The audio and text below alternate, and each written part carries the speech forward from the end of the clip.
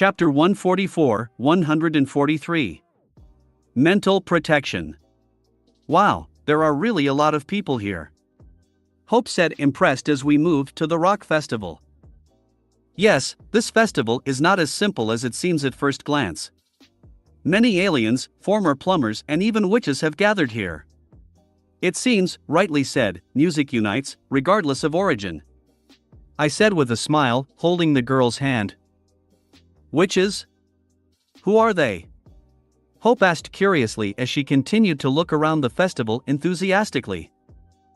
I'm not sure, but Gwen became friends with them. You can ask her later. It seems that these three girls are in the same group and they are performing at this festival. They call themselves Hex Girls. I said, mentioning the girls with whom Gwen spends almost all the time. Interesting. We should definitely watch their performance. And Hope said with a smile, snuggling up to me as always. Necessarily. They perform at 9 o'clock. And now we need to catch the shag carpeting performance, otherwise Grandpa will be offended. I said, and led Hope to the main stage, where the performance of this legendary, at least according to Grandfather, group will take place. Squeezing our way through the crowd of older people that had gathered, Hope and I spotted Max and Gwen, with Ashley, standing practically on the stage. Grandfather now had such a face, as if he were a teenager who was waiting, could not wait for the appearance of his idols. Although, the way it is, after all, men are eternal children, and Max is no exception. Hope! Are you here? Ashley exclaimed happily when she noticed our appearance. Hey, Ashley. Lex invited me, I hope do you mind? Hope said softly, clearly still worried that my family wouldn't accept her. No, of course, I'm glad you came. It's a lot of fun here, you'll love it. The food here is especially good. Enthused Ashley, who over the past 2 days has earned a lot of money and a legendary reputation by winning all kinds of contests associated with eating a huge amount of food. Is that how? Hope asked to keep the conversation going, while nervously looking at Gwen, who was staring at the Charmcaster without blinking. Gwen, say hello to Hope, said Grandpa, determined to save Hope from Gwen's gaze. Hey, Hope. Somehow monotonously said Gwen, without stopping studying Hope. Yeah, hi, Hope said awkwardly, acting a little out of character as she was actually frightened by Gwen's strange behavior. In the end, we are all four, they just stood awkwardly silently and waited for what Gwen would come up with, but fortunately, this strange atmosphere was destroyed by the beginning of the rock band's performance. Max was no longer up to the girls, and he went headlong into the concert, behaving like a true fan. Ashley just decided to pretend that nothing was happening, as she was embarrassed and did not want to get into Gwen's showdown with Hope. And I continued to watch their confrontation with curiosity, waiting for what would happen next. It seems to me that there is a turning point in their relationship. Can we talk in private? Gwen finally said over the loud music. Okay, Hope said hesitantly, not knowing what would come of it. When Gwen wants to, she can really be intimidating, she inherited this from Max. Even Hope, who usually acts more arrogantly, can only worry now. Nodding her head, Gwen began to make her way out of the crowd, somewhere more secluded. Hope just looked at me in a plea for help, but I only gave her a thumbs up, as if letting her know that I was with her, but only mentally. They really could not hurt to talk again. Seeing that she would not wait for help from me, Hope only sighed doomedly and followed Gwen. Although, in the end, she decided something for herself and went more decisively, clearly overcoming her nervousness. This is the Hope I know and love. I hope this time it will be different and they won't start fighting, I involuntarily muttered, concentrating on the concert. 3 performances later. Gwen and Hope didn't get back until an hour later, but luckily I didn't see any signs of a fight, so I guess they were really just talking. Besides, they even seemed to have become closer and now they could talk normally, mostly on topics related to magic. I think progress has been made, but now I'm nibbling curiously.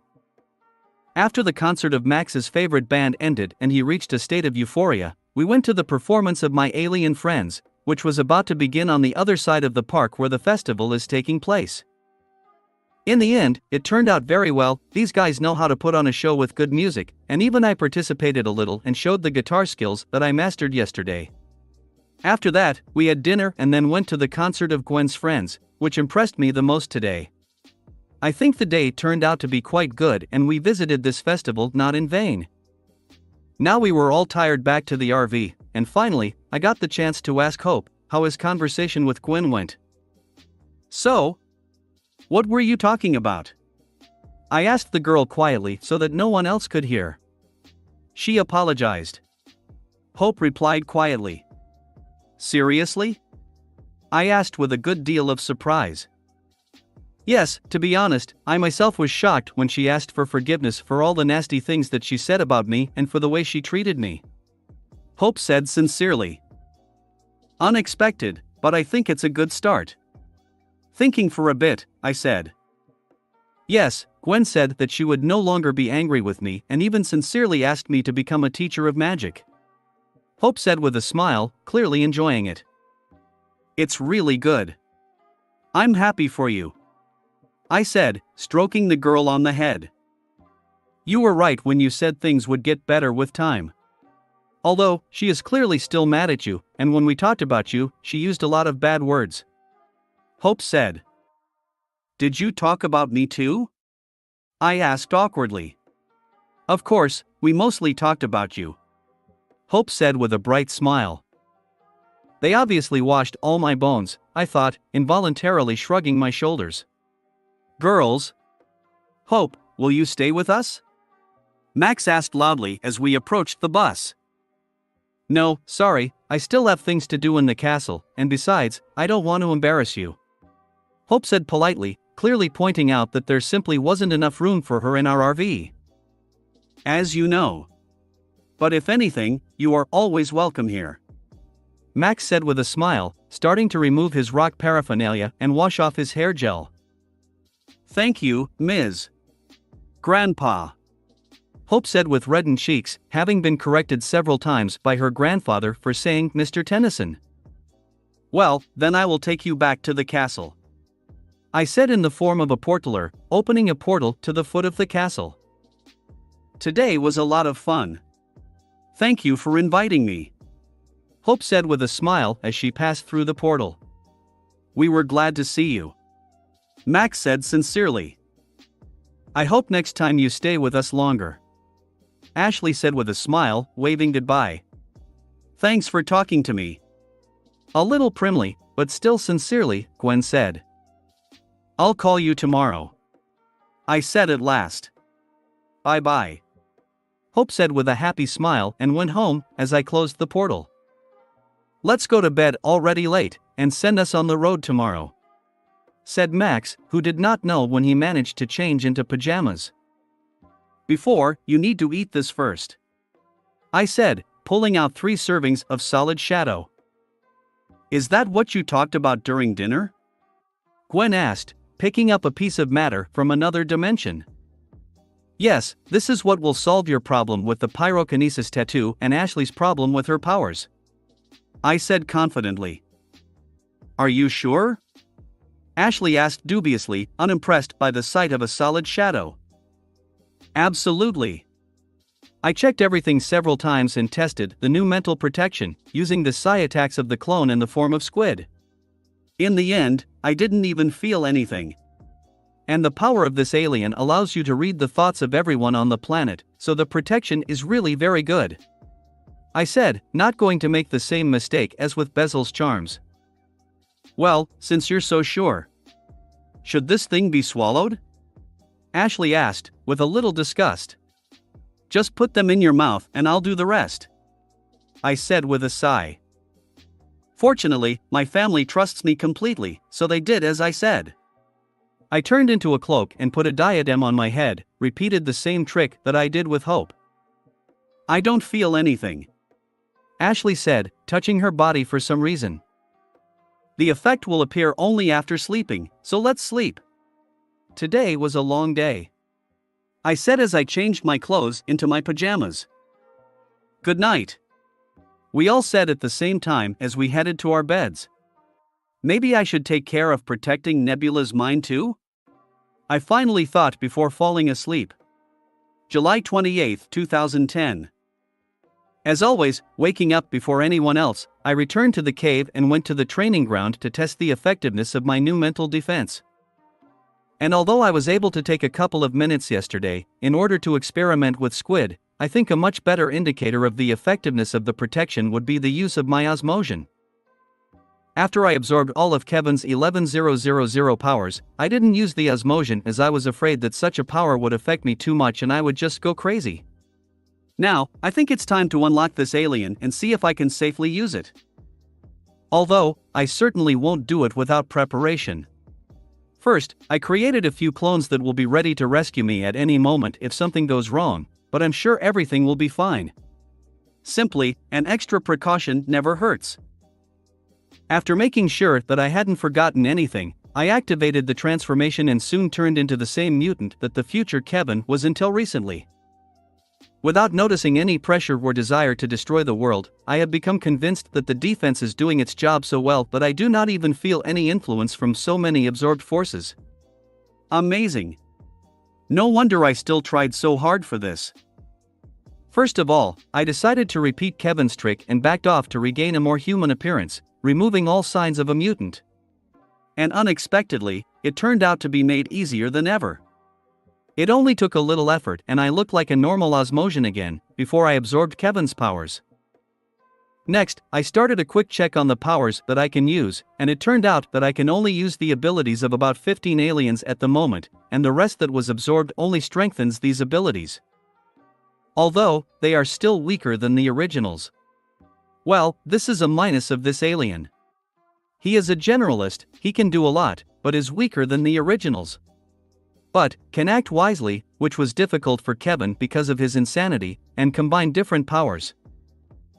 To be honest, this alien is not very useful for me, although it is very strong, but I prefer to use heroes whose abilities are more one way, because for different situations, I can easily turn into a necessary alien. Undoubtedly, a hero with a bunch of different abilities will still be useful to me. It's better to be stuck in this image than a swamp fire, but he will not be the one I will use all the time. Only by necessity. But it might be useful for my Ashley. Once she's more comfortable with her powers, I'll start transferring the DNA previously absorbed by Kevin to her, which will give Ashley more abilities and make her stronger. It seems to me that this will be better than just letting her absorb data directly from the Omnitrix. Although, this is for the future, now she still needs to get used to the absorption of energy, and only then move on to the next level. After spending another hour training with the new osmosion, I made sure the Circus Freak Trio and Gilbert's healing process was going well, and then returned to my family. Chapter 145, 144. New training. Lex, this is incredible. Those were the first words I heard from Ashley as soon as I got back on the bus. What's incredible? I asked, even though I had idea what it was about. Mental protection. I have been noticing it since morning. I didn't realize how much my ability really weighed on me until I woke up this morning and felt free. There is no longer this unpleasant sensation in the back of the head, with which I have struggled for so many years and to which I managed to get used. Ashley said excitedly. Congratulations. I told you a solid shadow would help. I said with a smile as I stroked Ashley's hair as I stepped inside the bus and helped myself to a bowl of bacon and eggs. But I didn't expect the effect to be so amazing. It's like I was reborn. It's like I got enlightenment. It was like a mountain had been lifted off my shoulders. It's like, Ashley began to say with even more enthusiasm, and she seemed to be jammed, but grandfather saved the situation. We understand, Ashley. You really liked the protection effect that Lex made. Max said calmly, who did not feel anything like that, since he had no problems, but, as they say, there is no excess protection. And how? Ashley exclaimed, and finally, more or less calmed down, sat down at the table for breakfast. Well, how do you like the protection effect, Gwen? I asked the girl, who all this time just sat and silently ate. Yeah, I have the same thing. Ashley is right, it's like being enlightened after a long walk in the dark. thoughts flow so easily and nothing hinders them. And the anger that I constantly felt lately disappeared without a trace. In general, now I look at the world with completely open eyes, if I may say so, of course. Gwen said calmly. Then why are you sitting there with such a drooping look? I asked, pointing out Gwen's obvious bad mood. It's just that now I can review my behavior over the past few weeks, and now I understand how badly I've been behaving. Gwen said softly. Well, not so terrible. I began to speak, but I was not allowed to continue. Do not lie. Now I can clearly see that I behaved like a vile bitch. I was unbearable. I gave you permission to date others, and then when Hope showed up, I started to get mad and even hit you, and then ignored you, Gwen said, almost on the verge of tears, but I stopped her abruptly. It's good that Grandpa went to say goodbye to his friends and did not find this scene, and Ashley left us alone.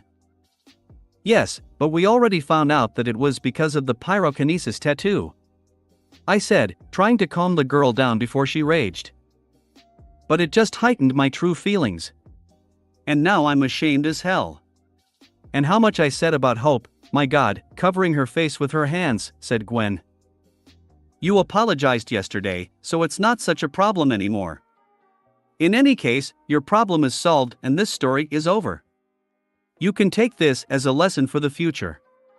I said calmly, although I myself was seething with anger inside, because I knew that it was my fault, but now there is little use from me. Gwen has to deal with her own problems. I know, but before I could not sort out my feelings, and now there are too many of them and I am completely confused. I don't know what to do, Gwen complained, resting her head on the table. I think you need to blow off some steam. I always get better if I destroy something, I said with a smile, slapping the table to cheer up the girl. And what did you come up with? Gwen asked somehow languidly, not having any enthusiasm, but only wanting to crawl into the deepest hole in order to continue self-flagellation. You will send back to the virtual world, I said as I pulled out my laptop. Against sumo slammers? Even more sluggishly, Gwen asked. No, this time will be different. As you know, I've been designing my own world lately, and although I haven't finished yet, I managed to create a small simulator program for us, because I knew that it could come in handy. I began to tell. Simulator program? Gwen asked with little interest, raising her head. In fact, this is a small piece of cyberspace that I prepared, and now I can program it any way I like at any time. Any location and conditions, any opponents and weapons, you can even prescribe the plot. I named this place the Danger Room, I said with enthusiasm. Is it like another game? Gwen asked, looking at me carefully. Almost, but only better. This is a piece of a real virtual world, so to speak, which I can customize as I want and pretty quickly. Although it's not as big in open space and uses optical illusion, it's going to be pretty much the same as when you got into Sumo Slammer. Just created by me, I said, just finished the last setting. And what do I need to do there? Stop the invasion of huge squid-like robots, once every 50,000 years, destroying all the races of the galaxy that went into space to make room for the less developed races, which in the end will also die, and this cycle has been going on for 1 billion years, but it is you who are destined to stop them. Pathetically, I retold the plot of the Mass Effect series. Are you serious? How did you even come up with such nonsense? Gwen asked, looking at me strangely. And nothing is nonsense, but the brilliant work of the scriptwriters, if the finale had not let us down. I complained quietly, but then added louder, don't worry, you'll like it. Okay then. Maybe it will really help me relax. Will I keep my powers? Gwen asked, already gearing up for battle. Only your anodite abilities, which will be significantly weakened. So you'll have to try. You will fight robots, aliens, and other people, but you will also be able to use high-tech weapons, and let's see how this will affect your skills in the real world. I said. Alright, send me. You managed to interest me, Gwen said with a wave of her hand. Okay. I'll get you back when you finish the first part. I said, and turning into a phantom virus sent my girlfriend to the danger room in place of Jane Shepherd. What about me? Now that I have the protection of the mind, can I continue to train my abilities? You promised. Ashley said with a pleading face. If I promised, then let's get started. Just while on the road, we can spend time on this. I said, making sure that Gwen started the game and there are no problems. And how are we going to train? Ashley asked enthusiastically as we set off, as Grandpa had already said goodbye to all his friends and returned. Well, I guess we'll start simple and improve your electricity absorption skills. Thinking for a bit, I said. But I'm pretty good at it. Ashley said angrily, sitting down beside him. Yes, but now that it is safe for you, you will be able to unleash the full potential of this energy and learn to fully control it. Besides, it will be useful considering that you can always access it. I said instructively, pointing to the electrokinesis tattoo. I understand. Ashley said with a breath, and then asked, and when we finish with this, what will happen next? Let's move on to a tracking type of energy that is easy to access and safe. I said, keeping the intrigue. And what is this energy? Ashley asked impatiently. Kinetic energy. If you learn how to absorb it, then you will actually become invincible in close combat. I said with a smile. Sounds amazing. Already clearly imagine herself how it will be, Ashley said. When you gain experience, we will move on to the energy that is used in laser weapons, and then we can study something more dangerous, like solar energy or radiation. And magic. After all, then I too can conjure. Ashley said excitedly. Yes, and you will also learn how to absorb mana. But all this will be over time, but for now let's start with the basics. I said, turning into feedback. Why did you turn into this alien? The girl asked incredulously. To help you. Get on the floor. I said, and sat down myself, and after I began to explain, this alien can also absorb energy, like you, although this is a more intuitive ability. I thought that with his help I would help you gain experience and teach you more control over this ability. What am I supposed to do? Ashley asked eagerly, sitting in the lotus position. After absorbing some electricity from the refrigerator, I gathered it into a small ball, which I held out to Ashley and said briefly, absorb it. Ashley did as I said, and had no problems with all the energy, and I said, now give it back. What? Ashley asked incredulously, obviously not expecting this. Collect all the energy you've just absorbed and return it to me. I think it will increase your control and help you. Only, don't use the power of your tattoos. I explained. Okay, I'll try. Ashley said intently and tried to do as I said, but she did not succeed. You see, before, you just attacked with electricity as if you didn't hit and used it to enhance your physical characteristics. And now, when I asked you to give the energy a more concrete form and collect it all at once, you did not succeed. Of course, with the power of the tattoo, you would be able to do it without any problems, but now we are training your osmosion abilities. That is the point of this training. I said with a smile. Yes, now I understand. I used to just trust my instincts and let my abilities do all the work without even trying to learn how to do it myself. Ashley said displeasedly, realizing her mistake.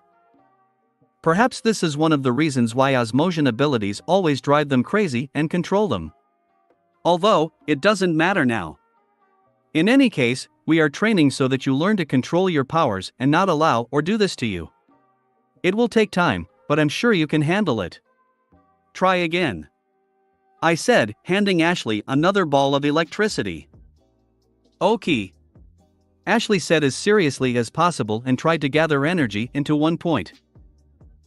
This time it turned out clearly better, and even a spark ran through, but in the end, everything ended with a one-time emission, which I managed to absorb, before the bus was damaged or Nebula, who lay nearby and just watched us, since we were the only entertainment for her.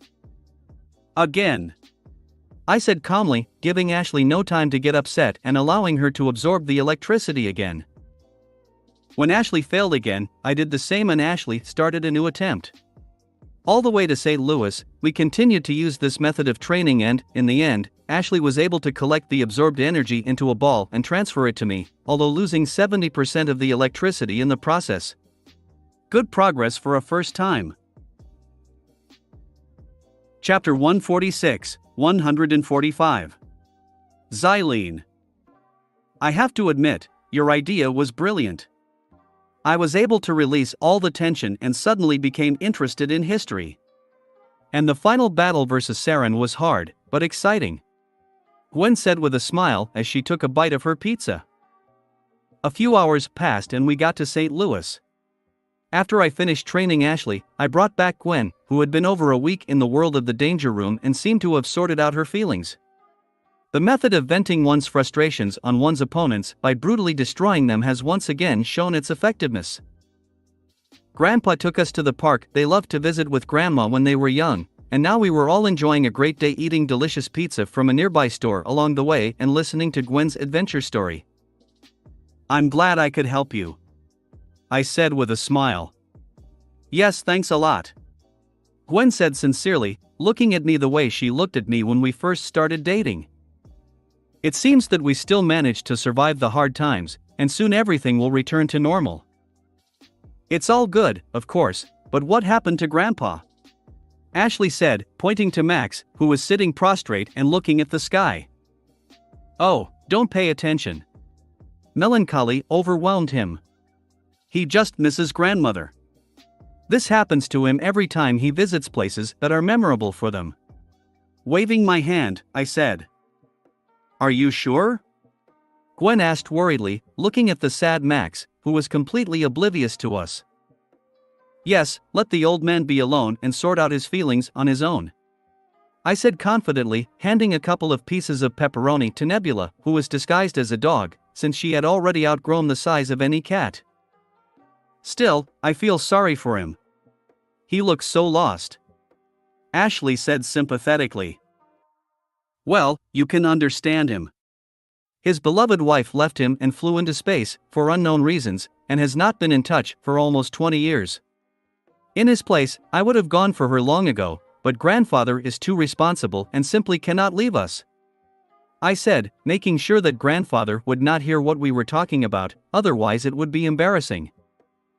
It turns out, is it because of us that grandpa can't reunite with grandma? Gwen asked in surprise, who obviously didn't think about it that way. Well, yes, although most of it is my fault. After all, he has been looking after me since I was 5 years old. Although, I think that Grandpa is redeeming himself for not paying enough attention to our fathers in the past, due to working as a plumber.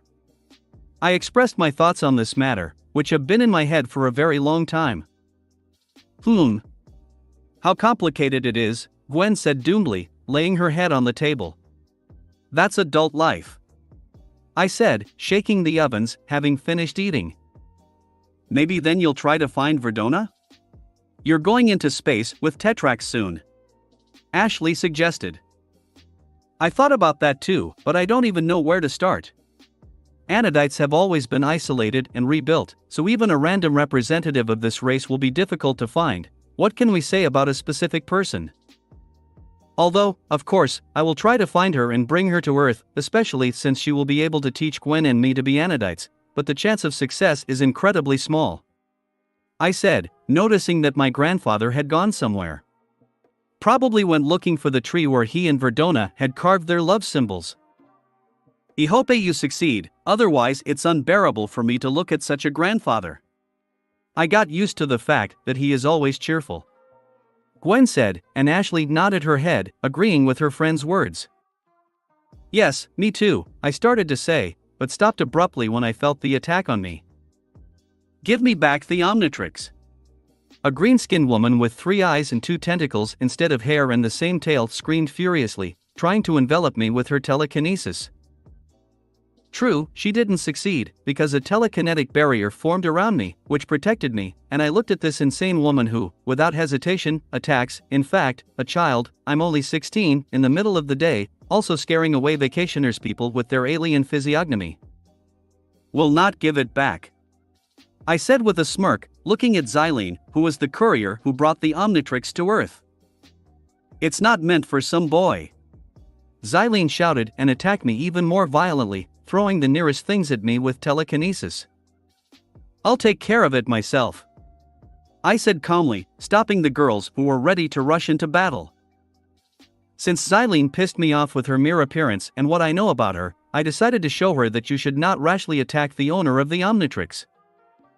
Transformed into anti-gravitesla, I changed my gravity and pushed off the ground in the direction of Xylene, faster than a cannonball. Easily pushing away all the objects thrown at me by gravity, I quickly reached Xylene and, having scanned her DNA, immediately turned into the male version of Uxorite. Uxorites are natural telekinetics who have mastered this ability very well. But, unlike Squid, who has very strong telekinesis, but no control, only naked power, the Uxorites do not have such strong telekinesis, but filigree control, just what I have always lacked. Given my own telekinesis, this alien becomes incredibly strong, almost on par with Squid, but with great control, I don't have to worry that I'll overdo it and accidentally dislodge the moon from its orbit. And as Squid, I can actually do this quite by accident. Well, and among other things, Xylon, as I called my Uxorite, due to his physiology is stronger than a person and more flexible, which is also a plus. Now let's get back to the fight. Although, this is just a mockery of the weak, but Xylene deserved it, for her behavior. Probably. Obviously not expecting such agility and such skillful use of the Omnitrix from me, Xylene only widened her eyes when I pushed her with telekinesis, and she flew into the air. Telekinesis picking up everything that Xylene wanted to throw at me, I sent it to her and knocked her down, causing her to fall to the ground, although not badly hurt. Deciding to end this, I took off and jumped straight at Xylene, knocking her out with a strong blow along the way. And immediately began to use telepathy on her to find what I had arranged this battle for. Of course, I could not fight Xylene, but I needed a reason to knock her out and get inside her head and get the access codes to the Omnitrix. As the courier entrusted with the delivery of the Omnitrix, Xylene received several access codes that would allow them to open several aliens, in a pinch, lock the Omnitrix permanently, and most importantly disable the security system. I've been trying to completely hack and subdue the Omnitrix for a long time and even thought that the shake-up arranged because of Ben's connection to the Ultimatrix would help me, but everything turned out to be not as simple as I thought. Azimuth worked so hard to create a defense that even I can't break if I don't want to lose the Omnitrix. And the problem is, even my aliens can't help me. Azimuth foresaw the possibility of this and left only the ability to unlock master control and a few other features that I have been using for a long time. Eventually, the only working option left for me is Xylene. Of course, I could take the watch apart and start studying it so I wouldn't have any problem being able to completely hack it, but I don't want to lose my main weapon now. When the era of calm comes, then I will deal with it. Lex, stop. She is not an enemy, I know her. Shouted the returned Max when I got everything I needed. Then why did she attack? Gwen asked as she walked over to us. She does not know how to think about her actions in advance and always does what comes into her head, said grandfather, picking up the unconscious Xylene in his arms when I became a man. Okay, let's get out of here first, we've already attracted attention. And then we'll deal with our guest, I said, restoring everything that Xylene had destroyed. Okay, let's get on the bus, said Grandpa and quickly ran to the parking lot. After taking Nebula, we went after him, after which we boarded the bus. We quickly drove away so as not to run into Lieutenant Steele, who was in the city with his team and already knew about Xylene's rampage. Means, have you known each other for many years? Gwen asked curiously, shortly after Xylene woke up and Max was able to talk to her and calm her down. Yes, I was an honorary plumber and helped Max on missions several times until I had to leave to take care of protecting the Omnitrix, said Xylene, looking at grandfather with a loving look, while her third eye looked angrily at me. Ah, now I remember. I read about you in the plumber's files, I said with a defiant smile to irritate Xylene even more. I don't like her. And what was there? Ashley asked with a smile. A real scandal. Xylene, you fought with Anodite and destroyed the base. You were suspended from work for this, after which you disappeared somewhere. I told what Morgana had found. With Anodite? So, Gwen immediately guessed everything and now looked at Xylene in a different way. Yes, it was Grandpa, and you turn out to be that womanizer. I respect. I said with a big smile, giving Max a thumbs up. No, Lex wasn't like that. Max tried to justify himself, while holding back the angry Xylene, who could not do anything, since I had already proved that I could easily twist her into a ram's horn. Everything is clear here. This is a woman who tried to take you away from Grandma, and when she found out about it, she gave her such a thrashing that she flew away for a long time. Gwen said, looking at Xylene with an unkind look. No, Gwen, when I met Xylene, we were not yet in a relationship with Verdona. This was before we met for the second time. Justified the grandfather of his girlfriend. It's just that Grandma decided to show who you really belong to and decided to drive away all rivals. All clear. I respect her even more. I said, watching Xylene with a smirk, who is now going to get mad, because we discussed her, in front of her. You don't know anything, you're just a stupid child. Xylene screamed at me, flashing her telekinesis again, but I quickly overpowered her and sat her back down. Calm down, Xylene, these are things of bygone days. Better explain what you're doing on Earth. Max said, trying to defuse the situation. I was going to deliver the Omnitrix to you, but I was shot down by Vilgax's ship and, as a result, I dropped a capsule with a clock on the planet, and my escape pod crashed somewhere in the wilderness, and only now I was able to get to you. Xylene said. Wow, so the Omnitrix was originally meant for you, Grandpa. Impressed by this information, Ashley said. Yes, but you, nasty boy, intercepted him. You weren't supposed to be the owner of the Omnitrix, you are not worthy of it. Xylene said furiously, poking her fingers at me. That's what you think, but the truth is that in all the universes I know, the grandson or granddaughter of Max Tennyson becomes the owner of the Omnitrix. This is our original destiny. And certainly not for some courier to decide who is worthy of wearing this watch, especially since I have already shown what I am capable of. I said, and for intimidation, magic flashed in my eyes. Lex, don't be rude. And Xylene, you really shouldn't say that. I'm sure I couldn't have done what Lex did with the Omnitrix. He is a much better owner of this watch than I would ever be. Shaming me, Max said softly. But Xylene wanted to protest something, but stopped when she felt the attack. It was another Vilgax drone that was stuck in the wilderness with Xylene, and now she brought it to me. Unfortunately, this drone was waiting for a sad end, since I just destroyed it with a magic attack, and after looking at the alien, I said, so, where did we stop? Not important. It's time for me to fly away. I need to report on the result of the delivery to the creator of the watch. And rest assured, he will know about everything I saw here today. Xylene said angrily, summoning the coral, which had been in orbit for 10 hours already. Of course, Xylene sent a signal for help in advance and her ship has been waiting for her for a long time, but she wanted to spend more time with Max and lied about the fact that the ship would not arrive soon. In general, Xylene herself is a two-faced person who lies and pretends a lot. That's why I don't like her as much as the girls, in general. True, Grandpa does not seem to notice this. I was glad to see you, Xylene. Still trying to bring this meeting to a good end, Max said. Me too, Max. But I can't say that about your grandchildren. I'll be back and get the Omnitrix from you.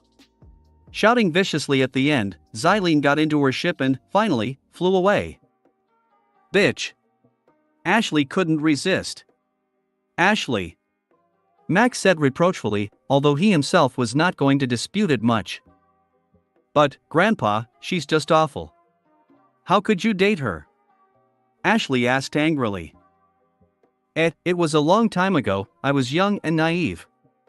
Grandfather said with nostalgia, and after looking at us seriously, he said, and yet, your attitude was not acceptable. All next week you will be cleaning RV, without using abilities. Okay. We all three said, deciding not to anger Max. Fine, let's go to dinner. Grandfather said in the end, and went to cook. Well, at least he's not sad anymore. Ashley said enthusiastically. And we were able to get that bitch out who wanted to interfere with Grandma and Grandpa. Gwen added. We probably shouldn't have gotten into this, but it's okay, you can't take back what's been done. Come on, let's make sure he doesn't cook any worms. I said, and picking up Nebula, who was walking nearby, we went to the RV. Chapter 147, 146. Endgame. Part 1. July 29, 2010. Again you. I said with a little annoyance when I realized that I had again met the runaway Forever Knights, who, although they were without armor, were familiar to me as one of the most loyal followers of Enoch. This time, they were literally on the run, so at the moment, they hijacked the prison bus that was supposed to take these guys to the place of detention. And they tried on the same bus to break away from the chase arranged by the police. This day started like any other. We had breakfast together, after which we completed our duties around the house, more precisely, on the RV, which increased for me and the girls because of the story with Xylene, and after that we hit the road. We left Missouri and were on our way to Tennessee, everyone minding their own business as always, when a prison bus suddenly appeared and nearly pushed our RV off the bridge into the water. Both Gwen and Ashley and I expressed a desire to deal with the criminals since we, frankly, were bored on the way, but by a fair draw, I, of course, cheated with the help of the tattoo of luck. The victory went to me, so I went to carry goodness and justice, where he met the aforementioned Forever Knights, who apparently did not particularly want to serve the term that the judge appointed them. The Forever Knights also recognized me and were not happy about our new meeting, so they opened fire on me from pistols stolen from the guards. Transforming into Upgrade, I ignored the bullets and soaked into the bus and seized control of it, preventing the driver from hitting nearby cars. Having launched a current charge that knocked out all the prisoners, I drove the bus further, and when the bridge ended, I parked at the side of the road, handing over the criminals and 2 hostage escorts to the police, who, as always, arrived at the last moment. Yeah, these guys are always causing trouble, I muttered back to the RV, ignoring the fact that it was mostly my fault. These are the Forever Knights. Nothing else can be expected of them. Now, at least the scale of their crimes have become less. Max said with a smile, knowing full well that I am watching these heretics and do not allow them to do any irreparable deeds. I started doing it more intently after some of the former knights attacked my new subordinates. I just expected them all to go to the deepest bottom and not stick out, but these idiots continue to cause problems even when they are wanted all over the country. I would not want innocent people to suffer because of my connivance, so I now keep an eye on every knight who might commit a crime. And paradoxically, we meet these same knights, even without my intervention. I don't know if this is a consequence of the canon or my great luck, but it's easier for me. At least it makes the trip more fun. Ashley expressed her opinion, who was bored with training her strength and was now just messing around. I don't think the people who were nearly pushed off the bridge by these lunatics are of the same opinion. Gwen said as she continued to read her magic books. I wonder if she's tired of it. Yeah. Wait a second. I began to speak, but was interrupted when I heard my phone ring. Taking out the phone, I answered the call, and before I could even say anything, I heard on the other side of the phone, Lex, it's me, Zach. Yes, Zach, I understand. What happened? I asked calmly. Did you watch the launch of the new rocket from Cape Canaveral? Zach Saturday asked quickly. No, what happened there? I asked, motioning for Gwen to turn on our television. It was cancelled due to purple lightning. Zach said, just as the TV was showing a report about it. Looks like Victor has arrived on Earth. And he somehow miraculously managed to bypass the detection of my satellites. I said irritably. I thought it was him. We are already flying to Florida and will be there soon. Zach said. Okay, then we'll meet at the NASA Center. I said and hung up the phone. So Victor is already here and preparing his vial pan? Gwen asked. Who overheard the entire short conversation. Yes, apparently after the disappearance of the mummy, he decided to act more carefully and was able to transfer to Earth without making a trace that my satellites could detect. To be honest, I thought we had 1 or 2 more days. I said, checking the readings of the satellites, which, although they detected an anomaly, but compared to what it was before, it was minimal, so Morgana did not even pay attention to these data. And what do we do now? We expected to know in advance about his arrival, and to meet him fully armed, but now Victor is calmly preparing to put his plan into action. Ashley asked. Nothing changes, except that now there will not be such a surprise effect. We gather together and attack the enemies. I said calmly, hacking into NASA's security cameras to get a sense of the situation. Enemies? Max asked. Yes, Victor did not come alone. Actually, he brought an army with him. I said, turning my laptop around and showing the feed from the NASA cameras. Unlike what was in the canon, Victor decided not to waste time on trifles, and instead of pretending to be a scientist, he simply captured all NASA employees with the help of 400 monsters, originally from the Anner system, so that no one interfered with his preparation. Well, in the blink of an eye, everything became many times more complicated. Gwen said, impressed with the preparation Victor had made after only one setback. We need to hurry. Grandpa said seriously. Undoubtedly. I said, turning into a portaler and opening the way to Cape Canaveral, which, fortunately, I had already been to. We still need to call the Green family and veil it. They also wanted to participate in the final turmoil. Gwen suggested. True, but there is another task for them. I said, pulling out my phone again. So, more than 400 aliens from the Loboan, Tepkufan, and Transil races oppose us. This is a significant power given the natural abilities of these races. I said as our family and the Saturday family gathered for a briefing in the airship while the Green family and Valeth carried out their part of the plan. And we need to defeat all of them in order to get to Victor and stop him. Doc said, looking through the security cameras.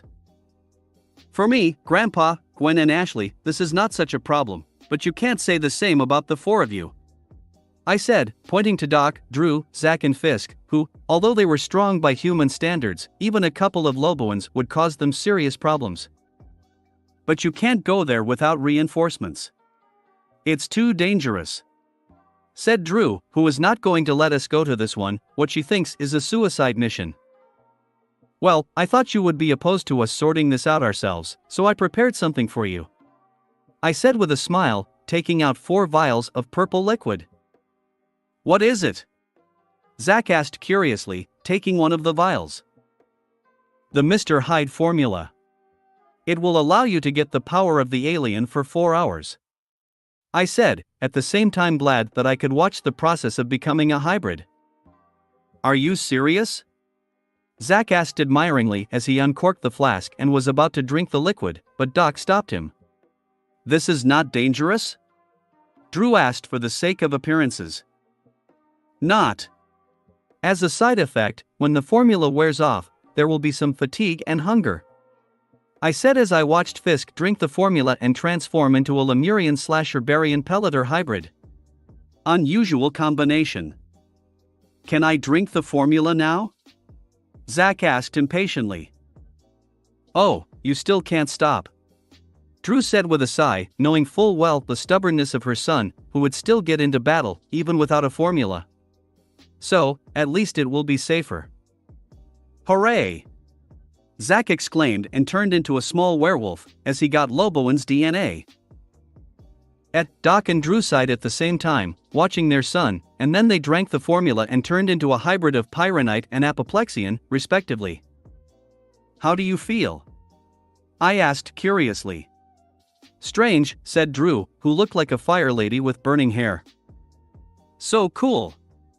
Zach exclaimed enthusiastically, running around the room, chasing Fisk, who was curled into a cannon bolt. Doc thinks it's time to beat the mugs. Doc exclaimed aggressively, and then more normally asked, what was it now? Wrath's temper. Gwen said with a smile, whom I told about this race and their overshoots. Why didn't you give us this formula? Ashley asked curiously as she watched the rejuvenated Saturday family. If you, me, or Gwen accepted this formula, we would just explode. I said, watching the twisted degeneration of Ashley's face, and then added, and Grandpa doesn't need her. Right. Max said with a predatory smile, taking out his Jaeger, which I managed to update and add my grandfather's favorite weapon to it. KSCHA, the Komodo dragon, exclaimed very displeasedly, who also wanted to participate in all this story. Okay, hold on. I said, throwing him a test tube, swallowing which, Komodo turned into a hybrid of a lizard and lepidopteran. I think everyone understands the plan. I go and stop Victor and you rescue the hostages and defeat the aliens.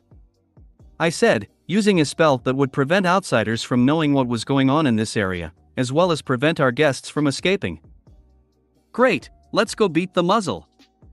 Zack exclaimed happily and jumped out of the airship window. Fisk followed him. Doc loves this idea. Completely losing himself because of the wrath gene, Doc shouted and went after his son.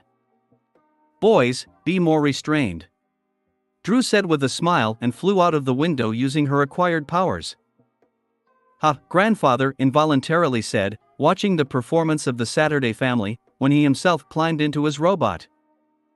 With their enthusiasm, our help will not be needed. Gwen said as she put on her costume. Even so, we need to finish this story. I said, also dressed in my suit. Let's go. Chapter 148, 147. Endgame. Part 2.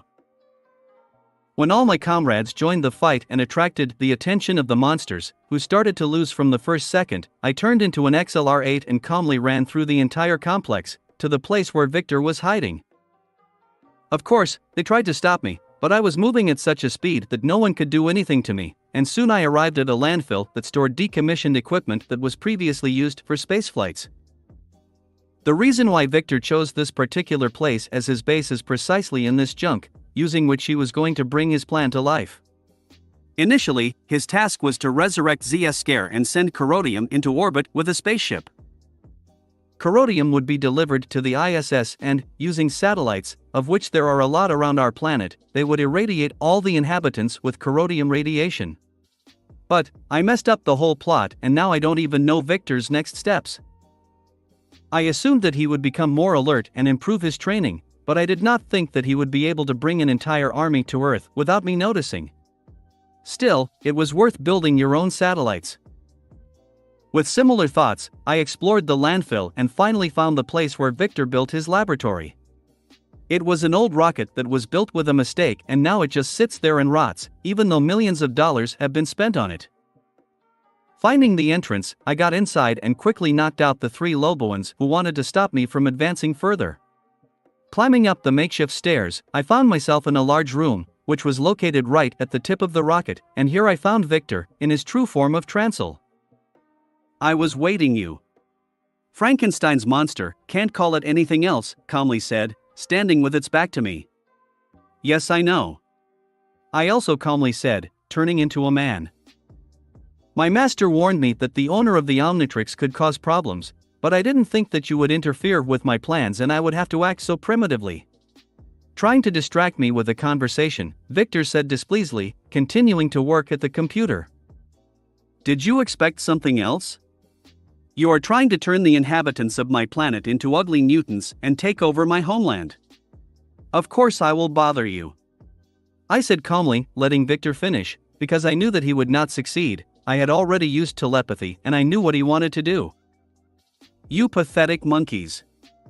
The master would bring prosperity to your miserable planet. Victor said fanatically, which obviously does not hurt to go to a psychologist.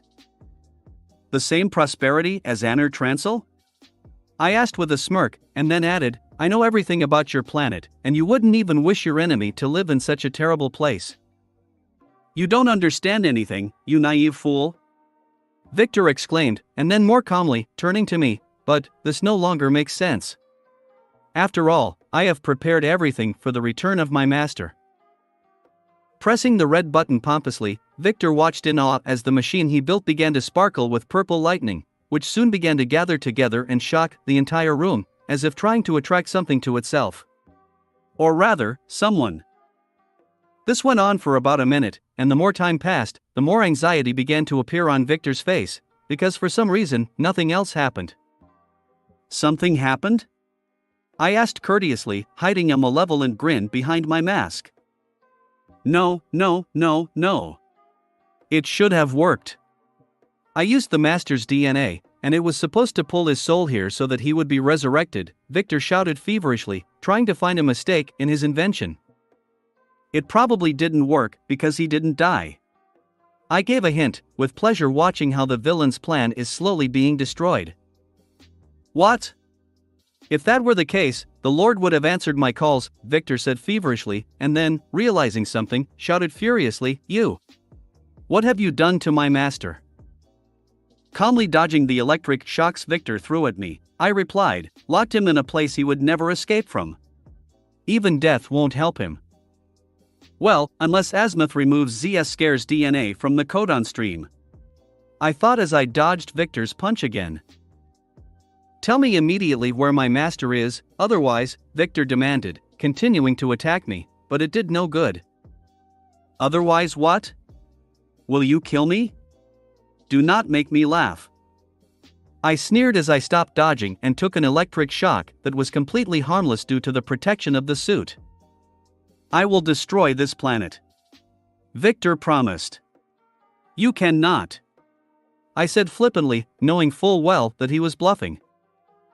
Maybe so, but I can kill a lot of people just by pressing this button. Victor said, showing his last trump card. Oh? And what is it? I asked, although I knew the answer, but you need to know about it too. Because of you, I had to use all of Corodium's reserves to open a safe portal and bring an army here. And Mummy didn't do his job, so I had to change my plan. Instead of being irradiated with Corodium, I decided to build a satellite that would transmit a special frequency sound to Earth, due to which people would go berserk and start killing each other. Victor said ominously, obviously intending to scare me and use people as hostages. You stole that idea from the first Kingsman movie. I said, destroying the whole atmosphere. What? What are you talking about? Victor asked incredulously. Oh yeah, it hasn't come out yet. In any case, continuing. I listened carefully to your ultimatum. I said, deliberately playing on the nerves of this idiot. Either you help me free my lord, or I press this button and the world will be in chaos, which will lead to the death of many people. Victor said, feeling rarefied due to my behavior. Let me think. My answer is no. I answered instantly. What? Do you care about the innocent inhabitants of your planet? Victor asked, raising his finger to the doomsday button. Of course not. But, I'm not going to do business with terrorists, much less help you. So you can press your button.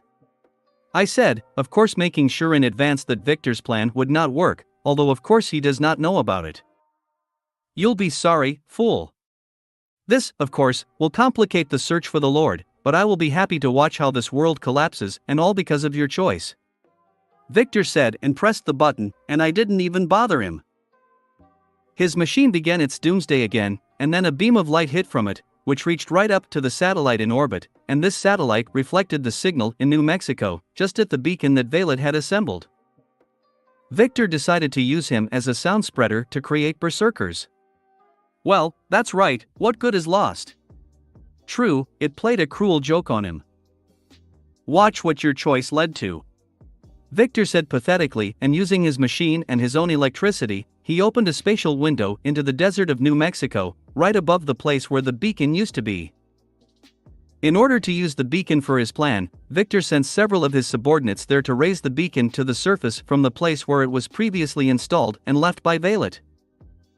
Unfortunately, my drone left there turned out to be useless, since we learned about the arrival of Victor and his army a little earlier. But, he did a great job of helping those I sent to take care of the beacon. What? Victor asked in disbelief when he saw what was happening on the other side of the window. Violet sends you greetings. I said with a smirk, pointing to my friend Loboan, who, along with Kai and Wes, at my request, they destroyed the beacon and neutralized the 3 Tepkufans sent by Vitter. That's a vile dog. Victor shouted and tried to do something with his device, but this time I did not let him and destroyed the whole machine with a magic attack. I think this is where our game ends. I said calmly, approaching Trancel, hitting him in the face with all my strength, at the same time getting a sample of his DNA. A game? Victor asked, wiping the blood from her nose and preparing a charge of electricity.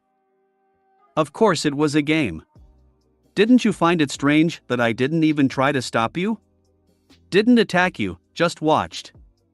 I asked, throwing a magic disc at the enemy, which broke his concentration and his attack went nowhere.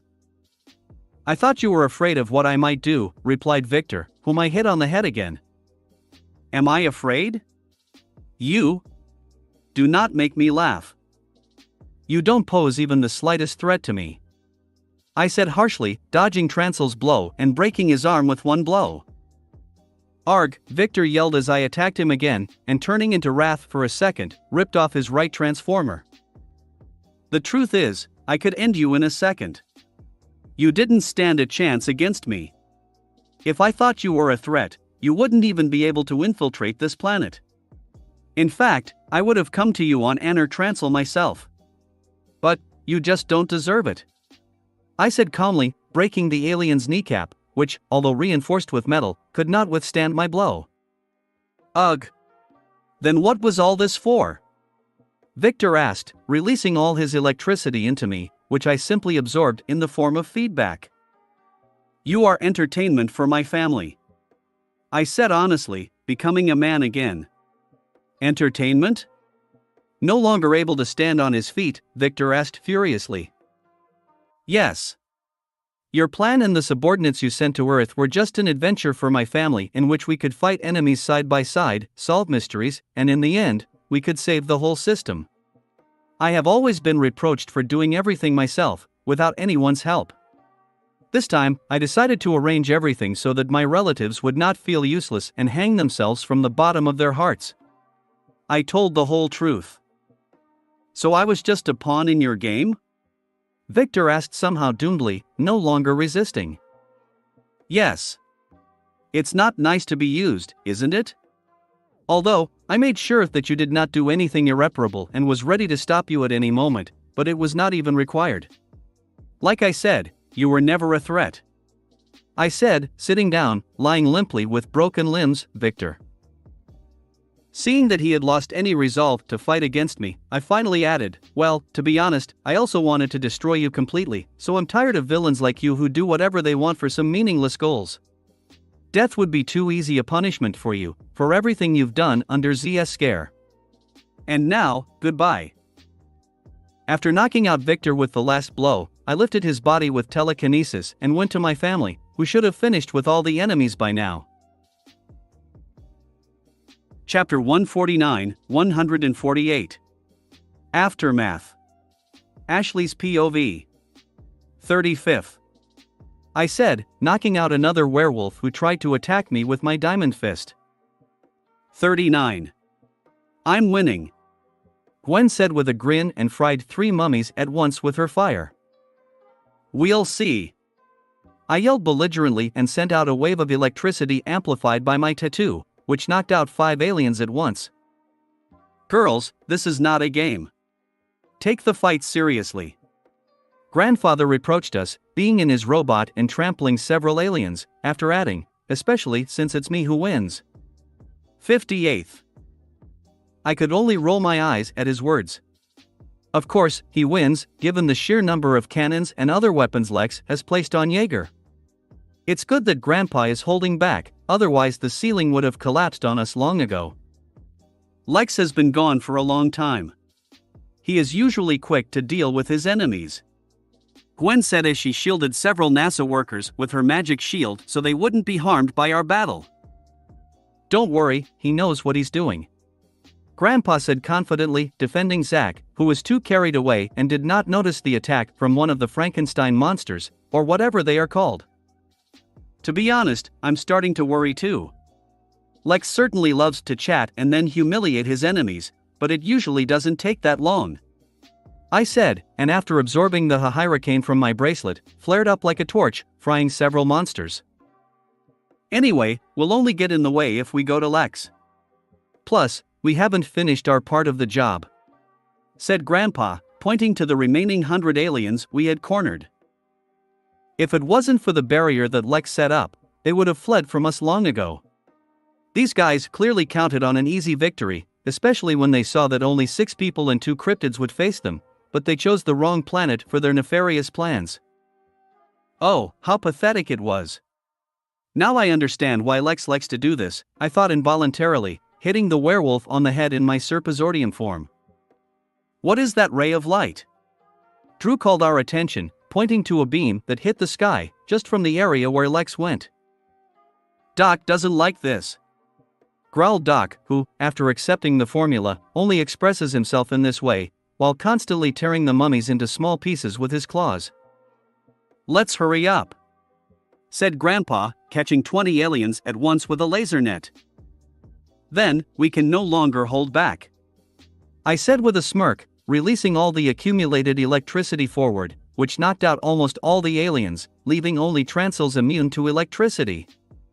Finally, I remembered what they are called. The rest of the aliens were defeated by Drew, Gwen, and Grandpa. Just as we finished, Doc brought Zack, Fisk, and Komodo with him, who got lost just recently when we were chasing the aliens to the edge of the barrier. That was fun, Woof, shouted Zack enthusiastically, who had become even more hyperactive than usual due to the formula and was hard to keep still. Forced to agree. Although, our family has strange entertainment, Drew said, hovering in the air so as not to accidentally set fire to anything with her fire. I see you're done, came a familiar voice from behind us. Lex. At the same time we all shouted joyfully, looking at Lex, who came up behind us. I think this is where the story ends, Lex said, dropping the body of a living Transil, who apparently was Victor, to the ground. Yes, but now we have to deal with this mess, said Grandpa, getting out of his Jaeger and pointing to what was left of our battle. We didn't hold back too much, and the entire NASA complex was now in ruins, especially bad in places where there wasn't much room for combat. It's good that Gwen took care of the safety of all the hostages, as her abilities are perfect for this. Yeah, dealing with the aftermath is always the hardest part, Lex said with a sigh, who will deal with all this, as always. Okay, first, Gwen, use your cleansing spell on Doc, Drew, Zack, Fisk, and Komodo to remove the rest of Hyde's formula.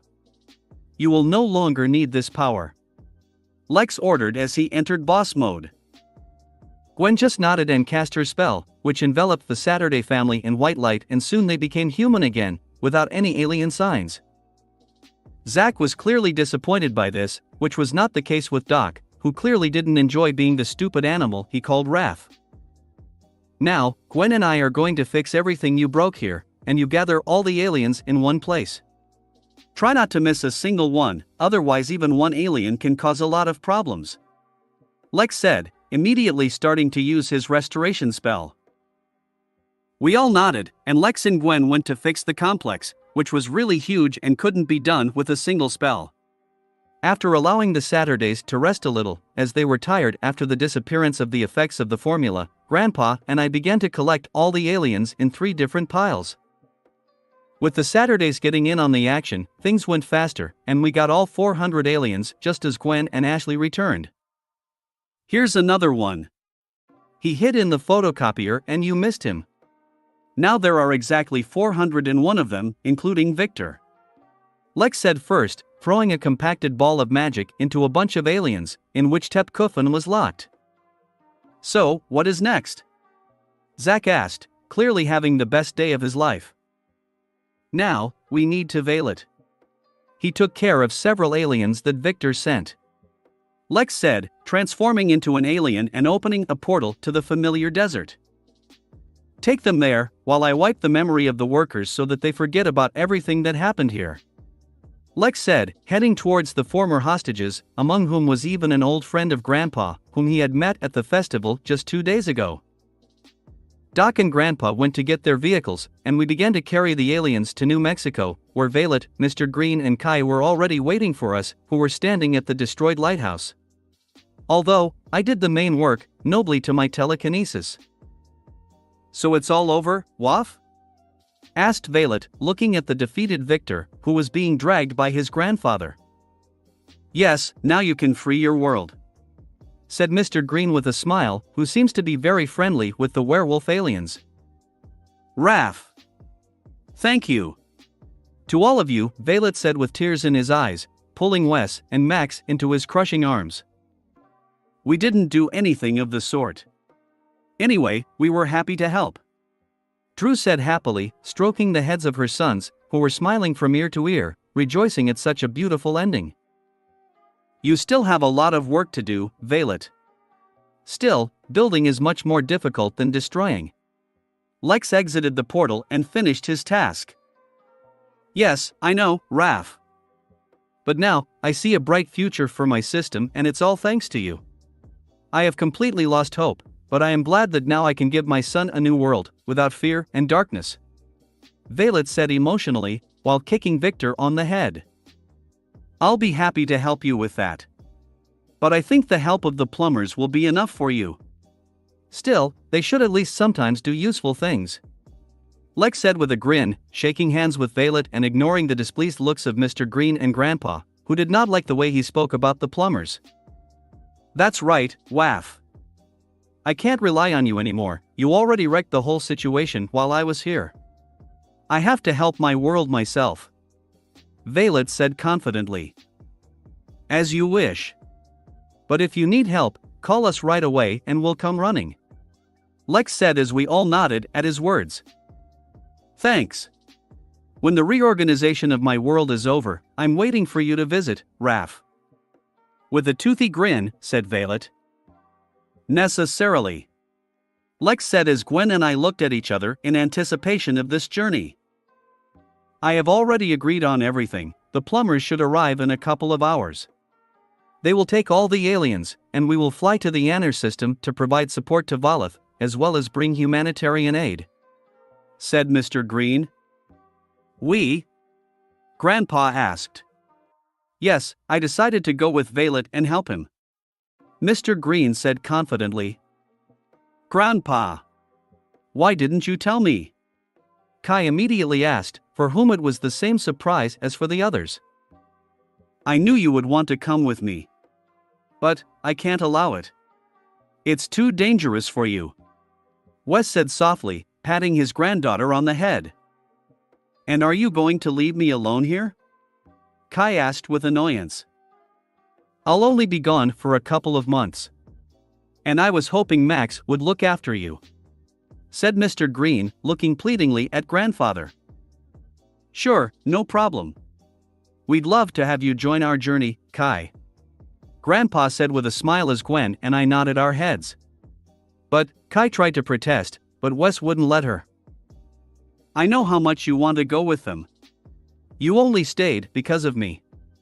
Now you can safely spend the rest of the summer with your friends on a journey through the country, and not languish with me in this desert," said Mr. Green with a smile, kissing his granddaughter on the forehead.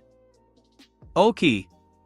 I'll miss you," Kai said softly, hugging her grandfather. Watching this beautiful emotional scene, Fisk again could not help himself and began to cry. Lex was right when he said he was too sensitive. "It's all good, of course, and I'm glad Kai is coming with us, but I must remind you that there simply isn't enough room for her on our bus. Especially after Nebula grew up," Lex said, looking at Grandpa. Okay, I'll let you upgrade my RV, with a certain doom," said Grandfather.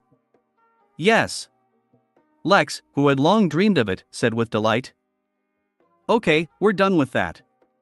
Now that we're apart for an indefinite period, let's have a party and celebrate the end of this story," Lex suggested, and judging by the smiles, everyone really liked this idea. After making sure that the aliens would not scatter anywhere, we went to the Navajo village, where we celebrated the end of this eventful day. Chapter 150, 149. RV Upgrade. Lex POV.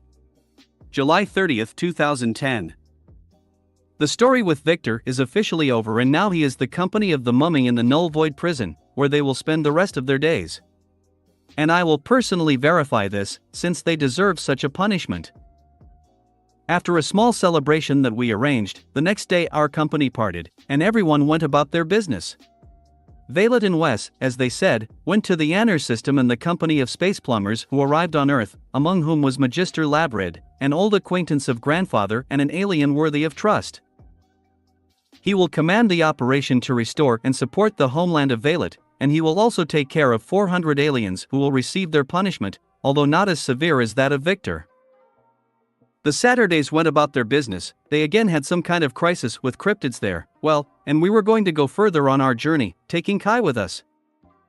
True, before that I fulfilled my old dream and started upgrading grandfather's RV, using all my capabilities and resources. Although, I knew that Max liked the current look of the bus, so I tried not to change it too much in appearance, just polished it. Now, the RV looks like it's brand new, and it's a few meters longer, half a meter wider, and just as tall.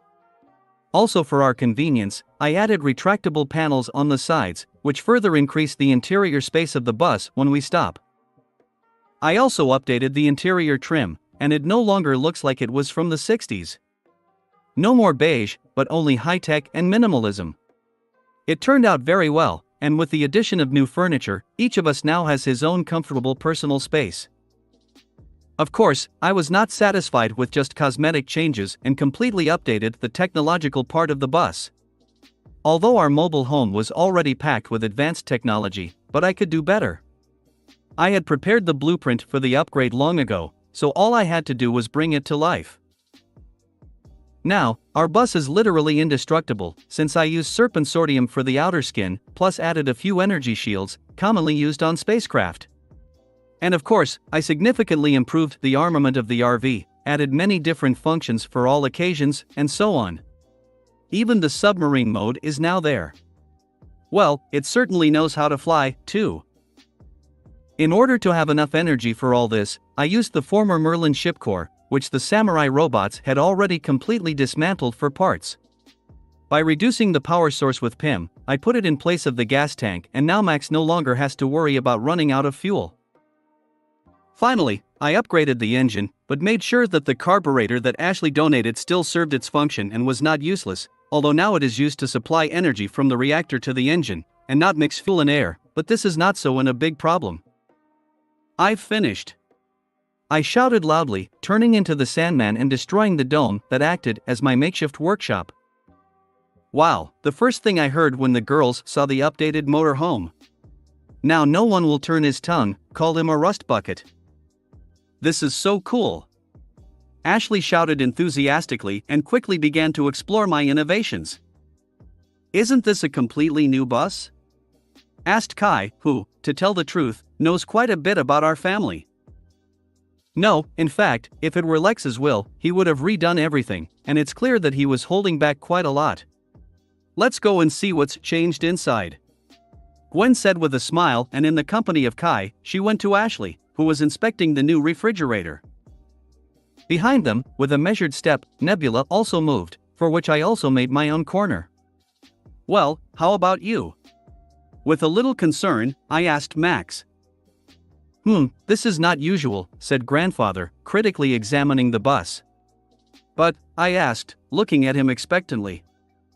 But I like. It turned out better than I thought. And thanks for keeping the original style. Max said with a smile, patting me on the back. Well, thank God, I thought with relief. All this was started just to please Max, and since he likes it, all these efforts were worth it. Here is the new key, and I also sent instructions to your phone for the new controls and functions that I installed. I said, handing over the key. Thanks, said Grandpa, and immediately hung the Jaeger control key fob on the ring with the key. Girls, we're leaving. You can check what else has changed along the way. I said loudly, getting the attention of Gwen, Ashley, and Kai, who have already climbed onto the roof. Okay. So what's the plan? Gwen asked as she calmly jumped off the roof. I thought that we had not been to the beach for a long time, but there was only a month of vacation left. Grandpa said as he got into the RV and got into the refurbished driver's seat.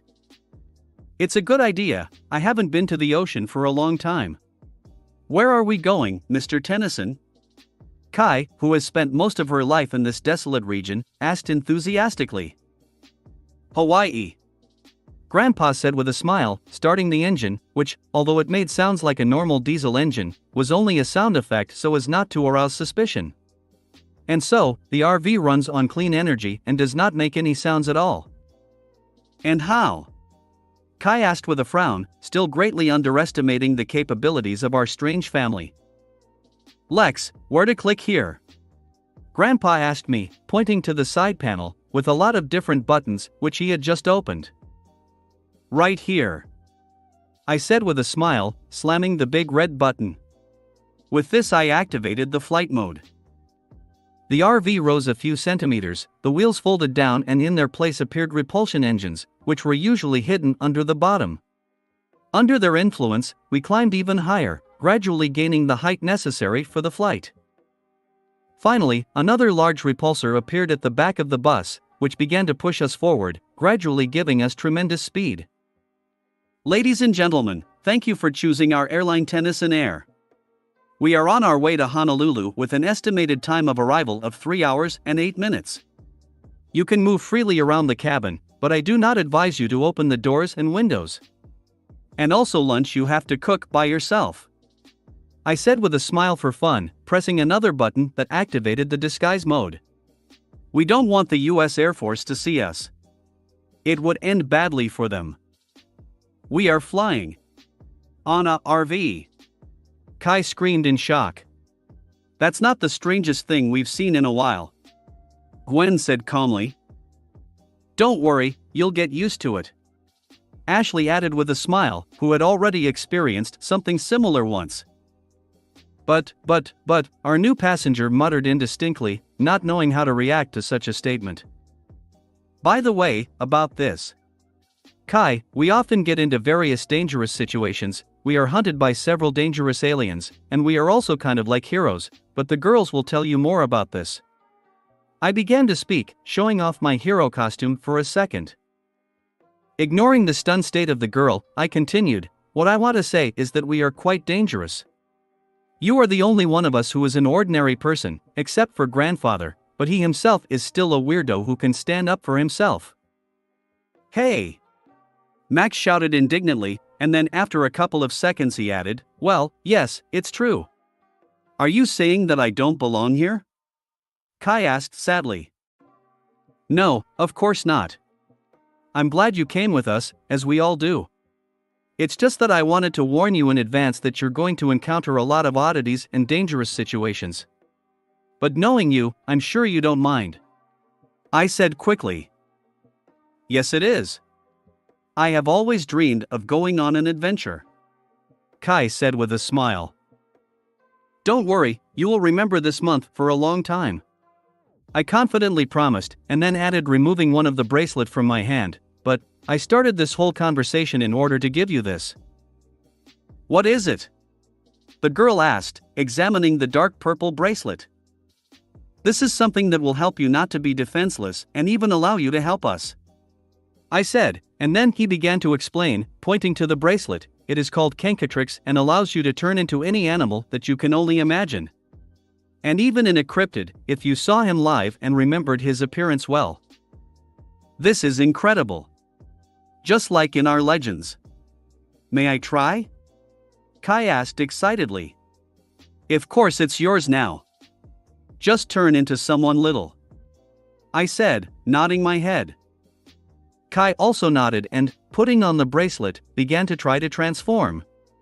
After a second of concentration, she turned into a blue-furred wolf. After walking around the cabin a little, apparently getting used to 4 legs and a tail, Kai began to turn into other animals, starting with a panda, and Gwen, Ashley, and Max watched this with interest. I originally thought Kai would get the Kenkatrix, but I thought I'd do it later, when we get to know each other better. But now that she has gone with us, it is impossible for her to remain without any strength, otherwise this may end badly. That way I can keep an eye on her and make sure she's trustworthy.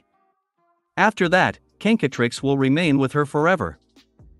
Plus, it's a small redemption, because I took Excalibur, which was originally supposed to belong to Kai.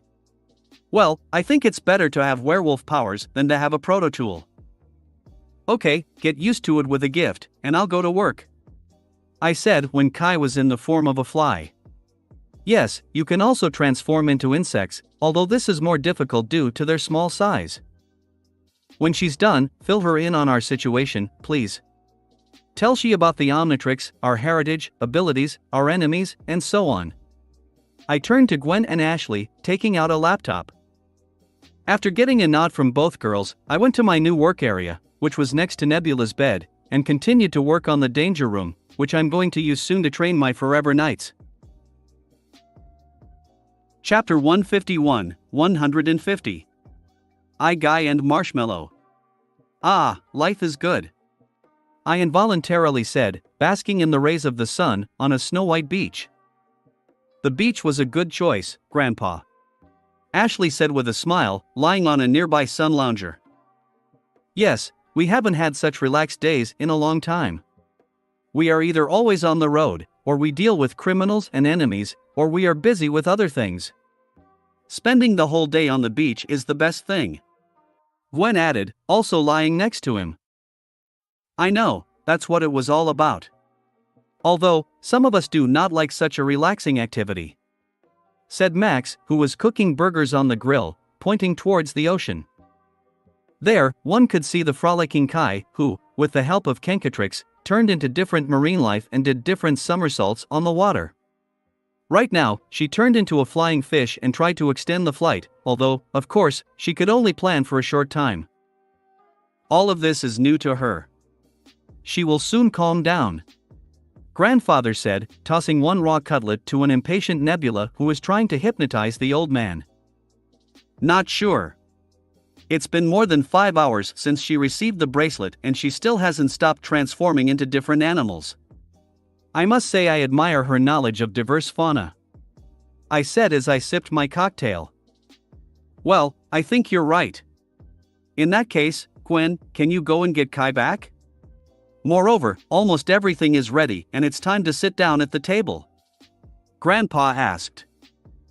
Certainly, no problem, said Gwen and took the hat, went to the ocean. Tomorrow is the last day of the month, and August will come. This means that our summer holidays will end in a month and we will have to return to normal life. It's such a waste, Ashley said dejectedly. I would not call our life ordinary. Just because you're going back to school doesn't mean the villain attacks will stop. Although, I think it will still be quieter than now, I said, stroking my tigress. Anyway, it won't be the same. Moreover, I will have to return to New York, and you will be in Bellwood. I will be lonely without you, Ashley said sadly, also unable to resist Nebula's cuteness, and began to stroke her. With our abilities, such an insignificant distance means nothing. We can see each other several times a day if you want. Especially, since I finished school and I need to choose a university, it may well be the same New York University or Columbia University, I said as I watched Gwen and Kai, soaking wet in their bathing suits, emerge from the water. Fuff. Really? It won't cause any problems? Ashley asked hopefully. Certainly. Any university will tear me off with my hands, and I can enter any university I want without any problems. And I don't care, to be honest, where I study. Anyway, I'm going to enroll in distance learning, I said, without saying that I still initially wanted to enter the Massachusetts Institute of Technology in order to be closer to Hope. That's pretty cool, although that doesn't change the fact that I'll be away from Gwen and Grandpa. Honestly, I just don't want to part with all of you, Ashley said sincerely. I don't want to either.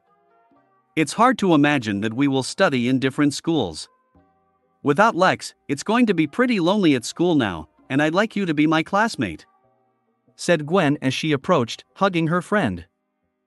I would like that as well, Ashley said with a smile. And all this was looked at with envy by Kai, who did not have the best school life. In fact, she doesn't even have any friends, so she's genuinely jealous of Gwen and Ashley's relationship. Ashley, if you talk to your mother about this, I don't think she'd mind going back to Bellwood. Grandpa expressed his opinion, passing each of us plates of burgers. Do you really think so? The girl asked hopefully. Yeah, I think Amanda wouldn't mind. Especially since this is your hometown. Plus, given your history in New York, it might be better if you change the scene. Grandfather said, starting to eat. I'll have to call my mother tonight. Ashley said with conviction, also pouncing on the burger until it was stolen by a gluttonous cat. Are you going anywhere today? Gwen asked curiously, looking at me. No, today I decided to take a day off and spend the whole day with you. Tomorrow I have a couple of things to do. Besides, I was going to visit my eternal knights. They should have settled in a new place and had enough rest. And then Tetrax will arrive. I said. Is that how? In that case, let's stay on this deserted island for a few days. There is a good beach and the ocean, there is no stranger, and we can visit Honolulu at any time, because it is not far away. Suggested grandfather, pointing to this beautiful island, which we met on our way to Hawaii and decided to rest here for a bit, but in the end, it will become our personal campsite. Sounds like a plan. Gwen said with a smile. Let's then test the open-air cinema that I installed in the bus. I suggested, because you can't go swimming right after eating, need everything to be digested. What shall we see? Kai asked with interest. A film from the future, about a traveler through different realities. I said, remotely activating the projector, which illuminated a huge holographic screen that could be viewed without any problems even on such a sunny day. We all pulled up the sun loungers, settled comfortably with snacks and drinks, after which I turned on the movie and we started watching it to the sound of the ocean. In the end, we spent the whole day on the beach, relaxing, and everything went away, without any problems or hassles. Although, according to the canon, another meeting with Dr. Animo was supposed to take place on this day, but this is not about our world. Just in case, I even checked how he was doing there, but it turned out that everything was in order. He was still in a mental hospital. Although, consideration has already begun on his discharge and perhaps he will soon be free, however, under a written undertaking not to leave. He's still working on his idea of cloning meat and bringing back extinct species, and he's even pretty good at it, so I think if he doesn't have another breakdown, he'll be contacted by a big investor very soon, ready to fund his projects for the benefit of peace. It will be me, of course, but he shouldn't know about it. After playing in the water, we were all very tired, so we just rested without doing anything. But my nature did not allow me to just waste time, so I decided to do one thing. I'm going to walk around the island, I said, getting up from my deck chair and putting Nebula, who had been lying on top of me, in the same place. Just don't go too far and come back before dark. Who knows what kind of life is found here? Said Grandpa, sipping his beer. Okay, I said, and slowly went into the jungle, in search of a good place to check out new aliens. From Xylene's mind, I received some secret codes that will unlock some of the aliens. One of them, Upchuck, I already have in my possession. In fact, I already have both types of the gourmand race. Another code allows you to open an alien of the opticoid race. Ben named him Guy.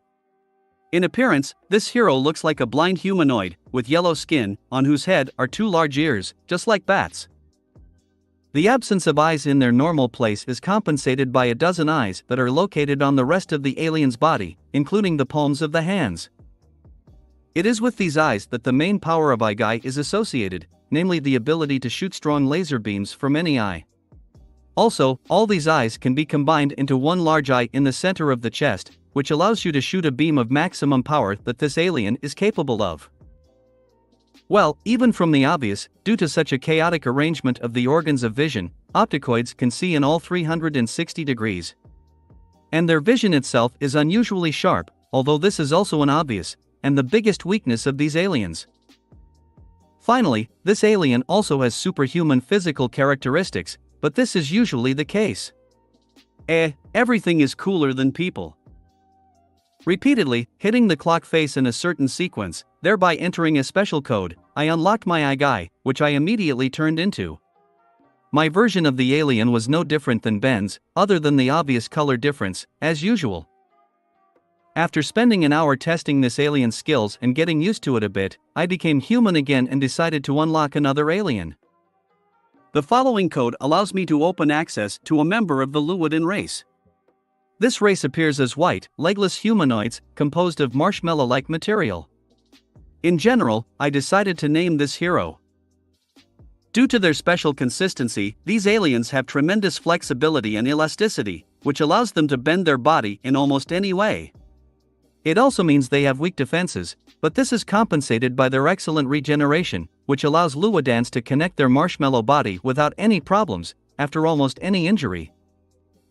Another feature of this race is a small ability to use electromagnetism, which they have learned to use to fly and delicately control their unusual body. Last but not least, the Luodans are able to use a special fighting style a bit like Aikido, which allows them to take full advantage of their marshmallow body and easily defeat the stronger apoplections, with whom they have had a long-standing feud. When I first turned into Marshmallow, I saw that I looked like a typical representative of this race. I wonder how they differ from each other, because they are very similar, dressed in a floor-length blue-black robe that hid in the absence of a leg, which Luodans simply does not need because of the possibility of flight. Well, you should not forget about the usual symbol of the Omnitrix on the chest. Actually, I had another passcode for one of the aliens, but it gave access to a hero that Ben named Ball Weevil. Basically, it's an alien weevil that can spit out green goo and roll it into a ball that he can ride and encase his enemies in. This alien can't do anything else, and as you can see, I simply don't need such a useless hero. I am sure I will never use it. I have enough heroes that have more universal powers. So I decided to just not use the code so that Ball Weevil doesn't take up space on my alien playlist. After spending another hour getting to know Marshmallow, I headed back to the beach to spend the rest of the evening with my family in Kai. Chapter 152, 151. New Order. July 31, 2010. The next day, after breakfast, all three girls in the company of Grandpa and Nebula in disguise went to Honolulu. Well, I decided to do the business planned for today. First of all, I visited all the Forever Knights castles in the USA that were under a cloaking field and had been mothballed by K so that no one could hide in them.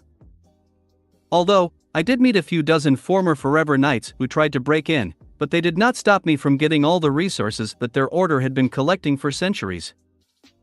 I have long dreamed of stealing them to the skin, and not so much out of need, but out of the pleasant feeling that I ruined the life of the knights even more. After I worked, only bare walls remained.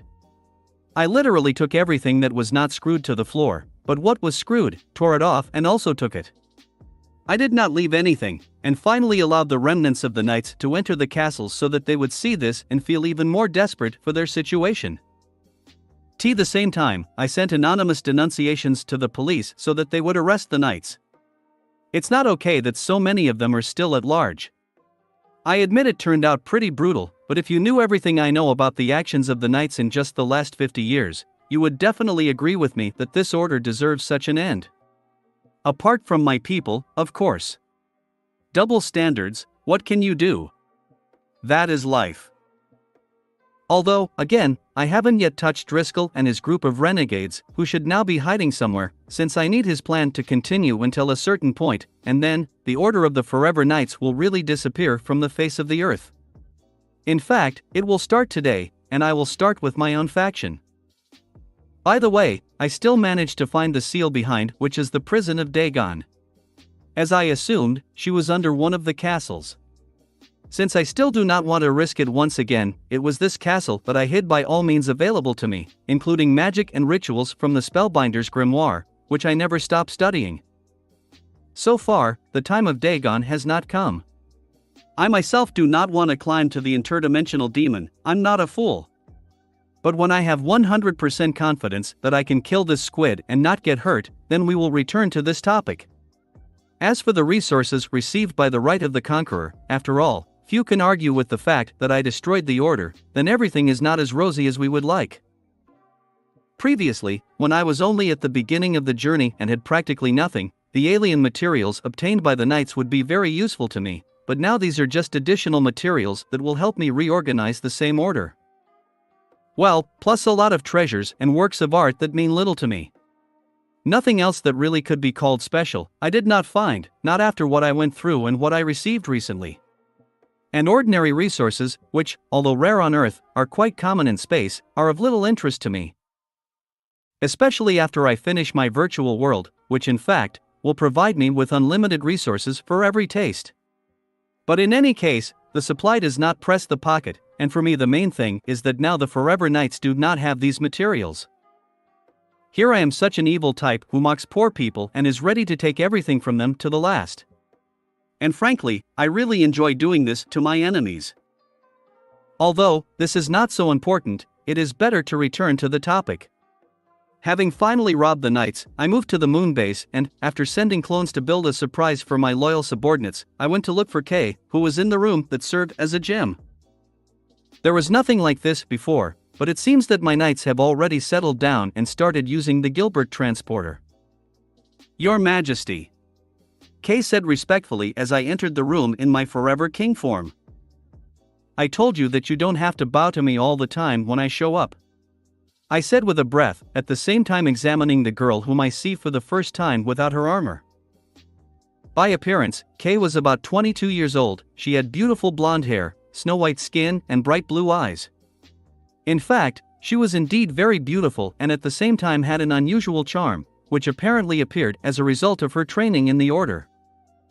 I can't help it, you are my king, the girl knight said with conviction, still in a kneeling pose, while looking at me with abnormal devotion. Damn fanatics. I see that I can't convince you, so let's forget about it. You can get up, I said, knowing full well that such people are very difficult to convince of something. So I decided to quit this thankless job. As you command, my king, Kay said, standing up straight. Your Majesty? Kay asked worriedly after I had been silently staring at her for 2 minutes. Yeah, I'm sorry, I just stared at you. You know, you're really beautiful, you should go without armor more often, I said sincerely, unable to contain my nature. It seems that my compliment completely incapacitated the girl. It must have been the first time she was treated like a real girl and not like a tool. Okay, back to the topic. Today I came to tell you about our future plans and the future of the Order. Couldn't you gather everyone in the conference room? I asked as I walked out of the room. What?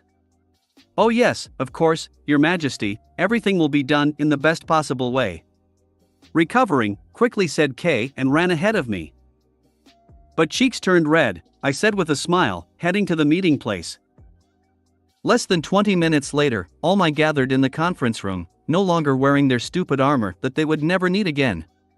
When the loud greeting ended and everyone took their seats, I began my speech. So, I see you have had enough time to clean up and rest, so I think we can begin the promised reformation of the Order, which I promised you on the day you all swore allegiance to me, I said as I turned on the projector with my presentation I had prepared. This is a serious matter, so there is no other way. Yeah! Apparently from the surging feelings, all the knights shouted at once. Luckily, I had prepared and reduced the sound in the mask beforehand, so I didn't get stunned this time. Be quieter, please. And don't interrupt, I said sternly, cooling down the ardor of 300 people. When there was silence again, I began again. Perhaps not many of you know, but in the first place, the Order was created for the purpose of killing a demon from another dimension who wanted to take over our planet and the entire universe. After giving a couple of seconds to realize the former greatness of their order, I continued the story, and although the demon could not be killed, it was sealed, and the purpose of the Order was changed to protect the seal so that the demon would never return to this world. But, as you know, in our time this has already been forgotten, and most of the members of the Order ignored their destiny and began to indulge their selfish desires. Damn heretics! An aggressive shout was heard from the audience. Right. The Order of the Forever Knights is no longer what it was in the past, and the fact that you are here, direct evidence of his decline. This order can no longer be saved and it must wither away, because in addition to everything I mentioned, the order also betrayed its true goal. As if a speaker, or a deputy, I continued to hang noodles on the ears of these fanatics.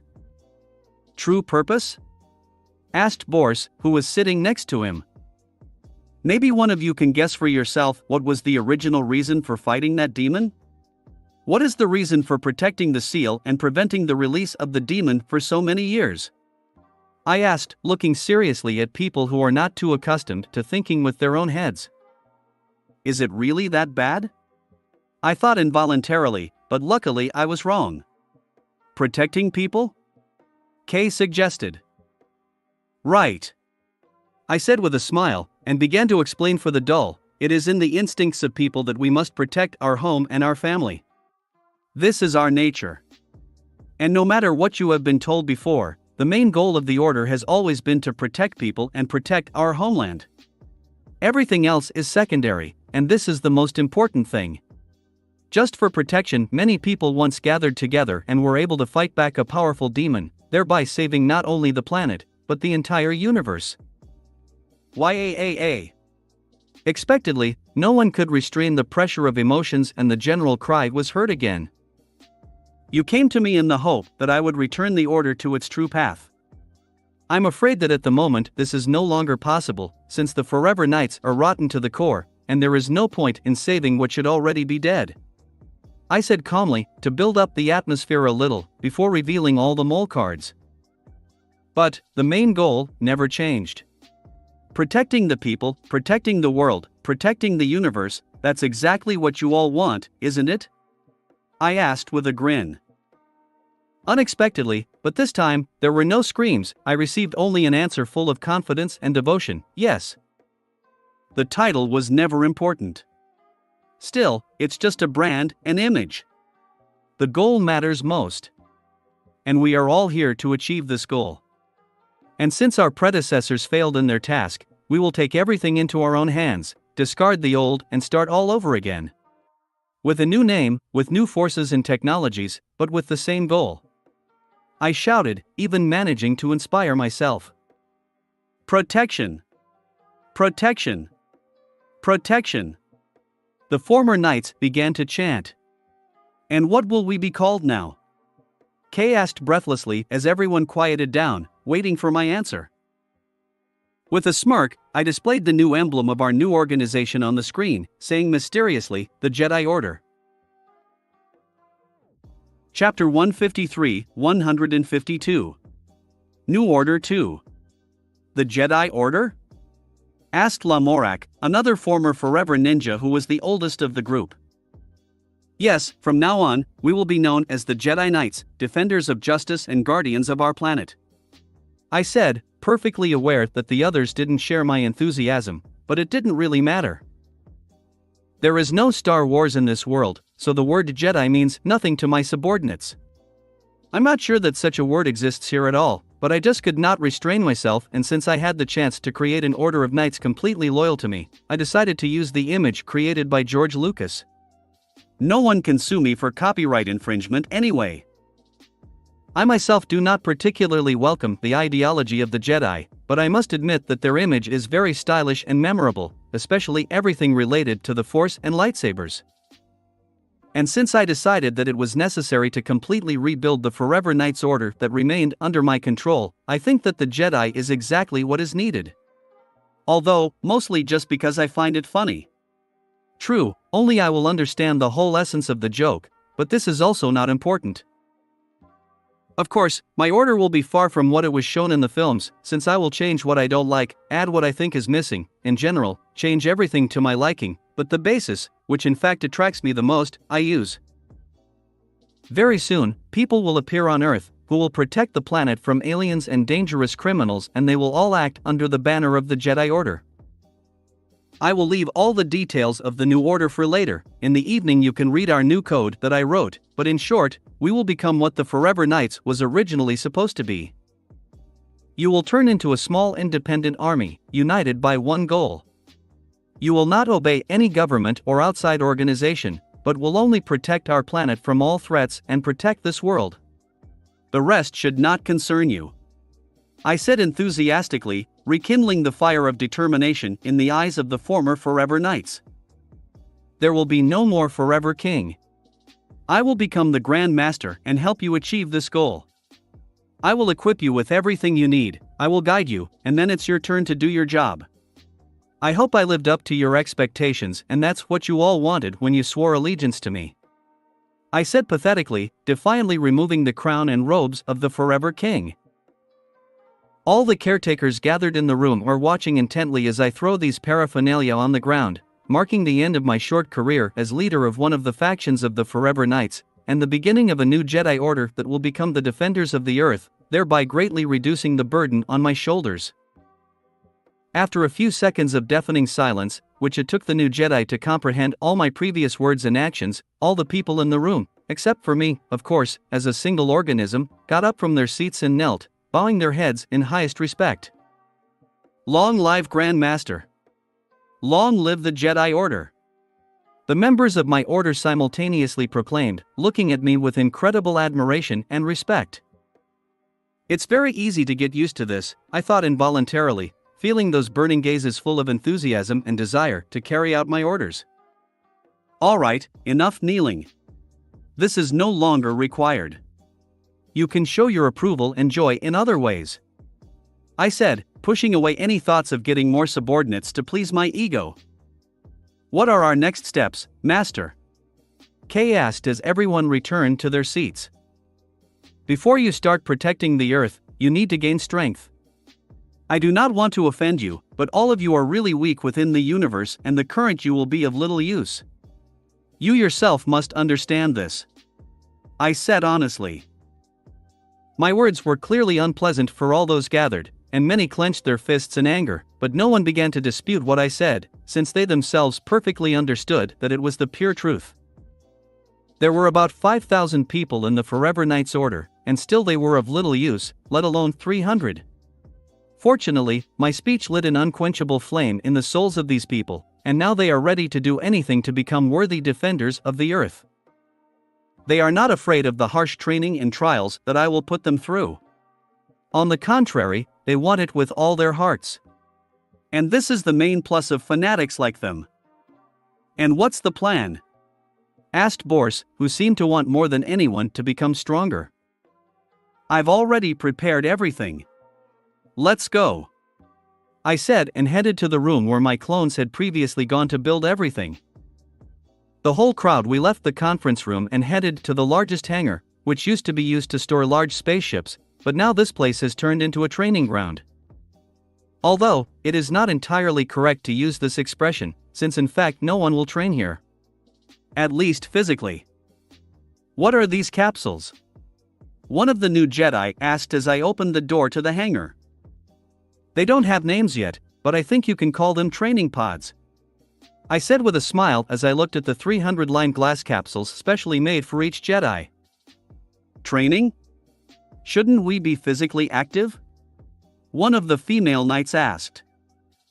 No, this is the old age. This is a long and inefficient way. With these capsules you will become many times stronger and reach the peak of not only physical, but also mental form. In addition, your skills will improve 100-fold. I said with a smile. And how does it work? Asked Lamorak with interest. These capsules will take you to the virtual world of a fantasy game, which I have adjusted to our needs. Once in that world, you have to overcome a 100-story dungeon.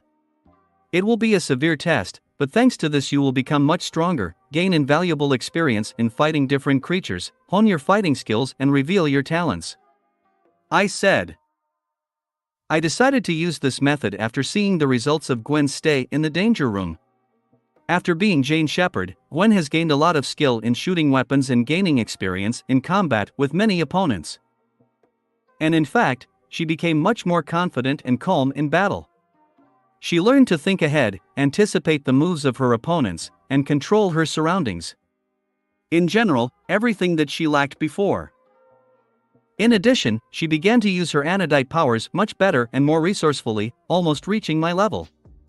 She showed all this in the battle with Victor's army, and to be honest, I'm impressed with her progress and the result of just a week in the danger room. Honestly, I'm even jealous, because if I had the same opportunity in the past, I would not have spent 10 years training. In the end, it turns out that I wasted so much time studying martial arts and many other things in order to be ready for the subsequent tests, when I could become better in a short time, just by going into virtual reality. Although, there is no point in whining about it anymore. Besides, I did not have such an opportunity before. But now it will greatly help my subordinates, who in a short time will turn from ordinary people with little training into an army of experienced super soldiers who can really benefit me. This is really very impressive. After a couple of minutes of silence, said Kay, who had an excellent idea of the prospects of this training method. Right. In a month of real time, you will become what can really be called Jedi. You will turn into real defenders of the Earth, I said, once again encouraging these people. But I must say that this will not be an easy test. Inside, long months of endless struggle and honing of skills and talents can pass for you. You won't die, of course, but the pain will be real. Are you sure you're ready to go for it? If you refuse, it's okay, but you will have to forget about the Jedi Order and you will return to Earth, I said sternly, watching the reaction to my words. Some of these prospects have frightened, some have encouraged, but what can be said for sure, so it is that the determination of all those present remained unshakable and they were all ready to decide on this test. Seeing the confident nod from each Jedi, I said with a smile, very well. When this training regiment ends, new armor and weapons will be waiting for you, as well as a gift from me personally.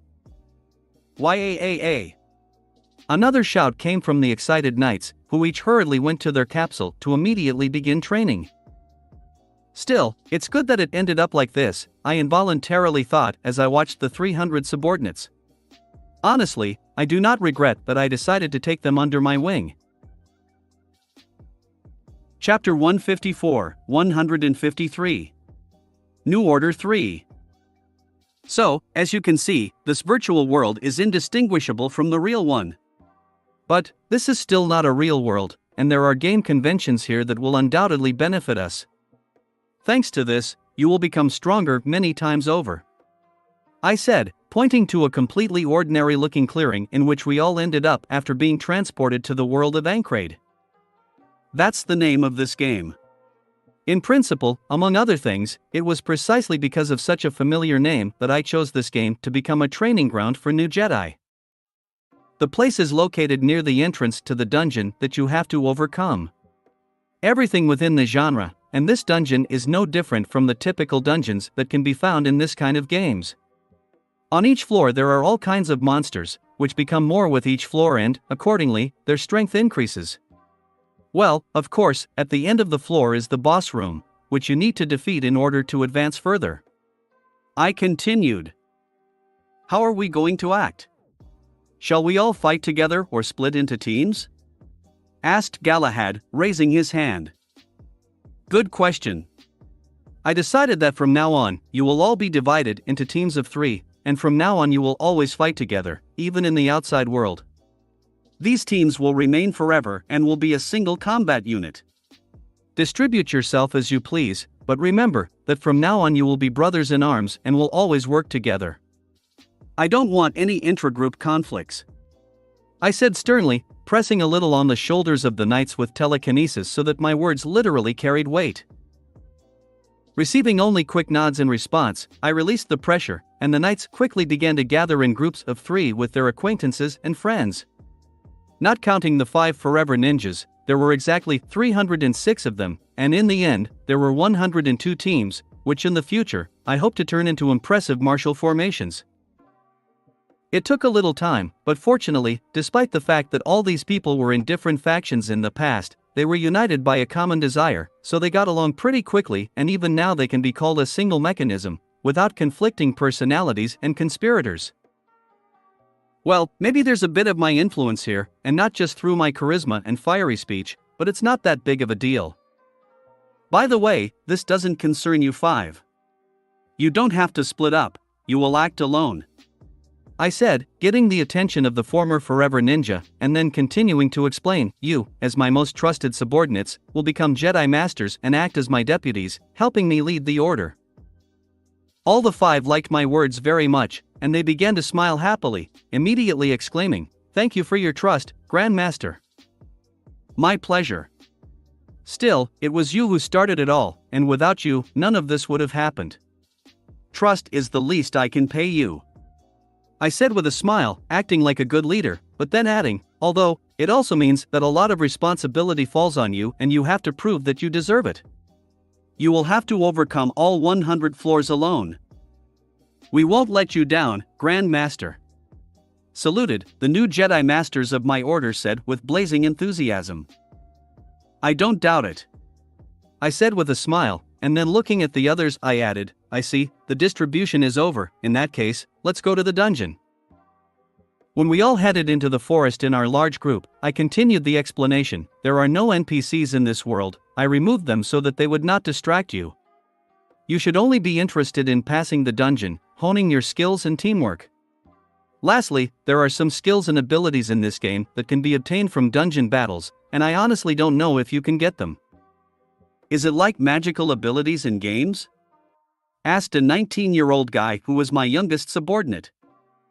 "It looks like it, but it's not magic, but rather some unique technique. I don't even know how to explain, but just consider them secret martial arts that anyone can learn if they practice. In any case, it is not known whether you will receive them, but even if you do, they will only help you," I said honestly. I seriously don't know what will come out of this, but I'm really curious if my subordinates will be able to bring gaming abilities into the real world. It turned out such a small experiment, the results of which will give me interesting data, regardless of whether it turns out or not. And yes, thanks for reminding me of magic. I myself know how to use magic a little, and I feel that about 30% of you have the ability to use magic. In the future, after the end of the training, I will take care of this and help you reach your potential. I think you will make a good magical special squad," I said, without saying who exactly the magician, so as not to upset the others.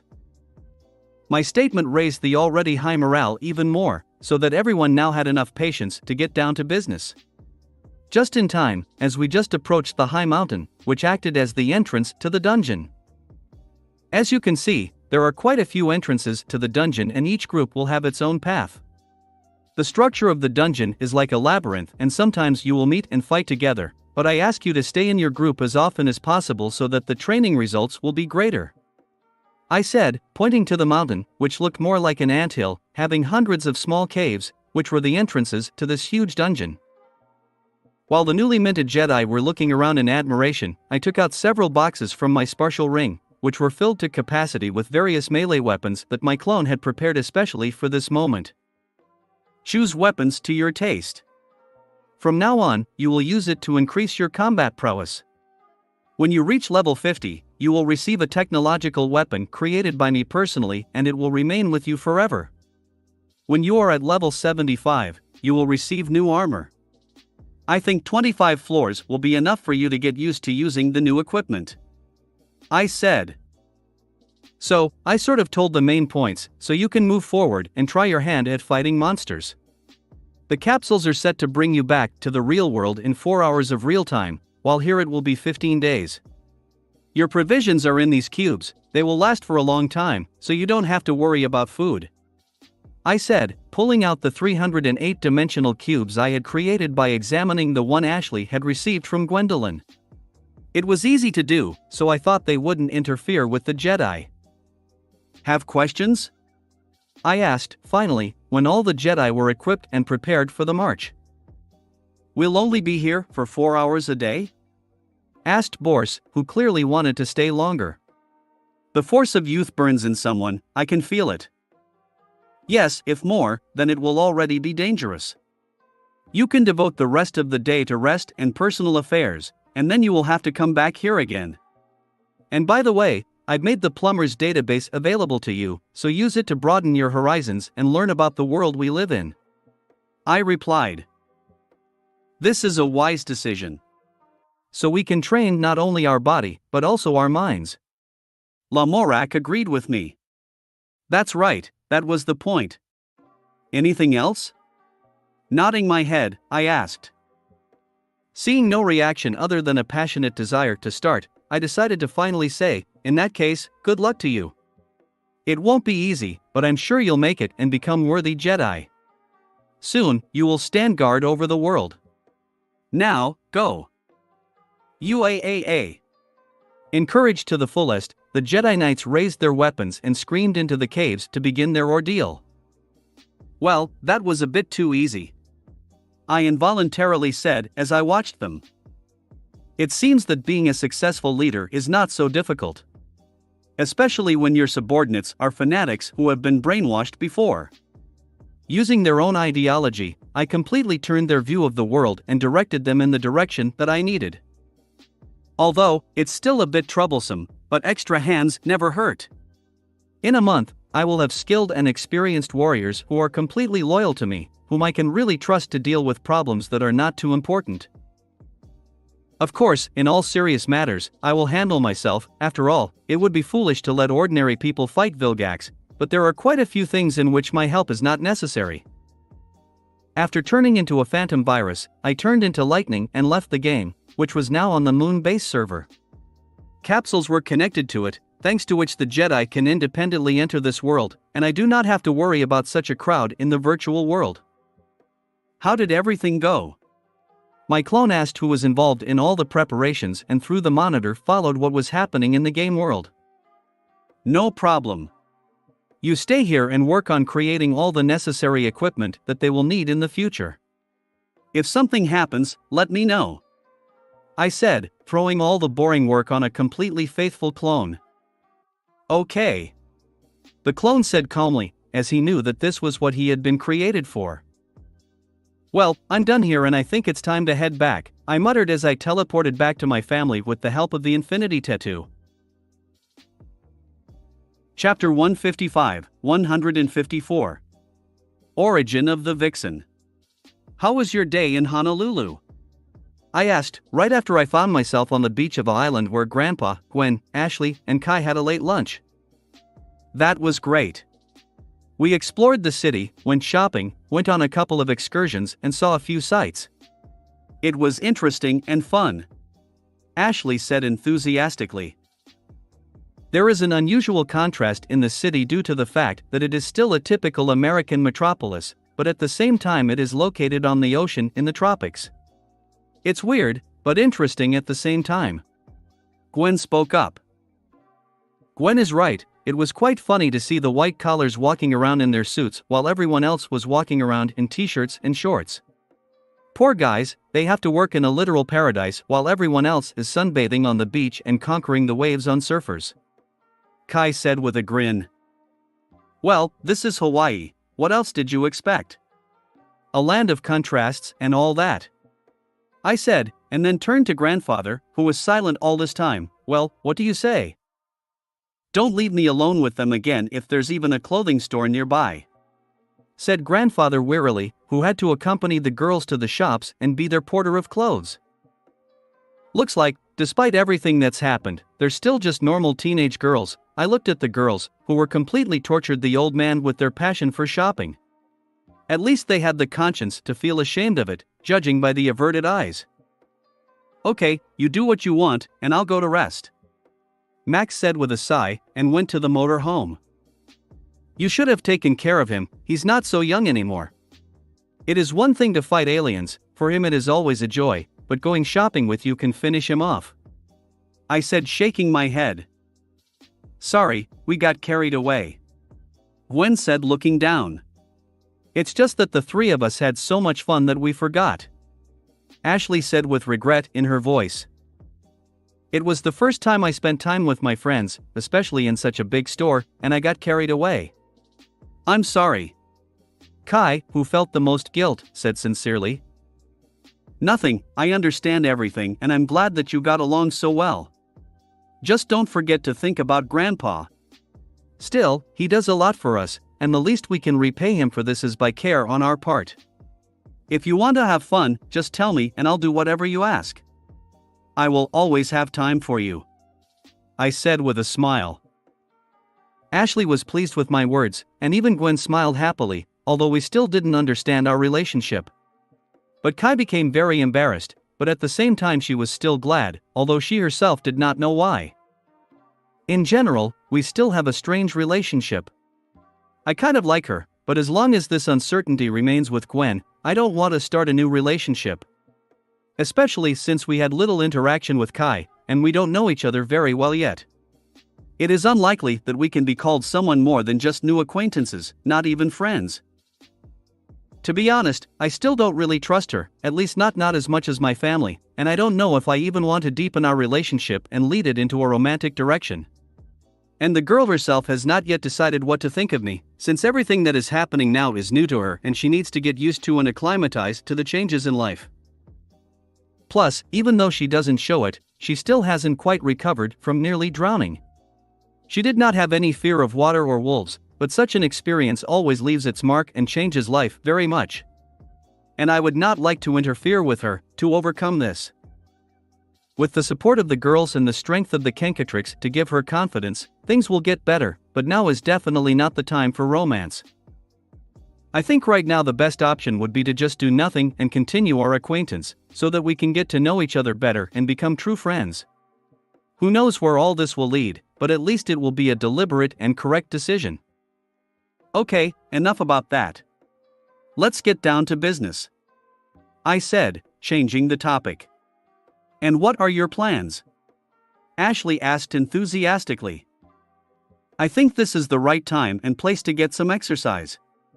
Gwen, you know best what you need to work on. And you, Ashley, will continue to train to absorb electricity under the guidance of my clone, I said, immediately creating a clone, after a short transformation into Ditto. What about me? Kai asked awkwardly, raising her hand for some reason. Since you're new to all of this, let's first have a little sparring so you understand your current abilities. Thinking for a bit, I said. It's interesting, I've never fought anyone before. Kai muttered thoughtfully, finally showing a bit of her thirst for action, which she was always famous for, but which was a little buried under the influence of recent incidents. Well, then let's go, find a place where you can disperse to the fullest, I said, getting up from my seat. Good luck, shouted Gwen, who had already begun working on her magical abilities, which were now progressing at a very rapid pace. Ashley, too, was already fully focused on improving her abilities and did not even notice that Kai and I left. Waving goodbye, I led my companion to the clearing where I had checked my new aliens yesterday.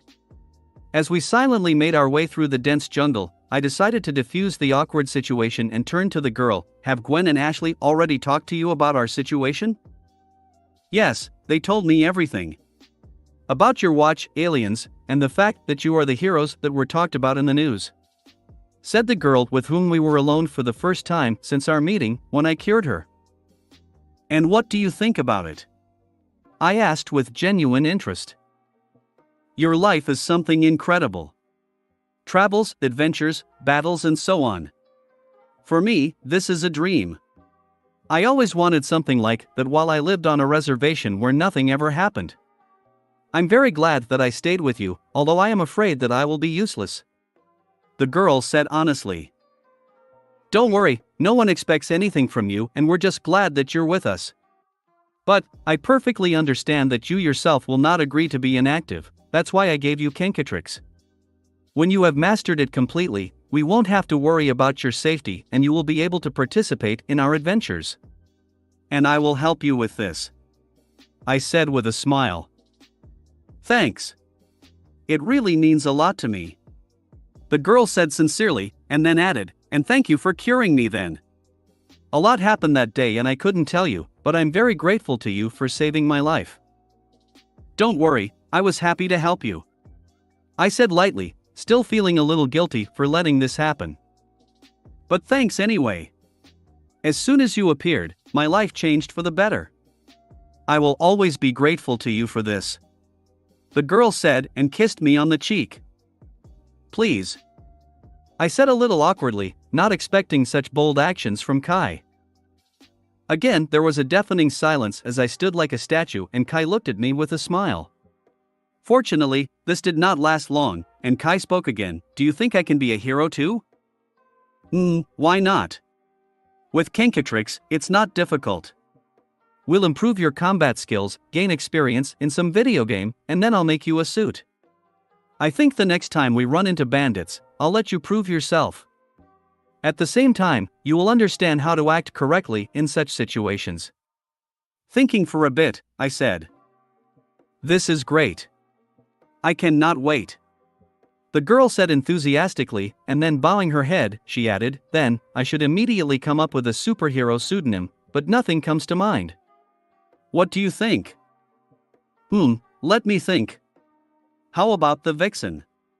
I said, remembering a DC Comics heroine who had an amulet that allowed her to gain the powers, but not the appearance, of different animals. Not the same, but similar to Kenkatrix's powers. "Vixen?" Kai asked thoughtfully. "Yes, I think it suits you perfectly," I said honestly. "Do you think I look like a vixen?"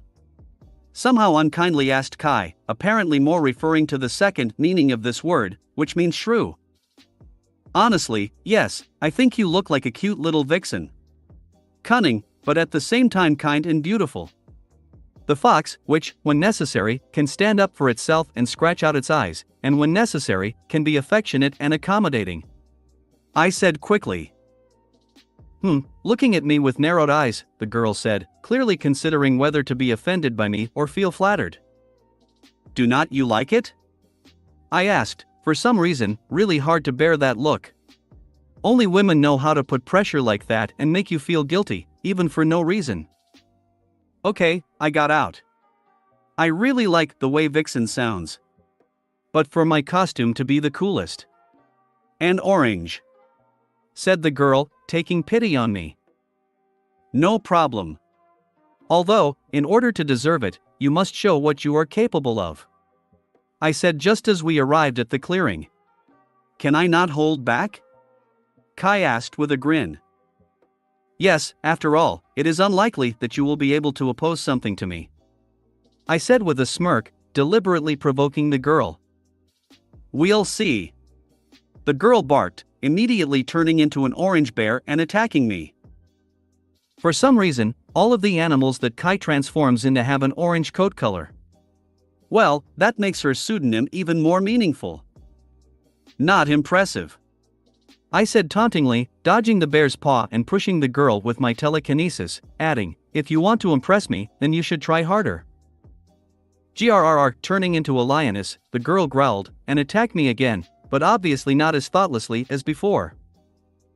"Already better," I said honestly, dodging both the paw and the tail with which she wanted to knock me over. Seeing that the attack failed, Kai turned into a falcon right in the air and flew into the air, dodging another telekinetic wave. Gaining speed, the girl began to dive down, and in the air she turned into a huge rhinoceros, clearly planning to crush me with her big carcass. "You clearly have potential," I sincerely praised the girl, who began to use her brain more and quickly adapt in battle. "Though, it's still not enough," I said, simply catching the rhino with telekinesis and throwing it aside. "Fortunately, you are lucky and I will teach you everything you need so that you can become a hero.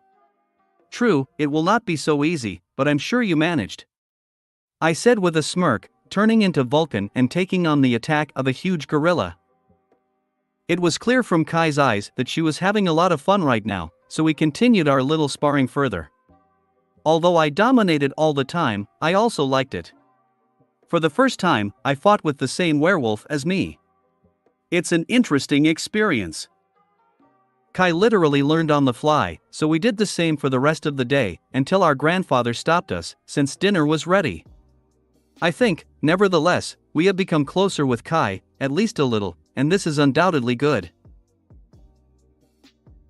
Chapter 156, 155. Alpha Gene. August 1, 2010. "Darling, wake up." Morgana's voice rang out, which immediately woke me up. What is it? What time is it now?" I asked with difficulty, opening my eyes. "It's almost 3 in the morning, but I thought you'd be glad to hear this news," Morgana said with a little mystery in her voice. "Have you finished analysis?" I quickly got up from my bed and asked with anticipation.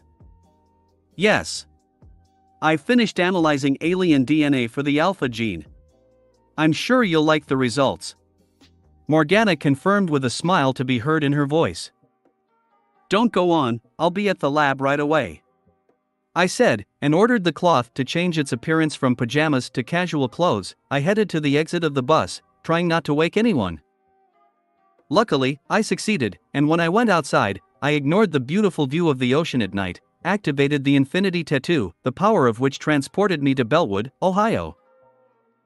Once in the cave, I turned into fast track and immediately headed to my laboratory, where a holographic projection of Morgana was already waiting for me. So, here I am. You can continue. I said hurriedly, sitting down in my chair, ready to listen attentively. Morgana only smiled at my impatience and began the story with a smile, displaying the necessary data on the monitor. As you can see, I was able to find the alpha gene in almost all of your aliens. The exceptions were the Celestialsapian and the Osmosian. With Alien X, it's clear why, because I haven't even turned into him yet, and we don't have a sample of his DNA. It's still too early for that. What's wrong with the Osmosian? I muttered thoughtfully, looking curiously at my beautiful AI. As far as I understand, this race is already in its highest form. They just don't need the alpha gene as they have reached their peak of evolution a long time ago, said the girl. Truth? How curious. Any guess why this happened? I asked with interest, looking at the helixes of the DNA of the absorbing race. I do not have 100% proof, but I can assume that this is not their natural state. Someone interfered with the natural course of things and changed the race that was the ancestors of the current Osmosians. By the way, this is where their abilities come from. In the past, they either did not have such powers, or they were much weaker, but as a result of interference with their gene, they became what we know them now. Morgana explained in detail. So, experiments. Not too surprising, considering how vast and mysterious this universe is. And this may explain the absurdity of the Osmosian forces, who, if they want, can become the strongest beings in the universe. Have you been able to find something similar in other samples? I asked. No, all the other aliens were far from their evolutionary peak, and had an inactive alpha gene, which I found, but Osmosian DNA helped me notice one detail. Morgana said, again remaining mysterious. Don't torture me with your pauses. Be honest already. I said irritably, bringing a smile to the girl's face, who liked to publish over me like that. Well, I also need to somehow have fun. You know, I get bored, especially when you're busy. The artificial intelligence said with a smirk, having already crossed the line of this definition a long time ago. I understand, I will devote more time to you. When the virtual world is ready, we can have plenty of fun.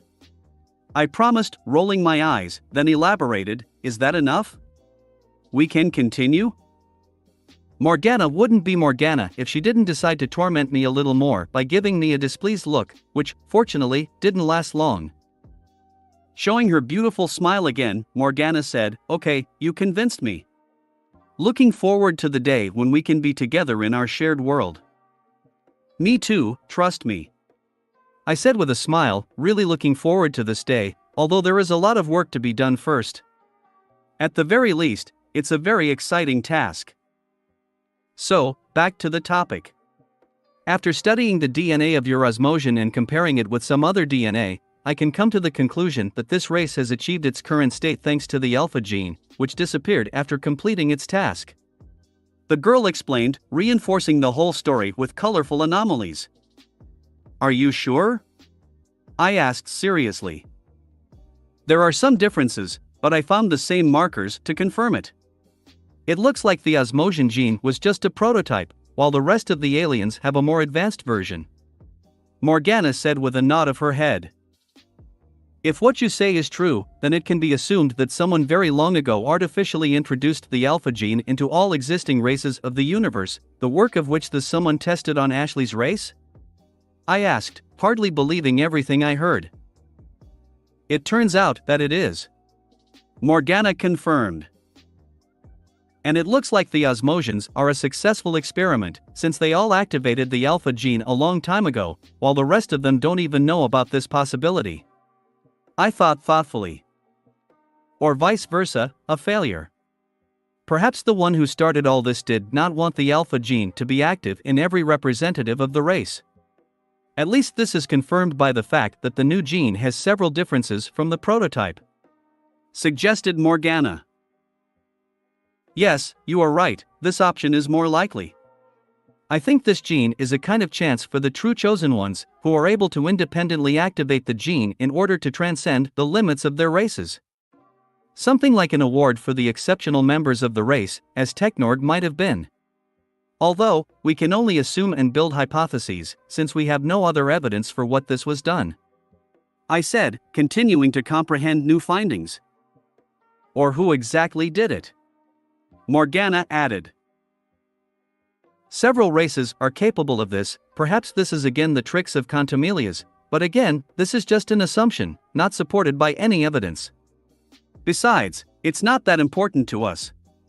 This happened a long time ago, and there is no point in changing anything, because it does not seem to have any negative effect, but rather the opposite. What matters is that the alpha gene is useful to us, I said, leaning back in my chair. And now, all you have to do is find a way to activate it, Morgana said with a smile, supporting my enthusiasm. Right. And what do you say about this? I asked, eager to hear my trusty AI's suggestion. During the analysis, I was able to notice a certain pattern in the location of the alpha gene in the DNA strand. Basically, it depended on the physique, the place of origin of the race, the basis of unique abilities, and so on. Over time, I was able to develop a template that helped me find the hidden gene faster, which greatly reduced the search itself, and will make life easier for us in the future, Morgana said. This is of course very good, but what are you leading to? I asked, frowning slightly.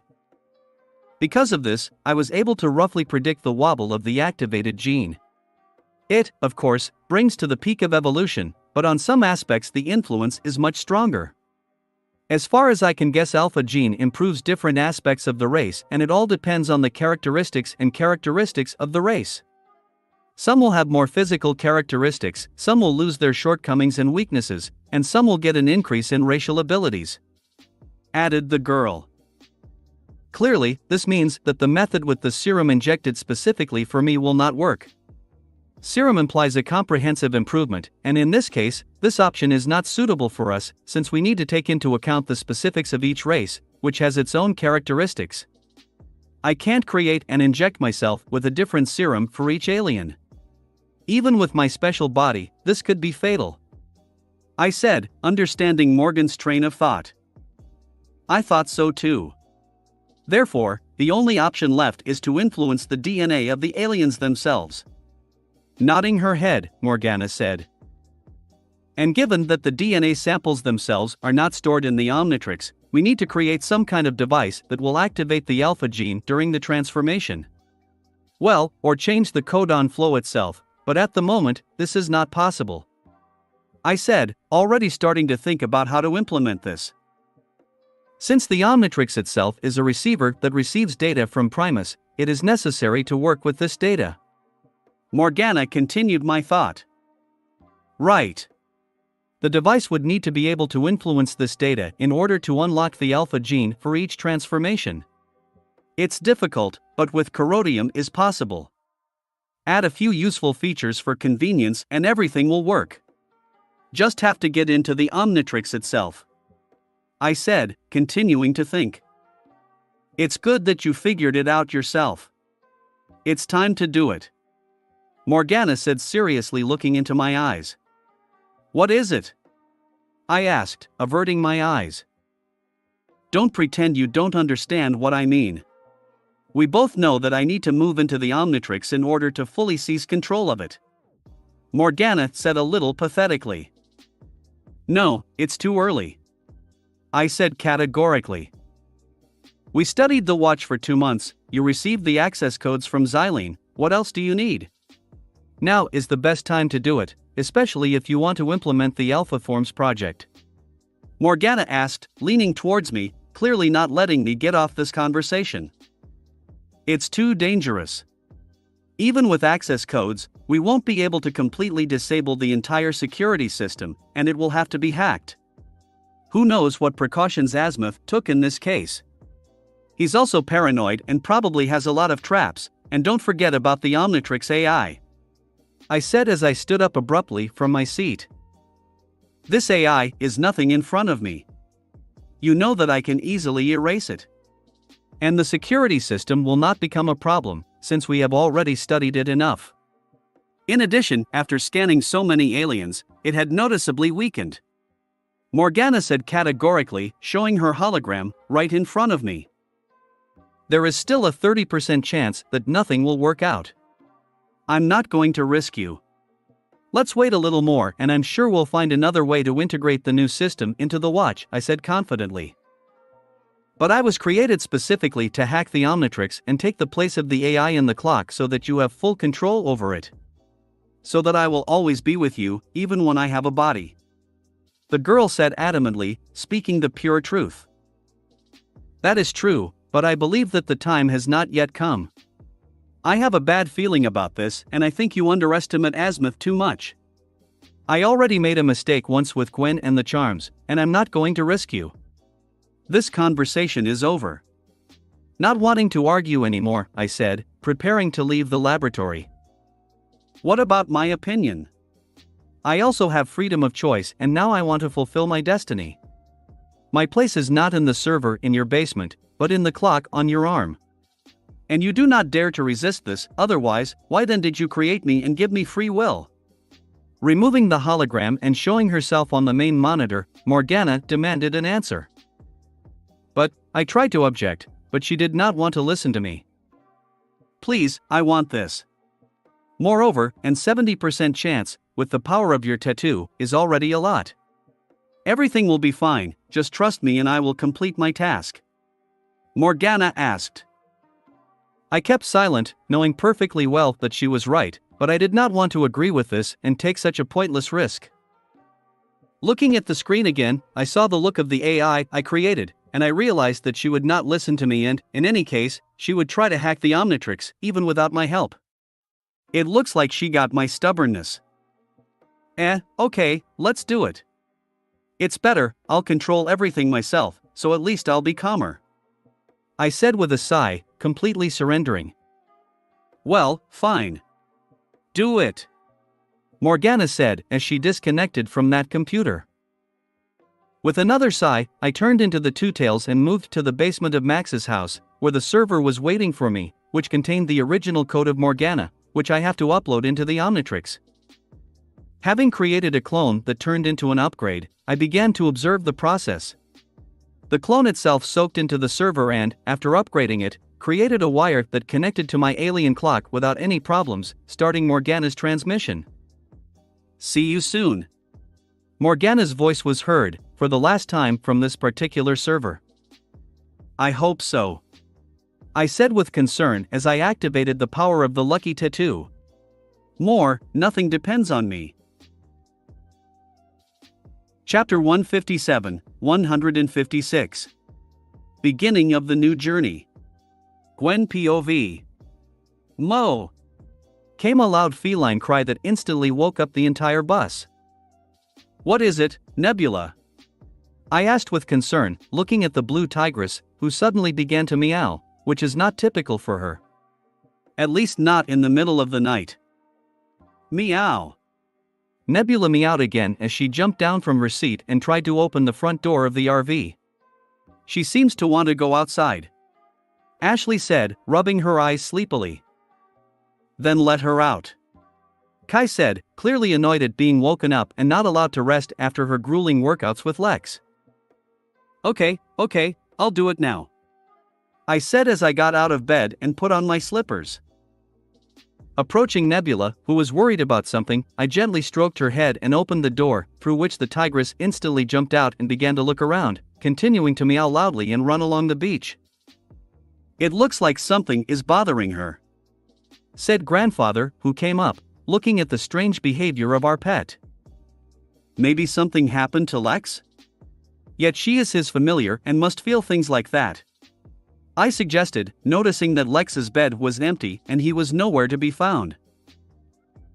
Quite possibly. I need to call him urgently. Not without excitement in his voice, said Grandpa, returning for the phone. He always disappears somewhere without warning us, I said displeasedly, although I myself was very worried. What is she doing? Pointing to Nebula, Ashley asked as she approached, distracting me from my anxious thoughts.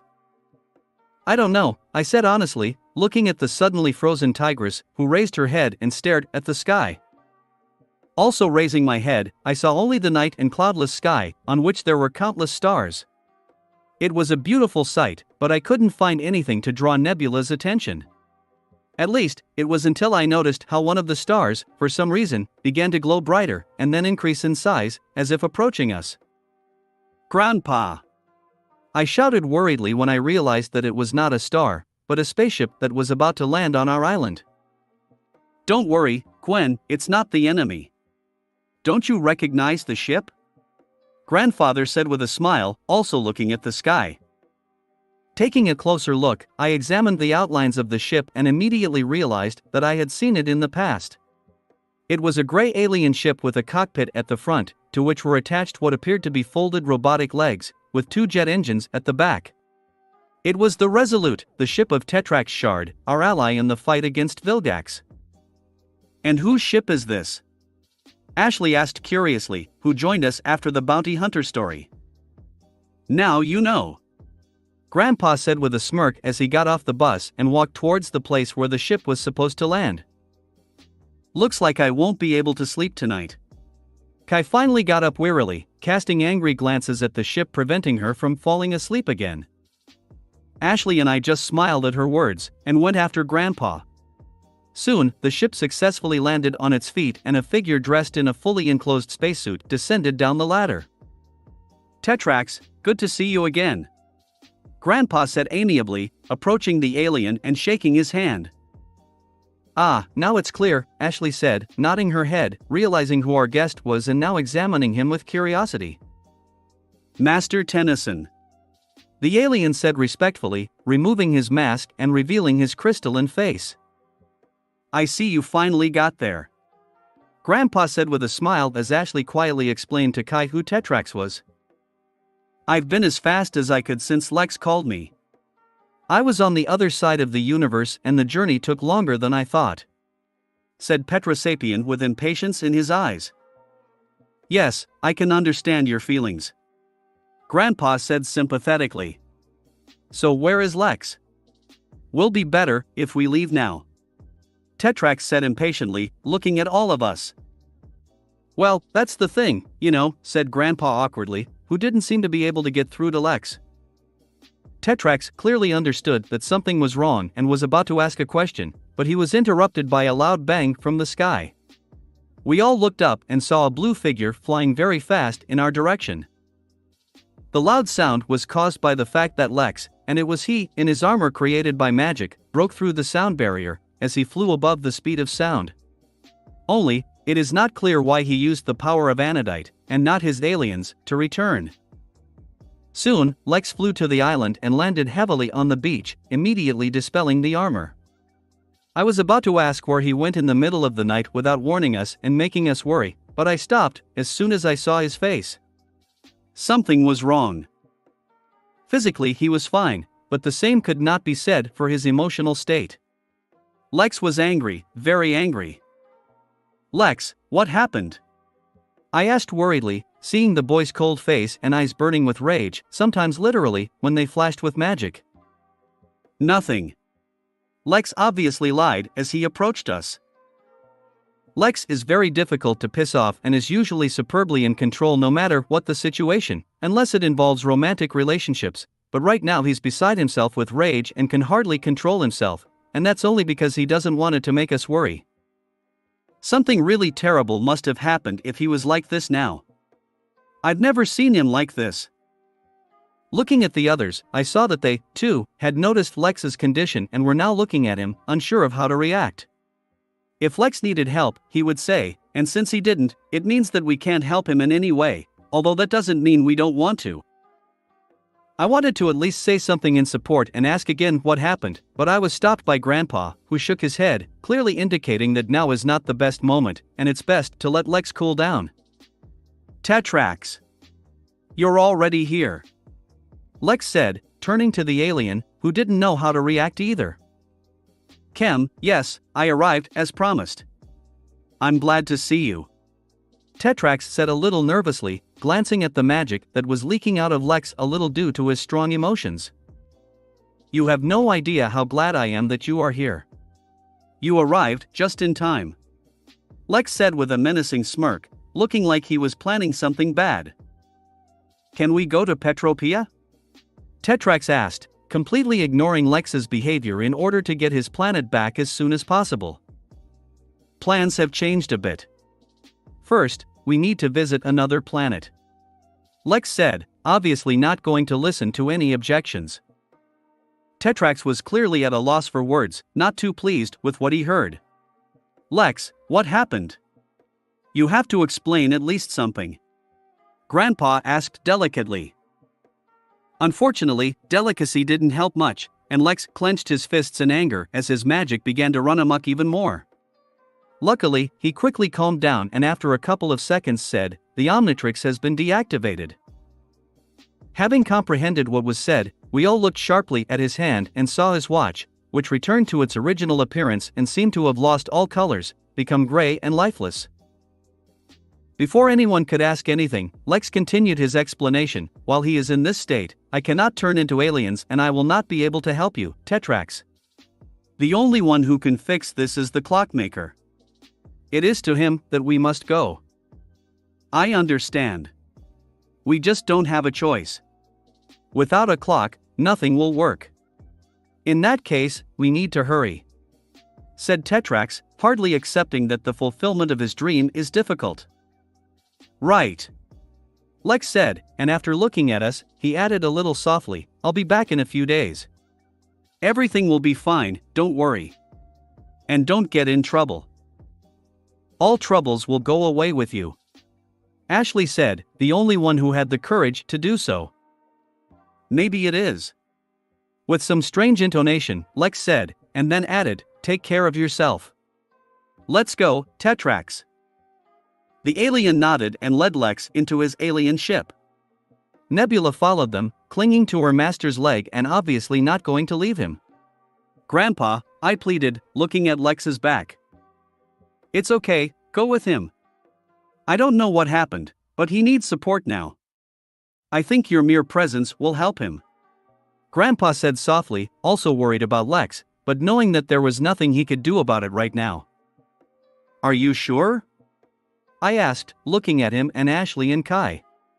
Grandpa just smiled and gave a thumbs up as Ashley said with a smirk, it's your turn to go on an adventure with Lex. Let's go. Now is not the time to think about it. He clearly needs help.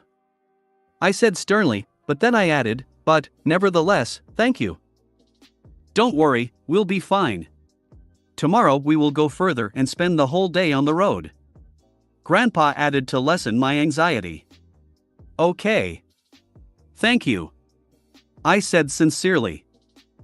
Good luck. Kai finally said. Nodding my head, I immediately ran to the Tetrax ship and at the last moment managed to jump inside before the gangway was completely closed. Too bad I'm still in my pajamas. Where to now? I thought as I looked around the spaceship's vast storage room, where there was no sign of Tetrax and Lex. Chapter 158, 157. Way to Xenon. Gwen POV. Moving forward from the locked gangway, I looked nostalgically at the cargo hold of the Tetrax ship. And although I have never been here, the whole situation reminds me very much of the time when I was on Normandy. Of course, I understand that everything that happened there was not real, but it's hard to just forget the adventures that I went through in pursuit of Saren. True, this does not solve my current problem, because I do not know where to go. This place is so huge that I seem to be already lost, even though I walked only a few steps. But when the ship starts to take off, it can become dangerous, especially when we start to pass through the dense layers of the atmosphere. I need to find a safe place. 1. Gwen. Yay! I screamed in surprise when someone put a hand on my shoulder. Don't be scared, it's just me. Lex said calmly. It was he who was behind me. Lex! Don't sneak up on me. Still not moving away from fright, I shouted, holding my chest. I didn't mean to, you just hovered in your thoughts and didn't even pay attention when I called you. Lex said, seeming to calm his raging rage a little. I'm sorry, I got lost and couldn't figure out how to find you and Tetrax. I said honestly. Nothing, I understand, but you shouldn't have come here, Gwen. You should have stayed with Grandpa. Lex said, clearly concerned for my safety. I couldn't just leave you alone. I can see that you're not okay. Maybe you can tell me what happened. I asked softly, moving closer to Lex. I don't want to discuss it. I screwed up again and now I just want to fix the mistake. Lex said with a pained expression, glancing at Omnitrix. Nothing, I understand. You don't have to say anything else, just let me support you. I said softly, taking the guy's hand. Oh, okay. Still, I can't convince you, Lex said with a sigh, squeezing my hand. Stubbornness is our family trait, that's right. I said with a smile, feeling the warmth of Lex's hands. I really missed this. Okay, let's go, Tetrax, probably already tired of waiting.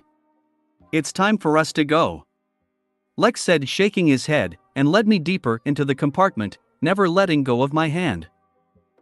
Wow, I said, impressed, as we approached the platform, which turned out to be an elevator and lifted us up. Yes, Tetrax has a very impressive ship. Although, for my taste, too much free space, which is simply wasted. Lex said as the elevator took us through various technical sections of the ship. Well, I think it all looks cool. At least cooler than Merlin was. I said with a smirk, more to distract Lex. You know, this is sad to hear. Although Merlin was not with me for long and I received it from the sectants, I nevertheless used to him. It will forever remain in my memory, like my first spaceship. Lex said, finally showing a small smile. It worked, I thought to myself, glad that I managed to cheer up Lex a little. I don't know what happened to him, but I won't let him sink into self-flagellation and anger. Not on my shift. And here is the captain's bridge. Lex said, pointing to the oval room, illuminated by a large number of holographic screens. Gwen. Looks like Lex was right when he said you were the one who infiltrated the ship. Tetrax, who was waiting for us, said with a smile. Did you know I would do it? I asked, glancing at my cousin. Of course, it was very predictable. Lex said with a smirk as he approached Tetrax. Asshole, I thought involuntarily, somehow happy that he knew me so well. Lex, Gwen, this is my pilot Gluto. Said Tetrax, pointing to a three-eyed pink slug sitting in an exoskeleton, which replaced his legs and arms. Nice to meet you, Gluto. I said politely, finding this quirky alien quite endearing. Is he a Protoss? Lex asked curiously as he watched Gluto manipulate his tentacles on the ship's side panel. Yes, although I don't know much about him or his race. I met him on one of the missions when I dealt with the colony of slavers. There I freed Gluto and since then, he has been in charge of piloting my ship. Tetrax said with a smile. Protoss? Does he have anything to do with that green jelly alien of yours? I inquired. Blurplurple. Gluto gurgled something. No, the Protoss are not related in any way to the polymorphs, the goop race. They just have similar body composition and abilities, although there are plenty of differences. Protoss hail from the humid moon of Myceto, from which, by the way, the Mycetian swamp hopper originate, which Grandpa recently fed us. Polymorphs live on a volcanic planet with heavy gravity. As you can see, both races have polar opposite habitats, and from what I've read, both races don't like to be compared. It is even considered an insult. Isn't that right, Gluto? Lex explained in detail, after turning to the pilot. Gulp! Gluto gurgled affirmatively, shaking his jelly body. Oh, that's how. I'm sorry if I offended you, Gluto, I didn't mean to. I said sincerely.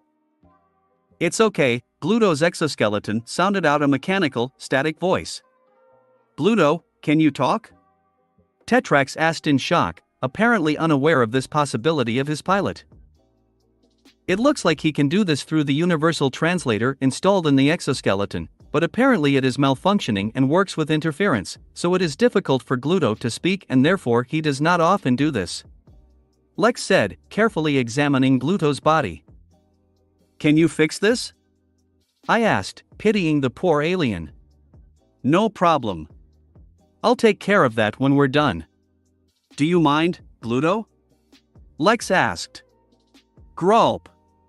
Gluto gurgled once more, clearly agreeing.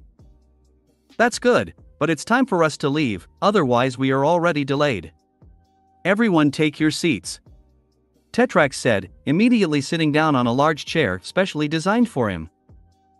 The climb will be a little hard, so sit still and don't get up until the artificial gravity kicks in, Lex said as he sat me down in one of the passenger seats. Okay. I said with some enthusiasm, grasping the handrails that lowered and fixed me in the chair. Okay, everyone is ready. Go ahead, Gluto. Tetrax said as Lex took his seat. Gluto shook his body again and began using his tentacles and robotic arms to type something on the ship's side panel very quickly. Soon, the ship itself shook a little and we began to slowly rise into the air, until suddenly they rushed forward, so fast that I was slammed into a chair and my face began to blur from the pressure. Fortunately, this did not last long and soon we found ourselves in the weightlessness of space. All pressure was gone, as was gravity, which Gluto immediately returned. Ugh, I sighed heavily, removing the handrails. How are you? Lex asked worriedly as he approached. It's okay, I just didn't expect it to be so hard. On Normandy and Merlin it was quite different. I said as I struggled to my feet. Well, you compared. Merlin was built for comfortable and fast travel, such as space yacht, and Normandy was just a simulation that imitated non-existent technology for flight. Lex said.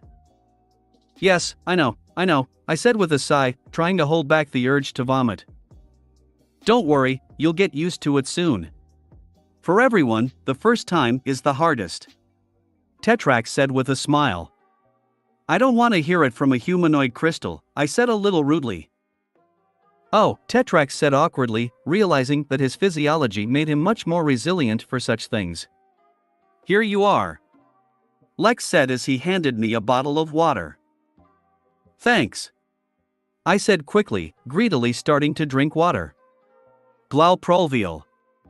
Gluto gurgled something as he continued to press the holographic panels to control the ship. Exactly, we need to find out where Azimuth is. Luckily, I have a scanning device on my ship that will be able to detect Azimuth DNA signature on the watch, and we should be able to find it without any problems. Tetrax said.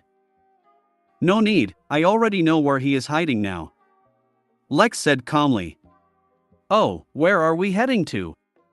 Tetrax asked curiously. Gluto and I looked with interest at Lex, who answered only, the Xenon.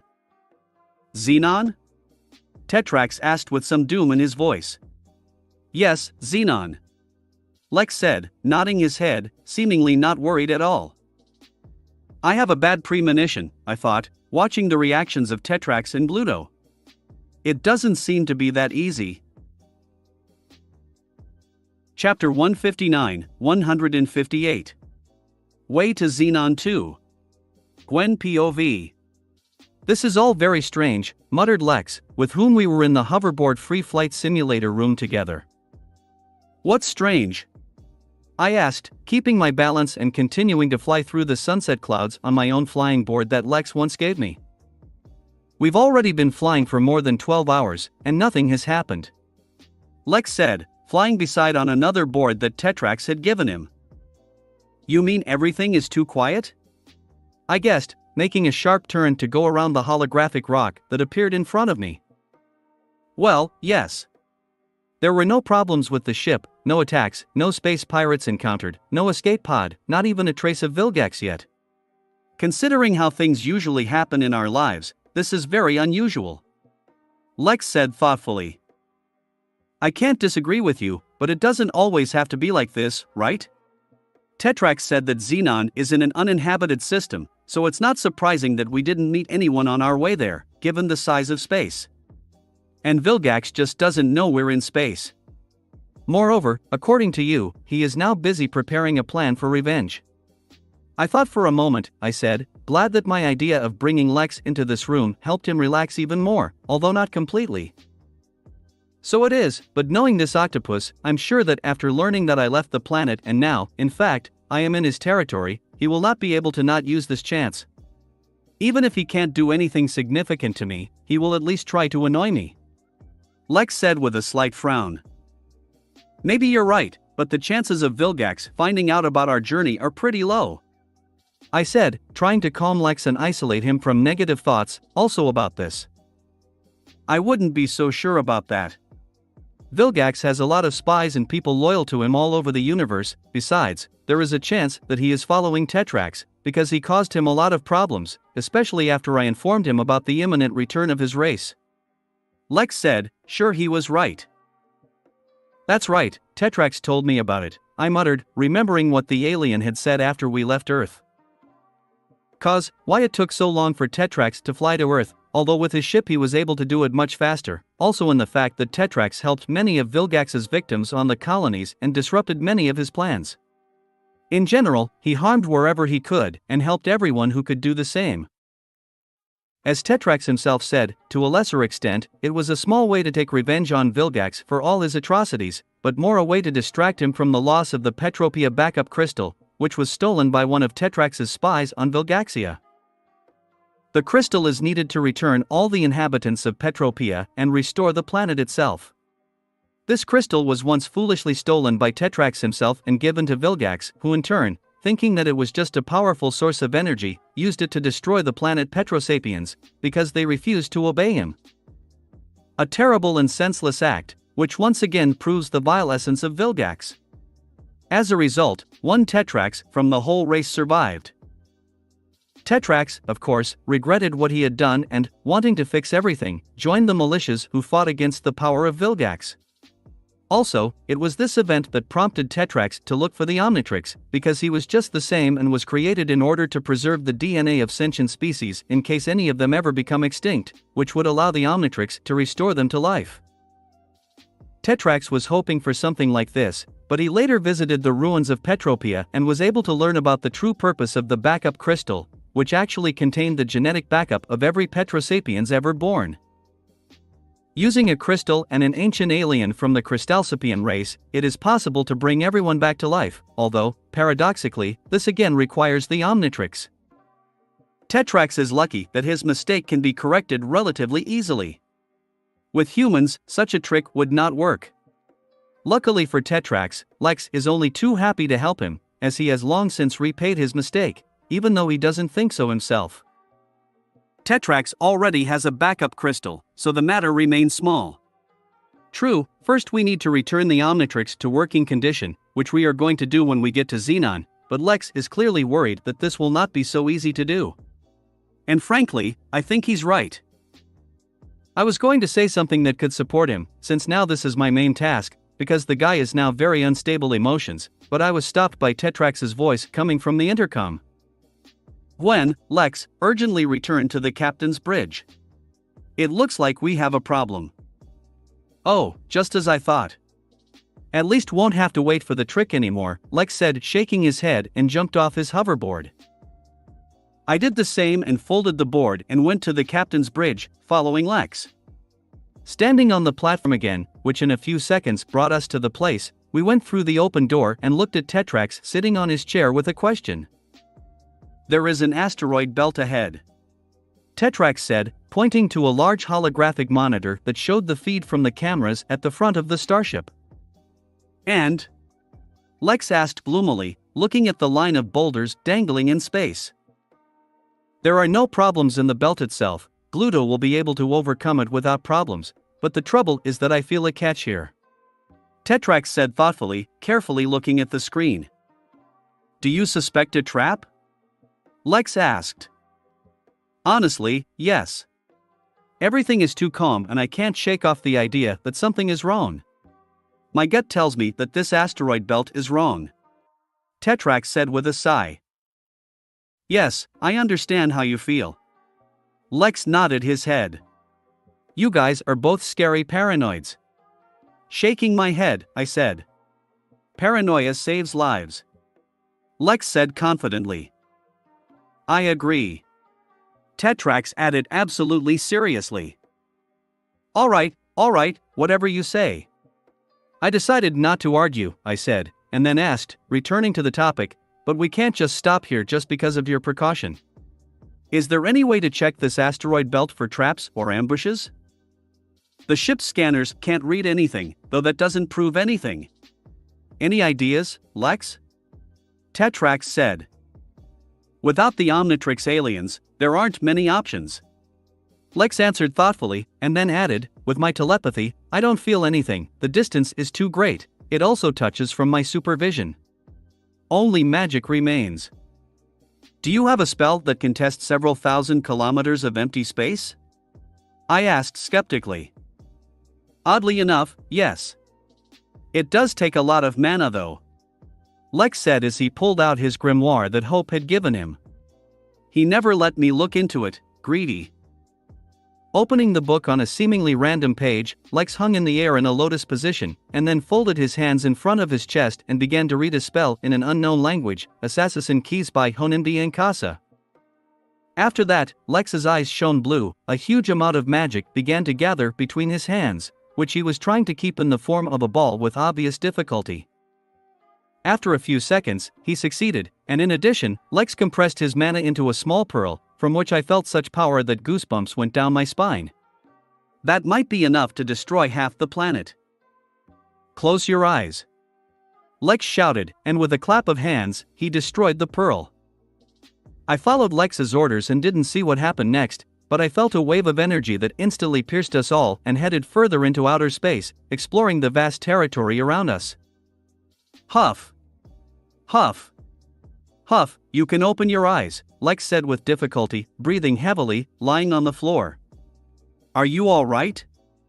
I asked worriedly, sitting next to the guy. Huff.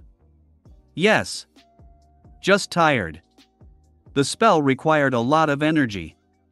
I even had to use the emergency supply from the tattoo. Lex said, gradually regaining his breath. It was reckless. Do not do this anymore. I said worriedly, wiping the sweat off Lex's face. I can't promise, Lex said with a smirk. Even though it pisses me off, it's better than what he was like in the morning. What could you find out? Asked the rapidly blinking Tetrax, who closed his eyes late and was blinded by a bright flash. We were right, there is a trap. The entire belt is mine so much that we would simply be wiped off the face of the universe in a second. A little accepted, said Lex. Whose handiwork is this? Tetrax asked seriously. 6-6, with his family. I was able to locate them on a camouflaged ship, several thousand kilometers away, behind the satellite of the nearest planet. Greedily swallowing water, said Lex. 6-6. But shouldn't he be in jail after that the Galactic Enforcers thing? I asked, remembering the alien mercenary. That's what I thought too, but it looks like he's out now. Lex said as he stood up. Actually, he was never put in jail that time. Tetrax spoke up. So these heroes loosed him after all?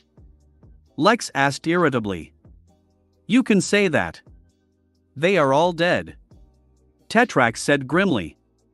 Seriously? Lex asked in surprise. Yes, and this is the work of Vilgax. More specifically, his subordinates. Not too long ago, they attacked the Galactic Enforcers base and killed the whole trio, and for some reason they took Ultimo's corpse. I have never been able to find out the reasons for this, or why they were attacked at all.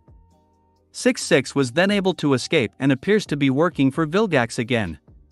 Tetrax said, with anger in his voice. It doesn't get any easier from time to time. Looks like Vilgax is really serious this time. Lex said, and thought about something. And how could they find us, and also set a trap? I asked. Honestly, I don't know. A week ago I fought 6-6 and his brother on one of Vilgax's colonies, but fight ended before it could begin, for some reason they quickly retired. Tetrax shook his head. Before I could ask anything else, Lex took the floor. Check your suit, you'll probably find the bug. I think that meeting was scheduled to tag you, and when they did, they left. Tetrax nodded seriously and removed some of the equipment and released sharp crystals all over his body, which passed through the suit without problems, since it was created for such a thing, which cannot be said about a small device that was destroyed and fell from under the alien's armpit, strongly spark. You were right. I was followed all this time. Tetrax said angrily, returning to his normal form. And now what we can do? I asked, voicing the question that was on everyone's mind. Chapter 160-159. Way to Xenon 3. Gwen POV. We can't let the trap go off and explode. After a moment of silence, Lex took the floor. If you're right about the power of the explosives, then it's true. Tetrax said with a nod of his head. Why? I inquired, adding, except for the obvious reason that it could kill us if we don't get out of here, of course. This planetary system is habitable. On 2 planets there is life, albeit primitive. An explosion of such force, especially in the center of an asteroid field, could disrupt the orbit of the entire system, leading to dire consequences.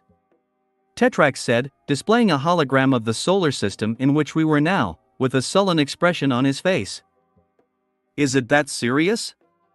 I asked with concern, looking at the 2 stars and 5 planets that were part of this planetary system.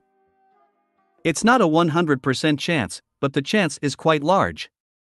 We cannot predict the exact outcome of the explosion. Everything may end without consequences, or it may end in the extinction of both races. But it's definitely not worth the risk. Moreover, the catastrophe can also affect neighboring systems. Lex said as he got up from the floor he was sitting on, regaining his strength. Now I understand why you are so afraid of Vilgax. He is an absolute lunatic. I said with horror, realizing that this bastard is capable of conscientiously conceived such a thing, just for the sake of our murder. Pretty typical approach for Vilgax. Not single destroyed planet is on his hands, and there is nothing new in such a method. A bit too calm, Tetrax said with a shrug. I'm more surprised that 6-6 and 7-7 agreed to a job like this. Of course, they are still greedy bastards, ready to do anything for the sake of money, but even they did not fall so low as to agree to such a thing. Lex said thoughtfully, carefully looking at the hologram, obviously already thinking about a plan of action. I like it when he turns on the commander. Most likely, they are not even aware of the power of the alleged explosion. They would obviously not agree if they knew the whole truth, because most likely, with the explosion, they would have sunk into oblivion, along with us. Tetrax suggested. It is truth too. This is just in the style of Vilgax. Especially since 2 mercenaries are not such a big price to pay for killing insects that interfere with the plans of the great Vilgax. Anyway, the Omnitrix would survive this and Vilgax would be able to find him without much trouble. Lex said calmly. Grulp Blurp. Unexpectedly, Bluto entered into the dialogue, who had been controlling the ship hovering in cold outer space all this time. Gluto right, time is running out. Sooner or later, our opponents will realize that something is wrong, because we have been in one place for too long. At any moment, they can activate the charge. It's time to act. By some miracle understanding Gluto's message, Lex said seriously. What did you think? I asked with a smile, noticing the familiar gleam in the guy's eyes. A lot of things, but we need to act quickly now, so our best option is to set off an electromagnetic pulse of sufficient power to disable all the explosives and 6-6's ship. Lex said. Will it work?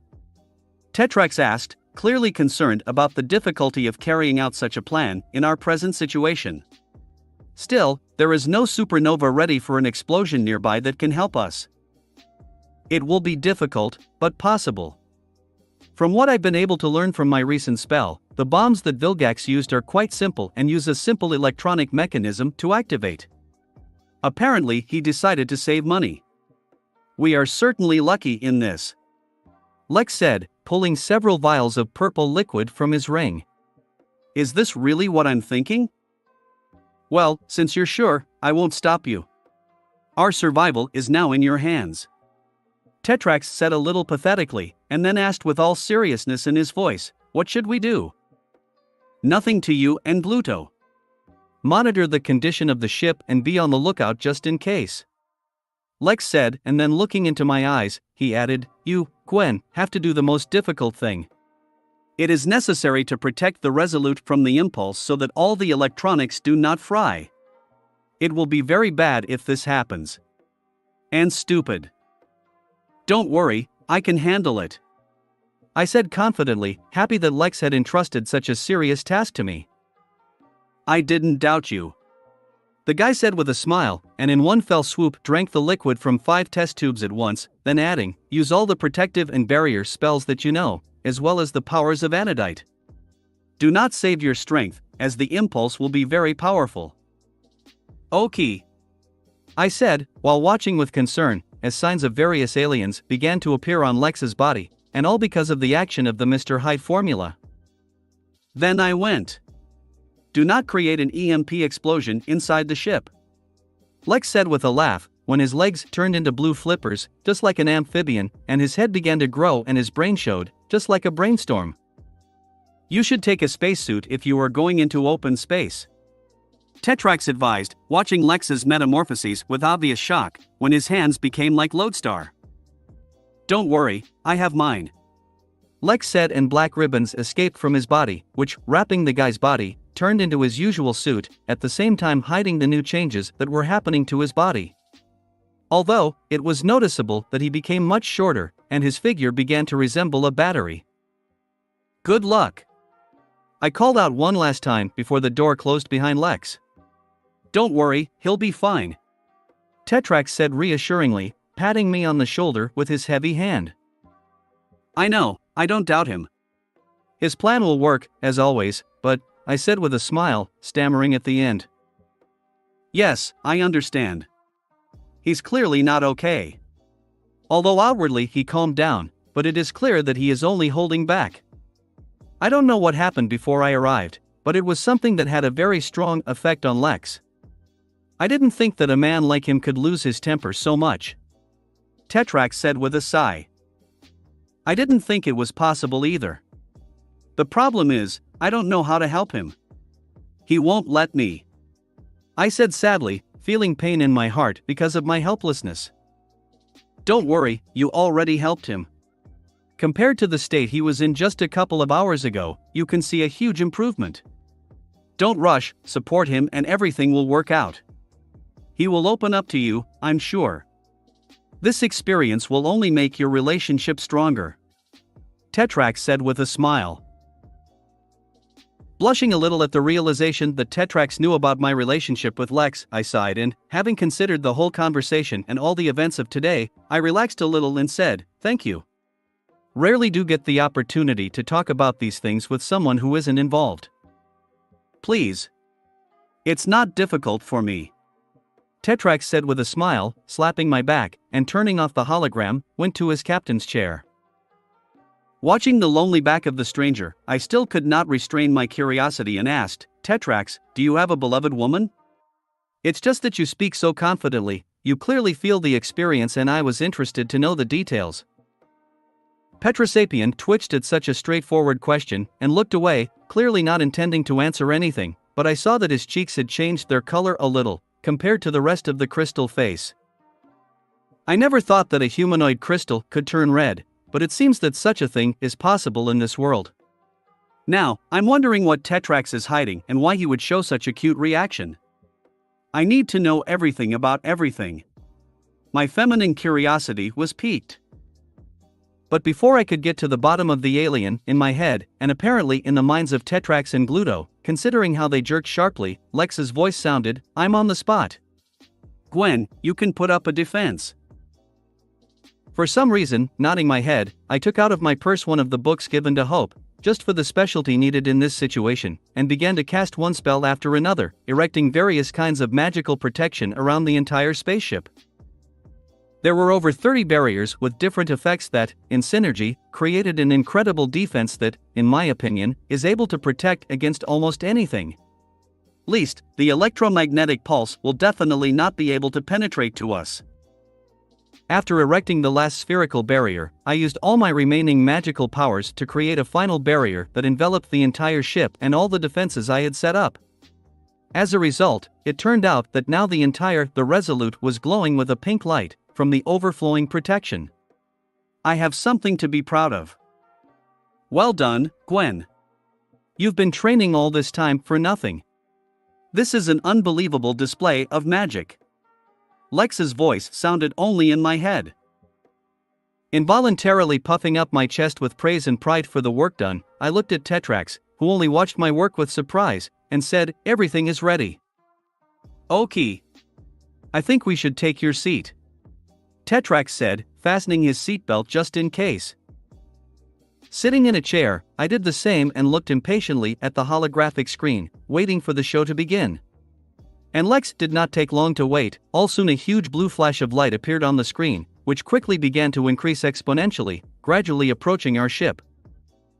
I grabbed the armrests tightly, and for good reason, because soon our ship began to shake under the influence of electromagnetic impulse waves, the strength of which was clearly not going to decrease. Luckily, it didn't last long and soon the shaking stopped and so did the light show. "I think that's all," Tetrax said with relief, after turning to Gluto. "How is the condition of the ship?" "GRRRLPP, Gluto gurgled, making a sort of thumbs-up gesture with his tentacle. "Okay, then open the front panels, I want to see the result," Tetrax ordered, getting up from your seat. Gluto complied, and turning off the holographic screen, he opened the panels that protected the ship's windshield. Also, getting up from my seat, I went up to Tetrax and stood next to him and began to observe the cosmos, which, unlike the usual, was not dark, but shone under the influence of the remnants of the impulse. "Unbelievable," I involuntarily muttered as I watched this beauty, only vaguely imagining the power it took to do such a thing. Seems like I still underestimate Lex's abilities, even now that he can't use the Omnitrix. Chapter 161, 160. Way to Xenon 4. Gwen POV. "It's really impressive," Tetrax said softly as he stood next to me and watched as all the effects of the electromagnetic pulse slowly faded away. "Yes, Lex knows how to surprise," I said proudly. "That's putting it mildly. If he doesn't even need the Omnitrix for something like this, then Lex is exactly the one who deserves to have it, and I am convinced of this once again. Tetrax said seriously, signaling Gluto to close the front panels of the spaceship. "Lex will be glad to know that you think so highly of him. You know, he doesn't really have any male friends other than Grandpa and maybe Zach.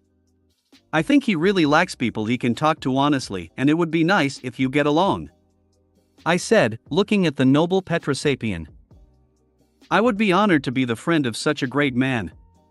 Moreover, I am indebted to him for helping my homeland," Tetrax said, apparently not quite understanding what I mean, but okay. At the very least, Lex will have another close person whom he can trust. At a minimum, it will make him happier, which was my original goal. Who else but I should take care of this, if Lex himself almost does not pay attention to such things, although, like everyone else, he needs this. True, he will never admit it, but that's what guys are. Glurp. Gluto gurgled something again, pulling me out of my thoughts. Lex is already aboard the ship. I think we can fly further. Gluto, full speed ahead, Tetrax said. The pilot followed his captain's orders and the ship's engines started up again, pushing us forward into the vast expanses of space, gradually moving to superluminal speed. "How do you understand what Gluto says?" I asked softly, feeling awkward as I seemed to be the only one who doesn't understand him. Honestly, I don't understand what exactly he is saying, but over time I learned to understand what it was about, at least approximately. Tetrax also answered quietly, crouching a little. Seriously? I asked skeptically. That's how we live. Given Gluto's superior piloting skills, this isn't such a problem, but it's hard to have a heart-to-heart talk with him, that's for sure. Tetrax said with a shrug, while making a loud crystal sound. I said involuntarily, watching this strange alien duo, who seemed to be happy with this situation. I hope Lex fixes Gluto's exoskeleton so I can understand it too. He's quite interesting and I'm curious what he can tell. Here I am. Lex said as he walked through the automatically opened door. Are you okay? I asked with concern, noticing that the guy looked rather tired. I'm exhausted, but nothing critical that a good rest can't fix. The guy said wearily while throwing 3 aliens in armor to the floor, whom he had previously dragged with telekinesis. Did you take them? Tetrax asked, pointing to 6-6, and as I understand it, his brother and sister. The impulse knocked out all electronics, including their ship and armor, which means they were left without life support systems. Don't leave them to die in space. Even they did not deserve such a death. Lex said with a shrug, sitting wearily in a chair. It is truth too. It will be necessary to hand them over to the plumbers later. Think, they won't get away with a simple prison for this one, and they'll be locked up in null void. Tetrax said and took out a familiar cube that expanded and engulfed the aliens, locking them in a makeshift prison cell. So, what is next? I asked. We continue our way to Xenon, we still have about 5 hours to fly. But, it is worth being on the alert, the fact that we have neutralized this trap does not mean that there will not be another on the way. Although the probability of this is less, because we found Vilgax's bug, but we should not lower our vigilance. Tetrax said. Yes, as we have already found out, do not underestimate this octopus. He may not be able to determine our path now, but I wouldn't be surprised if he already knows our destination and is preparing a new way to annoy us. Lex said with a sigh. That's right, we should be ready for a new battle. Said Tetrax, nodding his head, and then he added, I think you should rest while there is time. You can take any free cabin. They are not very comfortable, but they are good for sleeping. Tetrax is right, Lex. You should sleep. I said quickly, thwarting any attempt Lex made to protest. I think you're right. Let's go, Gwen, you should restore the spent forces too. Lex said as he struggled to his feet. If something happens, I will let you know. Tetrax said with a wave of his hand as Lex and I left the captain's bridge. Are you sure you're okay? I asked with concern, supporting the guy who was struggling to move his legs. Don't worry, I'm just exhausted. First I had to spend all the magical powers, and then the physical ones. Plus, I'm still moving away from accepting the Hyde formula. I haven't felt so weak in a long time. The Omnitrix spoiled me. Lex said with a smile, leaning on my shoulder. Well, if you say so. I said hesitantly, finally deciding to clarify, is it okay that you took 5 bottles of the Hyde formula at once? Honestly, if someone else did it, it would be really dangerous. But my body can handle it without any risk. If it wasn't, I wouldn't be doing this. Said Lex, just as we approached an empty cabin, which, fortunately, was not made for Petrosapiens, and there was a soft bed. Still, you shouldn't have done it. There were other ways to solve the problem. I said reproachfully, sitting the guy on the bed. Yes, I know. I could have just sneaked into 6-6's ship and defused all the explosives from there, but I didn't want to. Lex said with a sigh as he lay down on the bed. And why then all this? I asked, although I already knew the answer. This is my way to release all the accumulated stress and anger. It always helps me clear my head and rethink my problems. Closing his eyes, said my cousin. Did it help this time too? I quietly asked, taking the boy's hand. Not really. At least I can sleep well. Lex said wearily, pulling a blanket and pillow out of the ring. So you're not ready to tell everything yet? Just in case, I asked. Nope. The lad replied instantly. Just as I thought. Well, if you decide so, I will not bother you, I said, about to leave the room, but I was stopped by Lex, who grabbed my pant leg. Will you lie down with me for a bit? Lex asked quietly. Of course, I said eagerly, jumping into bed and covering myself with a blanket. Clinging to the guy, I began to watch him slowly fall asleep, breathing measuredly. Soon, the heat also killed me, and I didn't have time to notice how I myself fell asleep. 5 hours later. It's dark in here, I said the obvious thing when we all gathered again in the captain's cabin and looked at the place where Xenon should be, but all we saw was only solid darkness. Pluto, are you sure we're in the right place? Tetrax asked doubtfully. Grolprol. Pluto gurgled, clearly offended that his skills were being questioned. This is the Hugo Path quadrant. We're right there, Lex said confidently. Where is the planet then? I asked. Right in front of us. Azimuth has installed a device in this square that completely absorbs any light, making it difficult for anyone who comes uninvited to find Xenon, Lex said. Then that explains all those missing starships and the terrible rumor that goes around this quadrant. No wonder no one made it out of here alive, Tetrax said, rubbing his forehead. And why would Azimuth do that? I asked, not seeing the logic. So that no one bothers him. On Xenon, he hides from the lawlessness of the rest of the universe in order to be able to calmly continue his work. In general, as you understand, he does not expect guests, Lex said. And how do we get to the planet without crashing? I asked. This is the main problem. The Omnitrix has a homing beacon installed so that if it ever comes within range, the Omnitrix will guide the user through the dark oblivion to Xenon. But, as you understand, now there is no way to use this beacon, Lex said, pointing to their non-working hours. Have you already come up with a solution? Tetrax asked, already understanding Lex's train of thought. Of course, Lex said with a nod of his head, after adding, but we will have to leave the ship. Are you kidding? Grulp? Tetrax and Pluto asked at the same time, clearly unhappy with Lex's idea. Listen, I have a spell that can lead us to Azimuth, who is obviously on the planet. But, the problem is that all of Xenon is surrounded by asteroids and the remains of many starships, which act as a natural defense. With this ship, even with Pluto's impressive skills, there's no way we can blindly reach the planet just by following the spell tracker without destroying the ship, Lex said with a sigh. And your decision to quit the Resolute? Tetrax asked, not too pleased. Don't quit.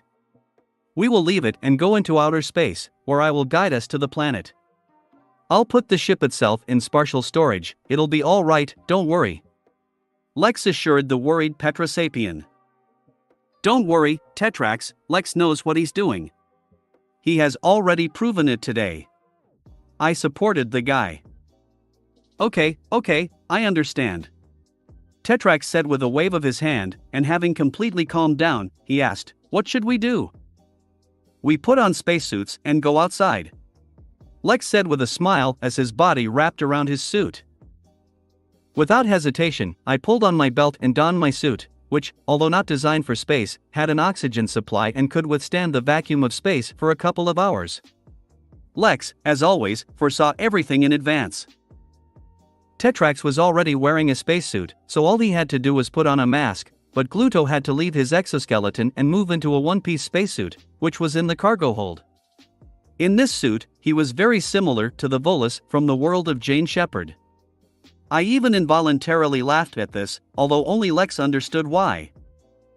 Once we were all ready, we entered the pressurized compartment, from which we were thrown into space. Before we could fly too far, Lex caught us with his telekinesis and pulled us towards him, binding each of us with a rope made of magic. As promised, he moved the ship into his ring, and then began to cast a spell, using gestures. True, in the end nothing happened and the spell did not work. What? I asked, using the communicator in my helmet. It looks like Azimuth has some kind of protection that prevents him from being found using magic. Lex said angrily. It seems he really doesn't want to be disturbed. Tetrax said. And now what? How do we find Xenon? I asked, continuing to swim in weightlessness. Fortunately, there are other living beings on this planet that I can find with a spell. Lex said with a smirk, and used the same spell again at the end, indicating the target in the form of Florauna. This time everything worked, and a beam of magic shot out of Lex's hands and flew into the darkness of space. It seems that the light-absorbing device also affected the spell, turning the thick beam into a thin thread, but fortunately, this did not prevent the spell from working and we can find a way. Let's go! Exclaimed Lex and flew after the beam, pulling us after him, while diligently flying around any debris that was in the area. Chapter 162, 161. Xenon. Gwen POV. For the next 2 hours, we slowly flew forward, constantly stopping to circle this or that piece of debris that obstructed our path or to break through the thickness of the centuries-old debris. Sometimes we saw small pieces of stone and metal that only Lex seemed to be able to see, but more often than not, huge and fragmented ancient ships appeared in front of us, in comparison with which we were like ants in front of an elephant. Seeing the fate of even such giants that have sunk into this eternal darkness, Tetrax thanked Lex for persuading him not to fly here on his ship, and I can understand him. Seeing this cemetery close, I can easily imagine our sad fate in the event of a collision with this protective wall. Azimuth is truly brilliant genius if he could come up with such a simple way to keep anyone away from his planet. In fact, just turn off the light. Of course, this was done on a vast territory of outer space, but the decision itself is banal to the point of insanity. Now, it's even harder for me to imagine what this brilliant alien is like. We are almost there. Lex's voice came over the communicator, drawing our attention. Looking ahead, I saw how in the darkness of space, a faint glow slowly appeared, the intensity of which gradually increased, and soon we had the opportunity to consider Xenon. The planet itself was quite small, 10 times smaller than the same moon, and had the shape of an irregular oval.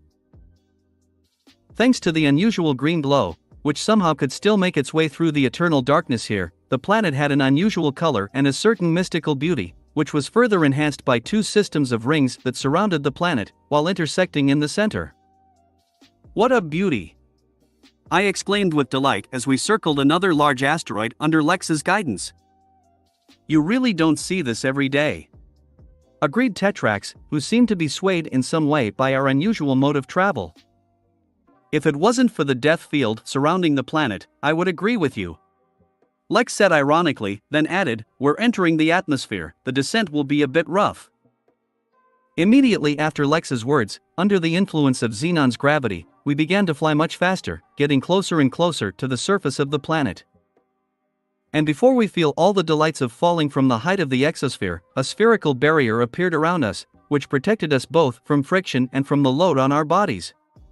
Still, only Tetrax can survive such a fall among us. Well, maybe Gluto, given his jelly physiology, but it's better not to check it. As the outer layer of the magical barrier ignited, Lex began to gradually reduce our speed using his telekinesis. It was tricky given our great speed and the need to do it very carefully so as not to create an overload, but Lex managed and we slowed down, eventually landing peacefully on the planet. Welcome to Xenon, Lex said with a smile, waving his hand and pointing at the view around us. The entire surface of the planet was like a canyon, at the bottom of which was yellow-green moss, from which strange mushrooms grew, and large trees covered with mucus. Also, huge cylindrical rocks protruded from the ground, located everywhere in a chaotic manner, and it was on one of these rocks that we landed. It seems that the air here is breathable, although there are many unknown gases in the atmosphere, but they do not pose a danger. Tetrax said after checking the readings on his PDA, immediately removing his mask. Why is it so light in here? Shouldn't it be dark in here because all the light is being absorbed? I asked, also removing my mask, but leaving the rest of my costume, just in case. It's because of the gases that Tetrax found. Due to the combination of these gases, xenon glows with such a green glow that is visible even from space, even with the device installed by azimuth. Also, due to the presence of these gases, here, despite the complete lack of access to sunlight from the nearest star, it is always light and maintains approximately the same temperature, suitable for local flora and fauna. Lex explained in detail. This is a very amazing place. I have never seen anything so unique, and I don't think I will ever meet again. Tetrax said with admiration in his voice. It's because it's artificial. Lex said with a shrug. Artificial? Are you saying that azimuth created this planet? I asked in disbelief. Didn't create it, but remade it for myself. The choice fell on xenon, because due to the presence of the unusual gases here, azimuth could create a light-absorbing device without worrying about destroying the local ecosystem. With a little help from him and the Florauna who have been resettled here, local life itself adapted to the absence of the light of the sun and created its own source of light. In addition, xenon is home to some of the rarest plants in the galaxy, most of which were planted by azimuth himself. Lex said, holding up a piece of moss that also glowed faintly. He really is a genius. I said, impressed. These are still flowers. If you knew what else he could create, xenon would not have impressed you much. But, we have to admit, he did a great job here. It's just a pity that he did it in order to escape from the world. Lex said with a sigh. Looks like azimuth really wanted to be left alone. Will he be glad we disturbed him? Tetrax asked. Like any genius, azimuth is very arrogant, stubborn, and has a terrible temper, so he won't be happy to see us anyway. Especially when he finds out what happened to the Omnitrix, unless of course he already knows. Lex shook his head. And how can we convince him to help? Tetrax asked, raising his crystal eyebrow.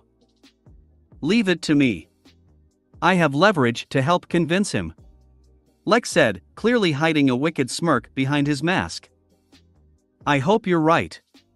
Tetrax said a little uncertainly, and then asked, how do you know so much about the watchmaker? Have you met him before? No, but I have met people who know him very well, and they have told me a lot, including that he is hiding on this planet and where he should be approximately now. Lex said, clearly hinting at his alternate variants. Then where are we now? I asked. To the same place as before. Lex said, pointing to the beam of magic that reappeared, which pointed somewhere to the east, it seems. Florauna? I guessed, remembering how Lex had said the name of this race before. Yes, azimuth must live above the nest of these aliens. He uses them as his guards. Lex said. Then we should hurry. Only this time, I'll fly under my own power. Tetrax said as he jumped on his hoverboard. It was obviously hard for him to have our free flight through space. The same can be said about Bluto, who was locked in his spacesuit, and from the moment we landed, he did not move. Are you okay, Bluto? I asked, touching the suit, which caused it to fall on its back. Before I had a chance to panic, the suit opened up and Bluto himself appeared, appearing to be a puddle of slime. Don't worry, Gwen, he's alright. He just got a little out of shape due to weightlessness and a sharp drop in gravity. Under such conditions, without his exoskeleton, he cannot maintain a solid form. Lex said, raising Bluto with telekinesis and putting the suit back into the ring. Will he get better? Tetrax asked, worried about his pilot. He will take time, but yes, he will be fine. For the time being, I will keep him in the sphere so that he can grow stronger.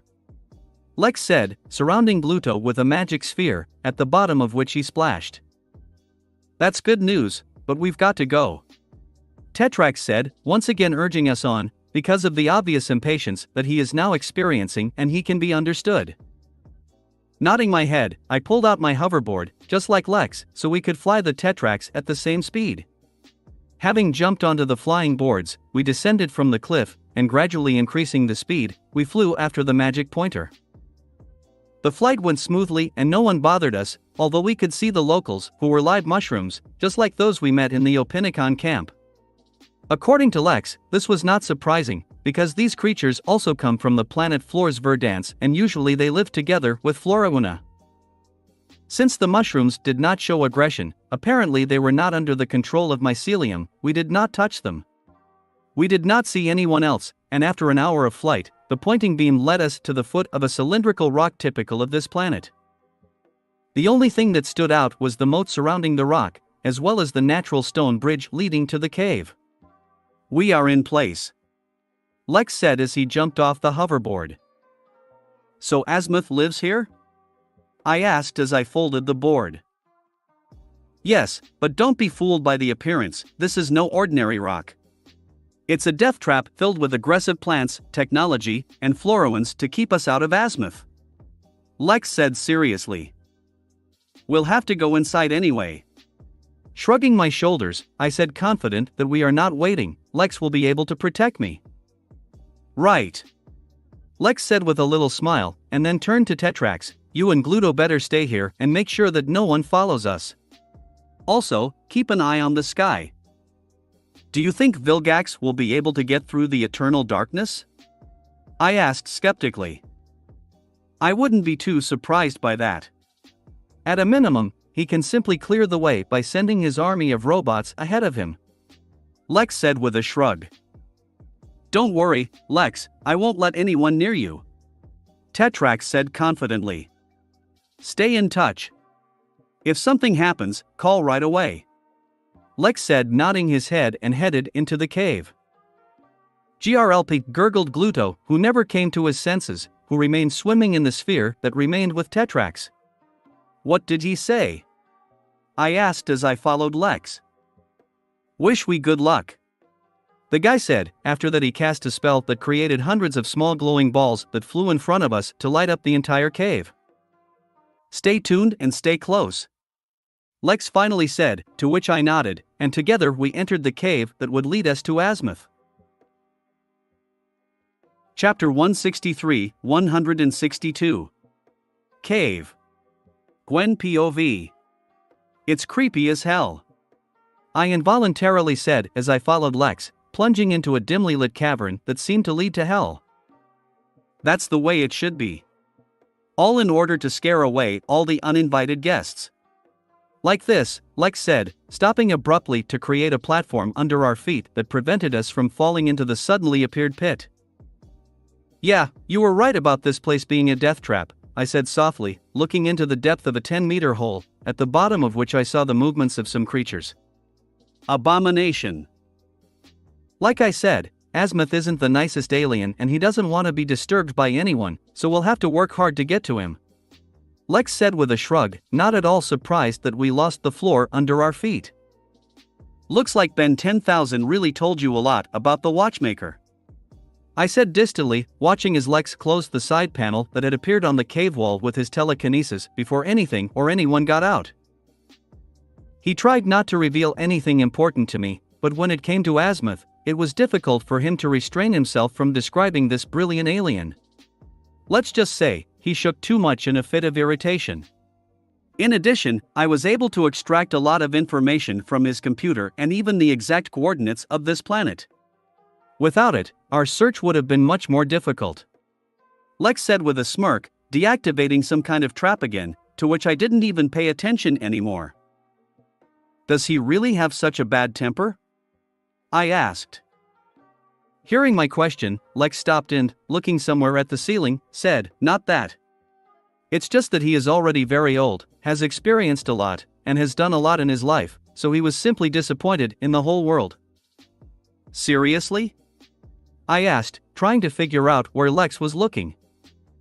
"If I'm not mistaken, he is already over 1,000 years old, and although it's hard for us to imagine, it's also possible to understand the course of his thoughts," Lex said, continuing to look at one point, adding after a couple of seconds, "But this does not mean that he can just drop everything and hide from the whole world, avoiding responsibility for his actions and decisions, right?" Finally realizing that in the place where Lex is looking, hidden camera lens, and that his last words were not intended for me, I asked, "Is he watching us?" "Yes, and it seems to me that he has been doing this since we landed on the planet," Lex said, nodding his head, and finally taking his eyes off the camera, he continued on his way forward, and I followed him. And what's the plan? I asked cautiously, taking one last look at the camera. Still the same as before. We're just going to azimuth and we won't let anything stop us. Lex said absolutely calmly, creating a magic circle and throwing it without looking somewhere behind me. Following the disc, I saw a thin vine that imperceptibly reached for my leg and was already close to grabbing me, but Lex's disc was cut in half during it, and the rest of the vine disappeared somewhere in the depths of the cave. I'll say it again, but this place is creepy as hell. I shrugged my shoulders at the sight. Now the fun begins. Get closer, Lex said with a smirk as the walls of the cave began to vibrate slightly for some reason. Standing behind Lex in full combat readiness, I began to wait for the next present from azimuth. This time I was on the alert, so I immediately noticed how new vines began to crawl out of small hatches quietly hidden in the walls of the cave, this time in the company of some alien plants similar to giant Venus flytraps. Burn them! Lex yelled, erecting a barrier around us to keep the grazing plants from eating us. Instantly calling on the power of the pyrokinesis tattoo, which I have been able to use 100% recently, without fear of going crazy, I may have overdone it a little and let out a huge wave of flames that consumed not only the pesky plants, but also Lex, for whom, I'm sure, this was not a big problem. Continuing to incinerate the entire area, obviously too carried away by the moments, since I definitely didn't want to end up in the stomach of one of these flycatchers, I only stopped when I felt a tap on my shoulder. Opening my eyes, which for some reason I closed, I saw Lex in his suit, who was looking at me very carefully, arms folded in front of his chest. Even through his mask, I could feel his gaze full of condemnation. Sorry. I got carried away, I said awkwardly, putting out the last of the flames. Remember, girls don't like vine plants that want to eat them. The reaction may be a bit over the top. That's too weak to say, Lex said calmly, pointing to the cave, the walls of which were red hot. Oops, I said, not feeling too guilty about what had happened. With a heavy sigh, Lex shook his head and said, I'm amazed how you can be the most responsible among us, but at the same time do such illogical stupid things at times. Hey, I may be responsible, but I'm still a teenager and I can have fun and do stupid things sometimes too. Besides, you are exactly the same, I said indignantly, pointing my finger at him. It's right. Apparently, I'm a bad influence on you. Lex sighed again. Yes, that is right. You're the bad guy who ruined the pure and innocent Gwen, I said with a smirk, knowing full well how much he likes our skirmishes, as, in general, I do. Like you think it's bad. That's why you love me, Lex said with a clearly audible smirk in his voice. Undoubtedly, but the same can be said about you. Without having time to think, I answered honestly, surrendering to a fit of feelings. That's one of the many reasons why I love you. Yes, you're right, Lex said quietly enough, but I could hear him. It was deafening, because we both felt very uncomfortable after what was said. Despite the fact that we have already confessed to each other for a long time, the events of the last month made us move away from each other, but it seems that there is finally progress for the better. And although now is clearly not the place for this, I'm glad for it. At least now I'm finally confident in my feelings. You know, this is the first time in a long time that we've been speaking honestly, about us, and everything is moving in a good direction and I'm very happy about it, but, Lex said a little awkwardly, stopping in mid-sentence. Not the right place and time, I understand, I said, knowing full well what Lex was getting at. But I don't mind talking when it's over. I hope you don't mind, Lex said with obvious hope. I'll be happy, I said with a smile, feeling happy and not even going to resist it. Really, it's time to end all this drama. And I'm ready for it. But after all. Wonderful, Lex said happily, after which he added in a serious voice, we should move on. With your flames, you destroyed all the cameras in the nearest radius, so azimuth is now blind and this is our advantage. Let's not wait for him to send the rest of his monster plant army. Okay, let's hurry up. The sooner we finish, the better, I said enthusiastically. Nodding his head, Lex ran further into the cave, and I tried to keep up with him, silently glad that in the end I was still able to help him come to his senses after what had happened and helped him to distract himself. We even managed to have a little heart-to-heart talk. Now the main thing is that all my efforts are not in vain when we meet with Azimuth. Unfortunately, I have a feeling this is going to happen and Lex will need all my support, but that's what I'm here for. While I indulged in my thoughts, we managed to run a decent distance, during which the consequences of my attack were constantly encountered. Yes, I really overdid it. And only when the traces of my fire disappeared, traps and vines began to appear again, which we, under the leadership of Lex, destroyed without any problems. After another 10 minutes of running, we reached a dead end. A large metal door appeared in front of us, which prevented our further progress. Seeing the door, Lex stopped abruptly and cast a spell that took control of the nearby ground and sealed the passage behind us. Now no one will appear behind us. This is it? I asked, catching my breath after running, looking at the door. Yes, Lex said, nodding his head, looking at the camera that was right in the center of the door. He won't let us in, will he? I asked, noticing how the camera shutter just closed. No, but we don't need an invitation, Lex said with a smirk as he slammed the door. The blow was strong enough to leave a deep dent, but it didn't do much damage to the door, which seemed to be of enormous thickness. But this did not stop Lex, and he continued to beat the door with an unprecedented frenzy. After the 10th blow, when Lex practically punched a hole in the door, the camera shutter opened again and a mechanical voice sounded from the speaker, "Get out of here." Not. You'll have to talk to us whether you like it or not, Lex said and destroyed the camera. When Lex was about to continue beating the door again, a noise was heard from above, and a half-meter thick metal plate jumped out of the ceiling, which covered the old door, in fact, making all of Lex's work meaningless. So that's it, yes? Lex asked loudly and, of course, having received no answer, he continued, "Then don't be offended by my rudeness." After his words, Lex raised his right hand and began to gather magical power, swirling it into many whirlwinds, which he tried to contain in a round sphere. The sphere got bigger and bigger, as did the number of vortices that were inside it. And when Lex was satisfied with the result, he raised the sphere and pointed it at the door, shouted, "Knock knock." With its concentrated power, the sphere easily destroyed the protective plate and reached the door, from which there was also soon nothing left. When the sphere completed its task, Lex dispelled it and calmly passed through the massive hole, not paying attention to the raised dust, saying, "Well, hello, Azimuth. This definitely won't end well," I thought as I quickly followed Lex, to make sure he didn't make a fatal mistake. Chapter 164, 163. Azimuth. Gwen POV. The room in which Azimuth was hiding was small and filled with a lot of computers and other equipment, and was more like the lair of a typical genius scientist with a not-too-healthy psyche. Considering what we've seen before, I expected something like this, but I wonder where he even sleeps.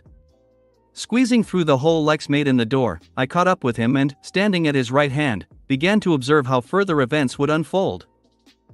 "Nice to meet you, Azimuth," Lex said with obvious irony in his voice, putting his suit away and dispersing the dust that was blocking his view. "Not for me." A displeased robotic voice was heard from the depths of the room, and after that the owner of this voice appeared, who was clearly very unhappy that we broke into his shelter.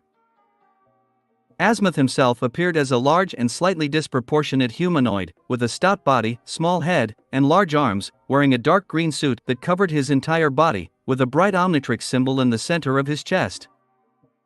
To be honest, he looked quite intimidating and a little majestic, especially with the techno-staff he was holding in his right hand, but I imagined him a little different. This image does not fit with what I heard about him. But it seems that Lex was not surprised by the appearance of our interlocutor, and he said in a calm voice, "Like it or not, but this conversation should take place. And you can't get away from it." Instead of an answer, Azimuth raised his hand and fired a beam of energy from his staff, which was harmless as Lex simply deflected the attack with telekinesis.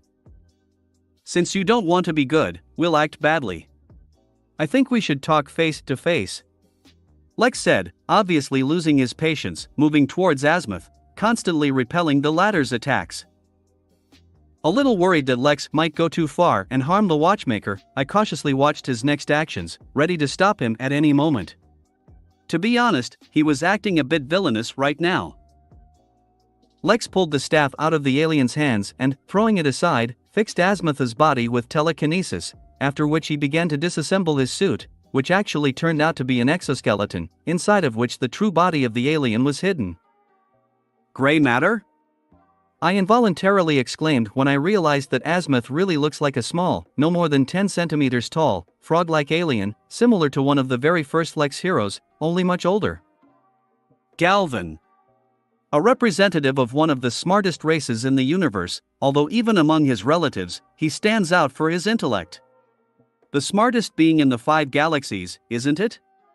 Lex said, looking into Azimuth's large eyes, with unusual rectangular pupils.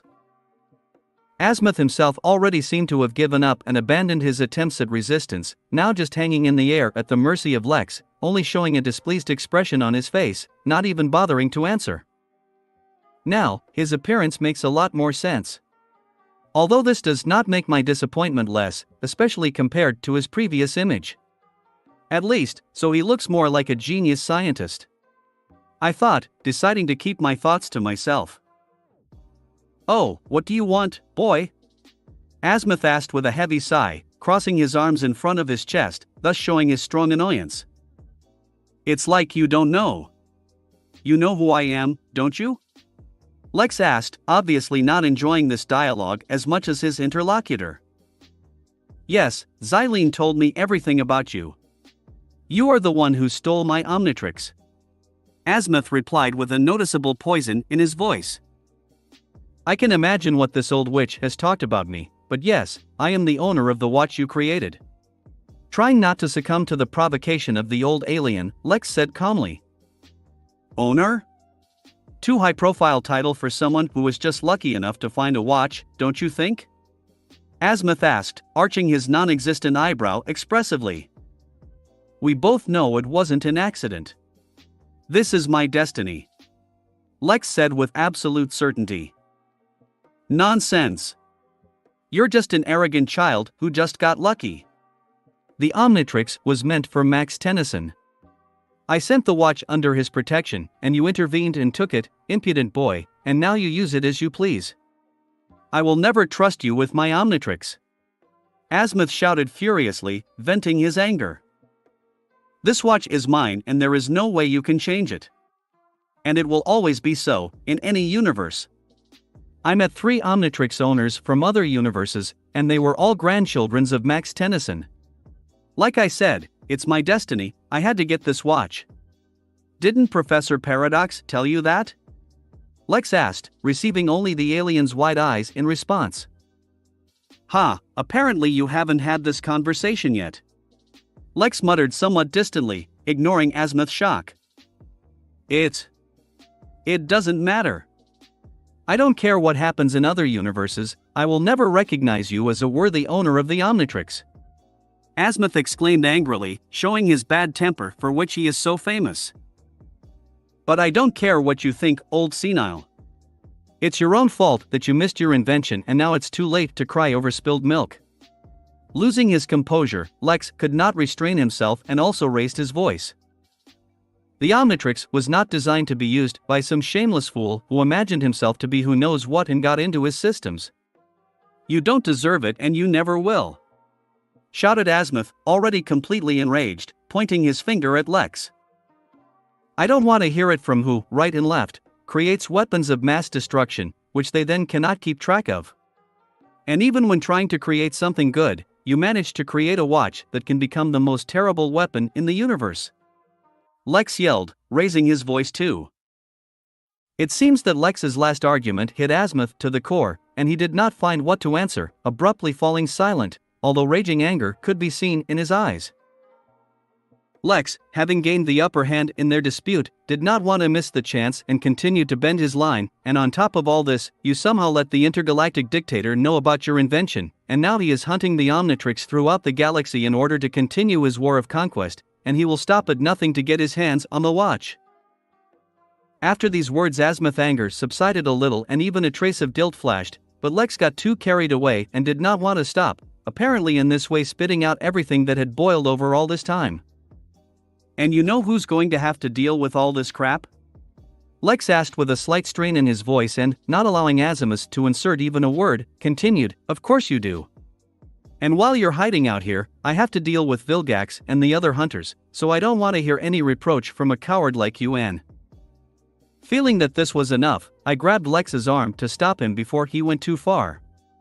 Stopping in the middle of his tirade, Lex gave me his displeased look, but when he saw my pleading expression, he softened, and sighing heavily, he continued more calmly, turning to Azimuth again. No matter how unintelligent and arrogant child you consider me, unlike you, I am fully aware of the responsibility that possession of the Omnitrix imposes on me. And believe me, I have accepted this responsibility and am fully prepared for it." The last words made an impression on Azimuth, and he looked at Lex in a different light, but either his heavy temper, or not wanting to lose the argument, did not allow Azimuth to just let everything go, and he grumpily said, "If you think you can pity me with these words, then you are mistaken. My opinion won't change just because of this, and I still think that you are not the one who should have the Omnitrix. Honestly, I don't really care about your opinion. I still think that you are an old senile who should have been locked up somewhere long ago to protect the universe from you." Already twitching his eye from irritation, Lex began to spray again, but I stopped him again in time, squeezing his hand harder. Sighing heavily again, Lex exercised his self-control and calmly said, but, I can't help but acknowledge your genius and admire your work, which can really be useful. And it has already happened. No matter how stupid and small you did not consider my actions, thanks to the Omnitrix, I helped many people, saved many lives, and not only in this universe. I also killed the Big Might, stopping his genocidal journey, found the DNA of several extinct species and was already thinking about a way to return them, and of course, already kicked Vilgax's ass once. In my opinion, this is more than what you expected when creating the Omnitrix." After these words, there was silence, and everyone thought about his own. Azimuth seemed to overestimate everything he knew about Lex, who was just waiting for an answer, and I couldn't help but look back at the path we'd traveled over the past 2 months. Indeed, in such a short time we have gone through so much that it is even difficult to imagine. And now looking back, I understand how abnormal our life is, but to be honest, I would never trade all this for something else. We've had our ups and downs, but everything seems perfect to me, and I'm looking forward to what's next. Judging from the quick look Lex gave me, we were thinking the same thing, and I'm glad for that. But, time to get back to business. After a moment of silence, Azimuth also more or less calmed down and said quietly, "Maybe it's true, and you're right about something, but it doesn't matter anymore, does it? It's over, the Omnitrix is already deactivated. But it's up to you to change that," Lex said with a frown. "That's right," Azimuth said, nodding his head, and then with a pinch of smugness he added, "But I won't do that. Now the Omnitrix is just a trinket and you can keep it for yourself, I don't mind."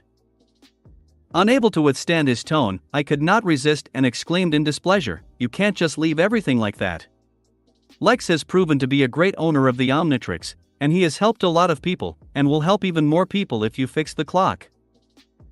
Maybe not, it doesn't matter anymore." Azimuth answered me with a smirk, and then looked at Lex and said, "It's your own fault that the clock doesn't work anymore. There is no need to inject your AI into the Omnitrix and try to take control of it. This is your payment for what you thought you could do." So that's what happened, I thought, finally understanding the reason for Lex's anger and why all this happened. And now it is clear where Morgana disappeared. She was locked in a deactivated watch all this time. "So you refused to free Morgana and fix the watch?" Lex asked coldly, looking into the alien's eyes. "You will never be able to use that Omnitrix again, and you will never see your artificial intelligence again," Azimuth said confidently. "Oh, you shouldn't have said that." "Very wrong," I thought, putting my hand on my forehead and shaking my head as I felt goosebumps and saw Lex's eyes glow with magic from rage. "It definitely ends badly." Chapter 165, 164.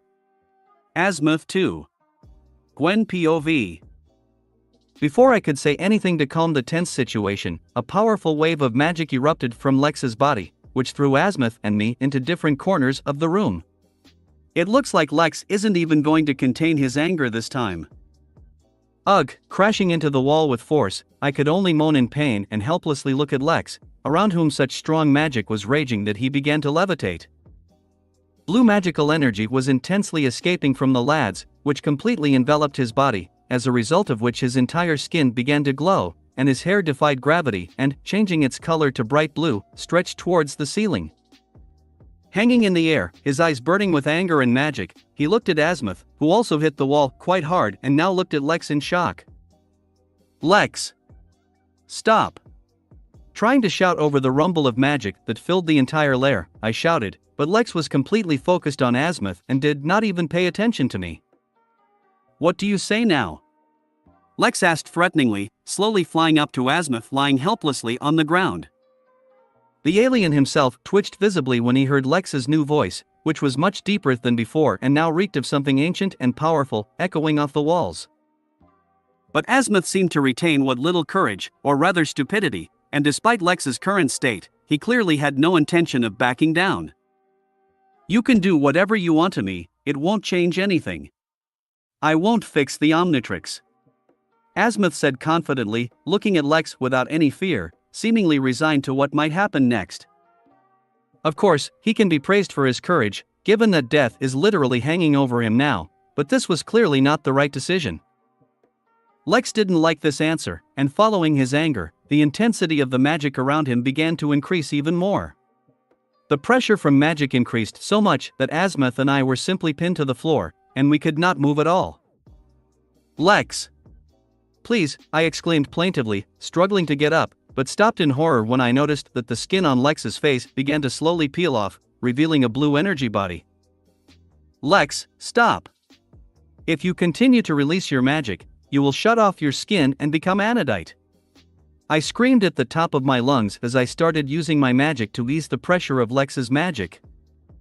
Lex again ignored my cry, but Azimuth seemed to hear me, and seriously looking at Lex, he said, "Listen to her, boy. If you don't stop now, it could end very badly for you." "I don't care. The only thing that matters now is that you feel bad," Lex said calmly, ignoring the fact that half of his face had already changed to Anodite's energy body. "You told me that it takes about 75 years before Anodite can fully master his true powers. Using your full potential before achieving full control may cause your personality to be suppressed and you to lose your humanity. Please, stop," I said plaintively, finally getting to my feet with difficulty. "Now it is not so important," Lex said, and with a wave of his hand, he threw me back again, which caused me to fall to the ground again. "Don't get angry, boy. It never ends well, I know from experience," Azimuth said with difficulty, trying to move under the pressure that pinned him down like a fly. "Don't you think it's too late to give me advice about life?" Lex said, and after raising Azimuth with telekinesis, he added, "Stop stalling for time trying to escape." "TCH, you did notice," Azimuth said with displeasure as Lex snatched from his hands some kind of device that the alien was trying to activate. "I ask you, for the last time, will you do what I ask?" Lex asked, already half turned into Anodite and trying his best to keep his sanity. "Never," Azimuth said stubbornly, and crossing his arms in front of his chest, he added, "You cannot force me to change my me, no matter what you do." "Damn stubborn old man," I shouted, not believing that this idiot spent his last chance to resolve everything peacefully just because of his stupid pride. The intensity of the magic increased again, and even breathing became difficult, and the skin on Lex's body began to peel off faster and faster. I called on all the mana available to me to defend myself and get back on my feet, but it was harder done than said. In this state, Lex is much stronger than me. "It is necessary to think of something. Even if I throw you in the sun?" Lex asked, apparently already in a state of cold rage and now only wanting to destroy the frog in front of him. This option, Azimuth obviously didn't foresee, and his gray skin went one shade paler, but Lex didn't seem to notice and started suggesting other options while I started trying to cover my body with mana to try Lex's favorite trick. "Or should I throw you into a black hole?" Not too easy, especially since there's a chance you'll survive somehow. Lex muttered thoughtfully, looming over Azimuth menacingly. Although, I can always attack your planet to torment you, Lex said bloodthirsty, this time really frightening Azimuth. Don't even dare. Azimuth protested furiously, still hanging in the air in front of Lex. I didn't mean to, I'm not a psycho, some kind. The inhabitants of your planet are not to blame for the fact that they are your relatives. Lex said with a smirk, and then added, I'd rather give you to Vilgax. This guy will disembowel you to get information about the creation of the Omnitrix. You wouldn't dare. You know as well as do what will happen if Vilgax can replicate the Omnitrix.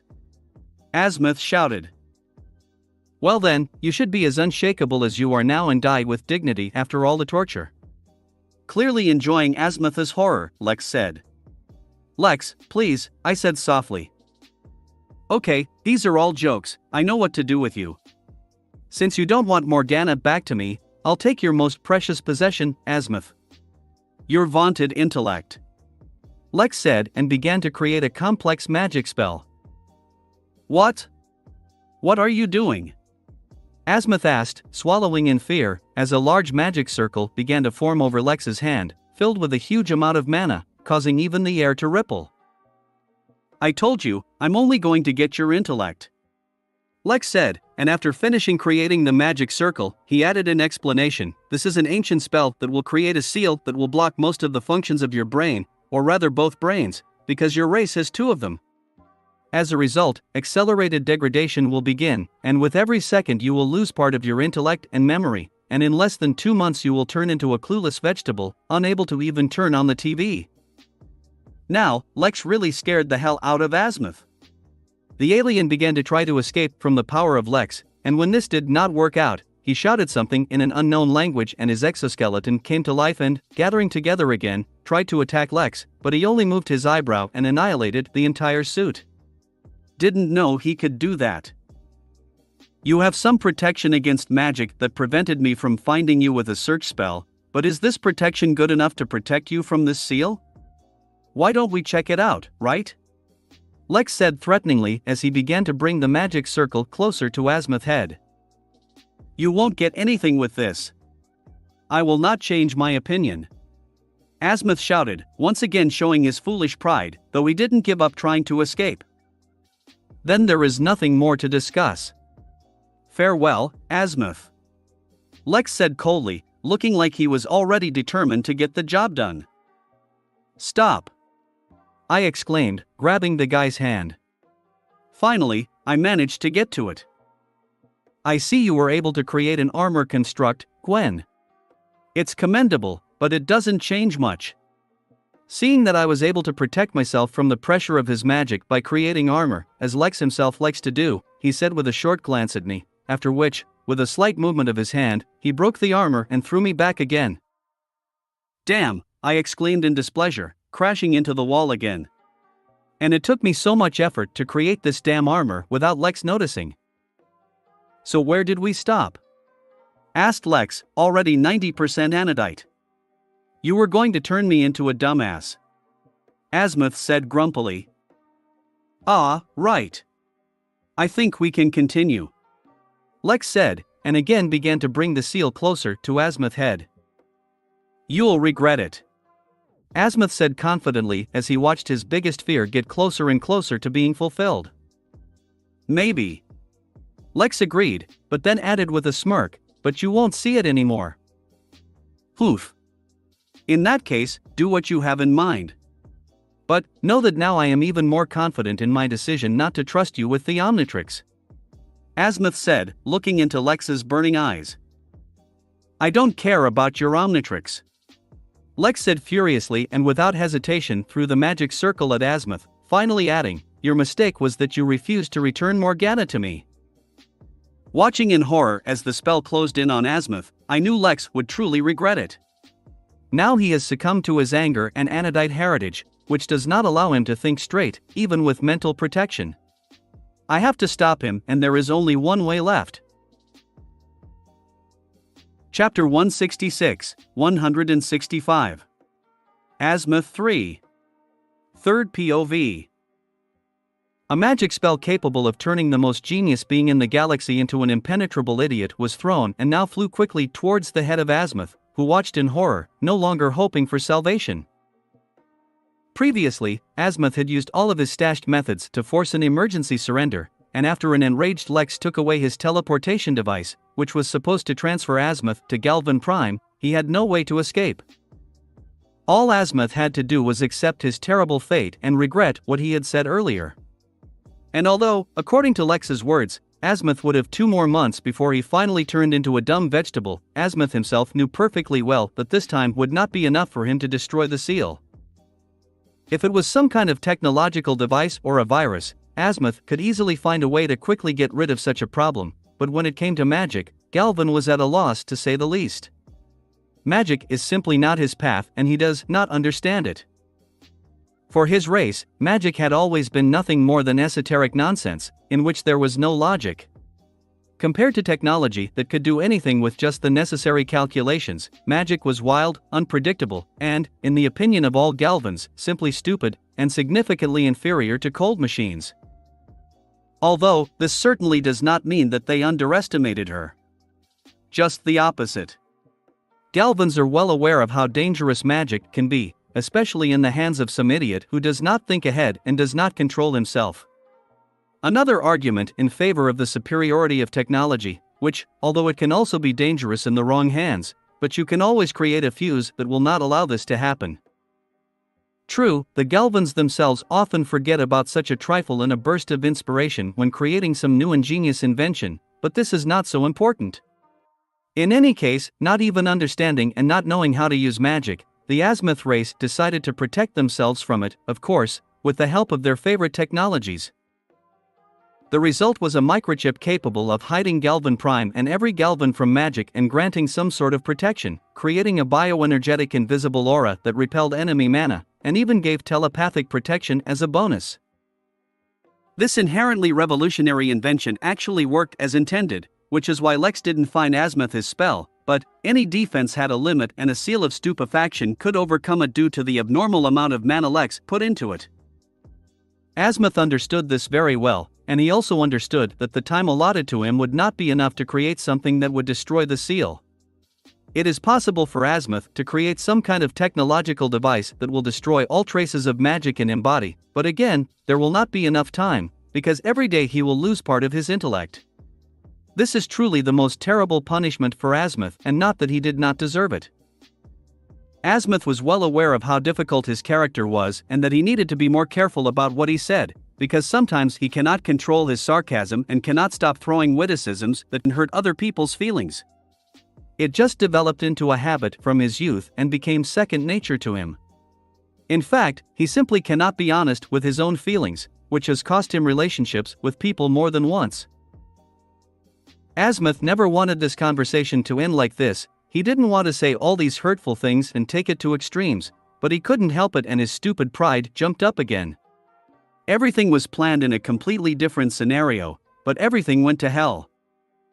When he contacted Xylene, and she told him about the unsuccessful delivery, he perfectly understood that she had said a lot of nasty things about the boy, that she had found Omnitrix only because he somehow offended her. With difficulty, but he managed to isolate useful information from the stream of curses that he had to listen to from Xylene, and Azimuth realized that everything was not as bad as she said. Max Tennyson did not receive the Omnitrix, but his ward, who was under Max's care, had it. Not an ideal situation, but it wasn't all that bad.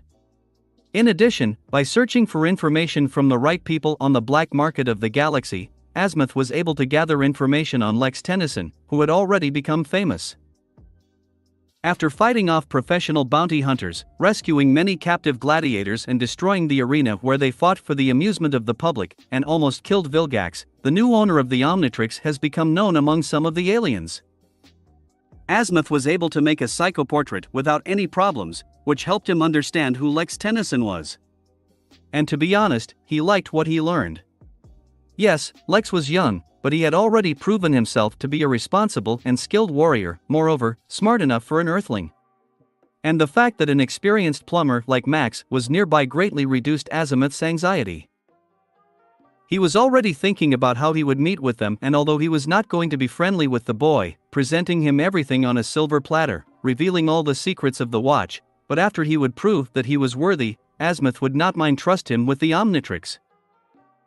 But then he got a signal that someone was trying to hack into the Omnitrix security system and override the main functions by removing the Omnitrix AI, replacing it with your own. Azimuth will never admit how much effort it took him to prevent this. If he hadn't been able to connect to the watch's security systems in time and take control of the defenses on his own, then the invader might have succeeded. He was one step away from losing, and only the last trap he managed to create helped him lock down the enemy AI, although at the cost of destroying the Omnitrix AI. Words cannot express how angry Azimuth was at that moment. But he also could not appreciate the genius of the created AI. And when he found out that Lex was behind the attempt, he really didn't know what to think. On the one hand, Azimuth was offended and angry, and on the other, very impressed. And the truth is, Azimuth himself would have done the same if he had received a powerful technological artifact of unknown origin. Speaking frankly, what Azimuth knew about Lex sounded much like the Galvan himself in his youth. Many features were inherent in himself, except that Lex was higher. Although he has a human, not a frog-like alien, but it doesn't matter. And Azimuth did not like that they were so alike. He was well aware of his shortcomings and did not want such a promising young man to make the same mistakes. And Azimuth really wanted to prevent it. After protecting the Omnitrix, Azimuth deliberately deactivated it, as he knew Lex would find it to fix it. All that remained was to wait. At the same time, it was a good test for the boy, because this way he could show what he was worth without the Omnitrix. Azimuth knew full well that the watch would be scanned and would have a DNA trail on it that would lead it to his former assistant Myax, who foolishly removed Azimuth's DNA and replaced it with her own. For this and her other missteps, she was punished by exile to prison, which it was time to end, and everything turned out so well that there was someone who could do it on the way to Xenon. But Azimuth didn't expect Lex to show up so quickly, even without Myax. And that he would be so rude. To be honest, Azimuth spent a lot of time thinking about how the conversation would go. According to his plan, he would chide the guy for being arrogant and refuse to fix the Omnitrix, just to let the guy prove himself worthy of it. It was for this reason that he allowed Vilgax to know where they were now. The fight would be the perfect stage for Lex to shine. Yes, Azimuth loves the theatrics too much and can't do anything about it. Unfortunately, as we all know, things didn't go according to plan. Lex's behavior again reminded Azimuth of his younger version, but now it was his worst quality. And this was too reflected in the emotional state of Azimuth, because of which he suffered, and he did not say what he wanted. At some point, he began to see only the worst qualities, completely forgetting about his plans to help the teenager not become what Azimuth himself was before he matured to see the consequences of his arrogant actions. Excited, Azimuth succumbed to his emotions and pride, failing to see how everything came to such a sad ending. He realized too late that there was something wrong with Lex in the first place, and that the guy himself was acting in the grip of anger and his bloodline. But again, Azimuth did not want to give in and only at the last moment regretted what he had done, realizing that it was never about the clock. Perhaps he really deserved such a punishment, since he did not immediately understand that the child in front of him needed real help, and not a performance thought out in advance by the same arrogant alien. And the saddest thing is that even now Azimuth can't just say that he didn't want all this. I'm already so old, but I still won't grow up. Zenith was right. At the very least, this will help calm the boy's anger and save him from self-destruction. Not such a big price, Azimuth thought, resigned to his fate, and closing his eyes, he prepared to accept the spell. Chapter 167, 166. New problem. Third POV. Stop Lex. When the spell was a millimeter away from Azimuth, who had accepted his fate, a new voice was heard that sounded like the one Lex spoke with after starting his transformation. Late. With a bloodthirsty smile, Lex replied, not even turning to the owner of the voice, when the spell overtook Azimuth and he limply fell to the ground, holding his head, from the obvious pain that he experienced from the literal burning of the seal on his brain. What have you done? Said the owner of the voice, who was late and did not have time to stop the spell, now hovering over the body of Azimuth, who gritted his teeth in pain. Punished an arrogant asshole who can't even listen when asked for help. Lex said dismissively, and then looking at his interlocutor, he said, "You better worry about what you have done, Gwen." "I just did the same as you," replied Gwen, who out of desperation completely shed her skin and turned into a full-fledged anodite composed of dark purple mana. "It was stupid," said Lex calmly, who, unlike the girl, retained some skin on his legs. "What was I to do? You were completely mad and didn't want to listen to me," the girl yelled, struggling to think rationally, which she wasn't very good at due to exposure to Anodite's wild bloodline. "You just shouldn't have climbed where you weren't asked and waited for me to finish," Lex said indignantly, who was trying his best to calm down, but it wasn't working, especially since Gwen was turning him on again. "Wait? Do you even understand what you've been doing? From the outside, you look like a psychopath who mocked an innocent alien. I tried to stop you, but you just dismissed me several times, and in the end, I just had no choice. Only by shedding my skin could I stop you, although it's too late," Gwen said emotionally, causing magic to thicken around her and her luminous hair to move like snakes. "Innocent alien? Do not joke so. He may look harmless, but this old man is one of the most dangerous creatures in the universe, who also irresponsibly creates the most dangerous things in the world. You know how much destruction is on his conscience? Or how many innocents have suffered because of him? You can't even imagine, so don't say he's innocent," Lex said furiously again. "But this is not a reason to do this to him, especially since it was we who came to him for help," Gwen yelled, standing up abruptly. "From that stubborn bastard, we would never get help. It was initially a failed undertaking, and only out of the slightest respect for him, I did not immediately dissect his memory with my telepathy to find out all the useful knowledge," Lex said aggressively, again releasing a powerful wave of magic. But, unlike in the past, this time, Gwen didn't care about Lex's magic, and she just released an equivalent wave of magic that neutralized Lex's magic. While it was not difficult for her because everything is magical, she is stronger than her boyfriend, but usually this is not visible due to Lex's control over his mana and its density, which in this form, when he practically does not control himself, is reduced to nothing and Gwen begins to dominate. "What you ended up doing is no better. Now Azimuth will never agree to help us, and the Omnitrix is now useless, and we won't even be able to help Tetrax." Gwen disagreed, hitting Lex with her hair in a fit of rage.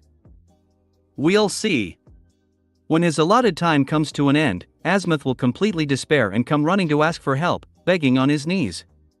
It remains only to wait," Lex said confidently, ignoring the blow with hair. "And if not? What if Azimuth never learns his lesson and just out of stubbornness doesn't come to you?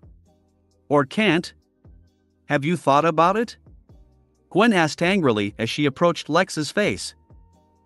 "Then I'll think of another way," Lex assured him, though not even a child would have believed him. "Oh, and what is it? Can you fix the Omnitrix yourself? I can't believe it, since there was a problem with him, the first thing you did was run to Azimuth for help, even though it was initially your fault." Gwen screamed with emotion, without having time to comprehend what was said. Only when Gwen saw the look on Lex's face, it's just not clear how she could understand something from the face, which consisted entirely of mana, the girl realized that in this one she went too far and stabbed the guy in the heart. "My fault, right?" the guy asked quietly to himself, after which, looking at Azimuth still lying on the ground and at Gwen, he added, "Of course, this is my fault." "Lex," Gwen tried to say something to correct the situation, but she was interrupted by the sound of a bell, issued from Lex's miraculously survived pants, which, after he began to shed their skin, were torn and fell to the ground. Picking up his pants with telekinesis, Lex pulled out a phone that was ringing from his pocket, and pressing on the screen, he said, "What is it, Tetrax?" "As we thought, Vilgax is here. His robot army is entering the planet's atmosphere," Tetrax said quickly, not even paying attention to Lex's voice. "I will now," Lex said calmly, and turning off the call, he threw the phone aside, clearly intending to fly away, but Gwen stopped him by grabbing his hand. "Lex, stop. Don't act recklessly. You can't do it alone. Not in this condition. Gwen said pleadingly. We'll talk later. Lex said coldly, tearing his hand away and emitting a wave of magic that finally destroyed the remnants of his human essence, in the form of skin on his legs, shot out of Azimuth's hideout like a bullet, simply breaking through the ceiling with his body. Lex! Gwen yelled, looking into the hole Lex had made, from which light was already visible. When Gwen was about to follow the guy, she stopped when she felt someone touch her leg and said quietly, Wait, girl. Azimuth. Are you okay? Gwen exclaimed, lifting the alien's body. Key, then, it's been better, but I'll live. Azimuth said with a little cough, still grimacing in pain. I'm sorry this all happened. Lex didn't want it, he just couldn't control himself, and Gwen began to apologize quickly, but Azimuth stopped her by raising his three-fingered hand. Nothing, from snippets of your conversations, I understood the general situation. It's nobody's fault, we all blundered and didn't start the way we should have. Sincerely, Azimuth said. Yes, you are right. Everything went to hell from the very beginning and it was too late to stop it. It just wasn't worth it to let Lex leave Earth while he was in this state from the start. Gwen said sadly. That AI was dear to him, wasn't it? Azimuth asked, looking away. Yes. And very. I think Morgana loved him and Lex loves her. Gwen said, not knowing what to think about it herself. And I said I would never give it back to him, right? Azimuth asked in annoyance, closing his eyes. Gwen decided not to answer anything, as she knew that the question was purely rhetorical and Azimuth was talking to himself, apparently actively considering the whole situation. Again I went too far with my games. Sighing heavily, Azimuth said quietly, and then, deciding something for himself, opened his eyes and said to Gwen, we must stop him before it's too late. Don't worry, I may have said that Lex couldn't handle Vilgax, but that was just an attempt to dissuade him from acting hastily. In this state, he could easily crush Vilgax's army and himself without even breaking a sweat. Gwen said confidently. That's not the point. Vilgax is our lesser problem right now. Azimuth said, not a little surprising the girl. And then what? You two are Anodites, right? Azimuth asked to make sure, and receiving an affirmative nod from Gwen, he added, I don't know much about your race, but I have heard stories about male Anodites, who, besides, are as scarce as decent people in the universe. They also have a high chance of not living for many years. What? Why? Gwen asked quickly. Unlike female Anodites, for some reason, when in stressful situations, strong emotions take over them, as happened with your boyfriend, they begin to lose control of their magic. As a result, if this is not stopped in time, their magic completely uncontrollably bursts out, which leads to a terrible explosion, which, although it does not kill them, literally burns all the reserves of magic, leaving only a shell that would never be able to use magic again and would live no more than 10 or 20 years. Azimuth said darkly. This is terrible, we need to urgently stop Lex. Gwen said impatiently. What am I talking about all this time? Azimuth said irritably, unable to restrain himself, after which he added more calmly, I hoped that the boy would cool down after he put his seal on me, and after that, we would be able to talk like a human beings, but this is no longer an option. Moreover, what I have told is not the worst outcome of events. What could be worse? The Omnitrix is still on his arm. If the boy's body still makes an explosion, then a chain reaction will occur and the core of the Omnitrix will also explode, which will entail the destruction of half the universe. Azimuth said darkly. Then let's not waste any more time. We flew. Gwen said hastily, and grabbing Azimuth tighter, flew into the hole in the ceiling. I hope you managed to stop him and calm him down. And then your attempt was not very impressive. Azimuth said grumpily. I couldn't fake anything with myself.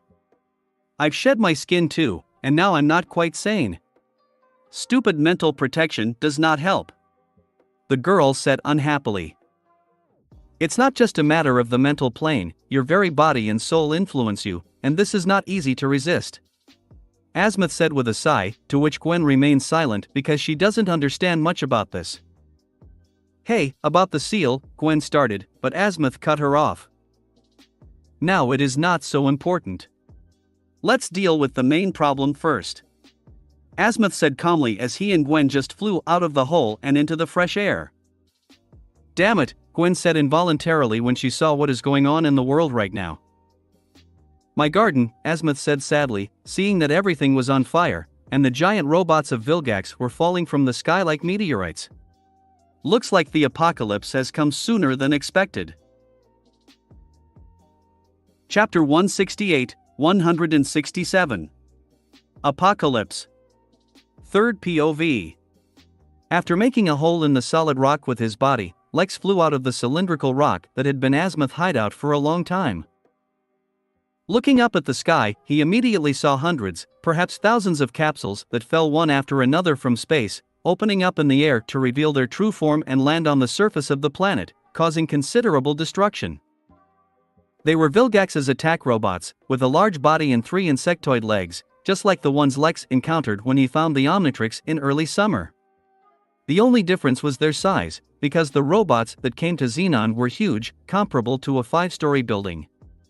And there were many of them, enough to wipe several cities into dust in a couple of minutes.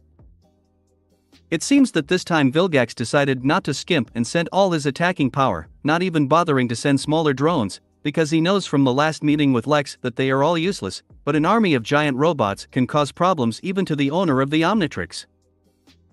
At the very least, this will seriously exhaust him and delay him until the main attacking force arrives. True, when he saw the army that Vilgax sent to his soul, Lex only smiled excitedly, not at all afraid of the number of enemies he would have to face, because it was he needed it so much right now. In his current state, Lex used all his mental strength not to break loose and start destroying everything that caught his eye in a fit of uncontrollable anger, so as not to harm his beloved, and here, Vilgax had given him such a wonderful gift.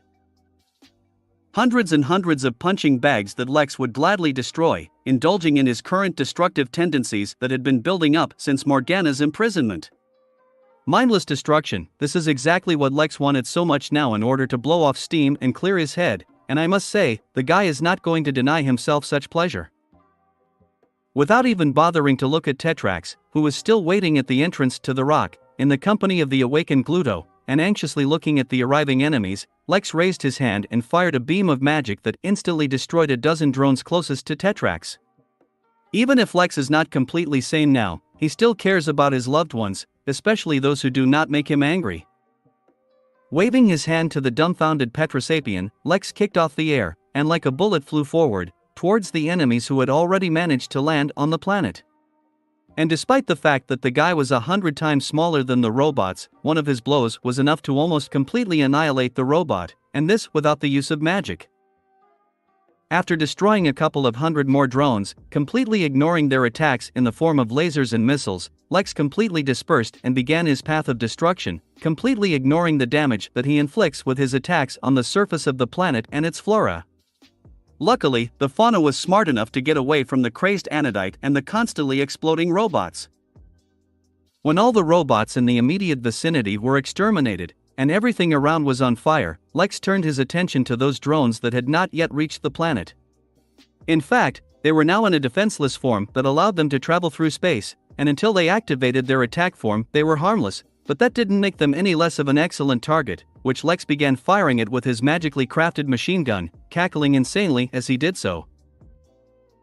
The spectacle, must say, was quite creepy and not much different from the apocalypse, especially the entourage was added by fire, which had already consumed almost 1/5 of the planet and which Lex did not care at all, because in front of him he saw only robots, which he gladly destroyed, while more and more magic flowed around him, which was not a good sign. It was for this that Gwen and Asmuth, who got out of the rock, found him, which, of course, they did not like at all. He was completely lost in his emotions and allowed them to take control of him. Little time left, it needs to be stopped immediately. Asmuth said hastily, leaving for later his worries about the destroyed garden, which he had been collecting for many years. And how do you suggest I do it? I had little chance to do this before, but now that it has completely dispersed, I won't even be able to get close to it.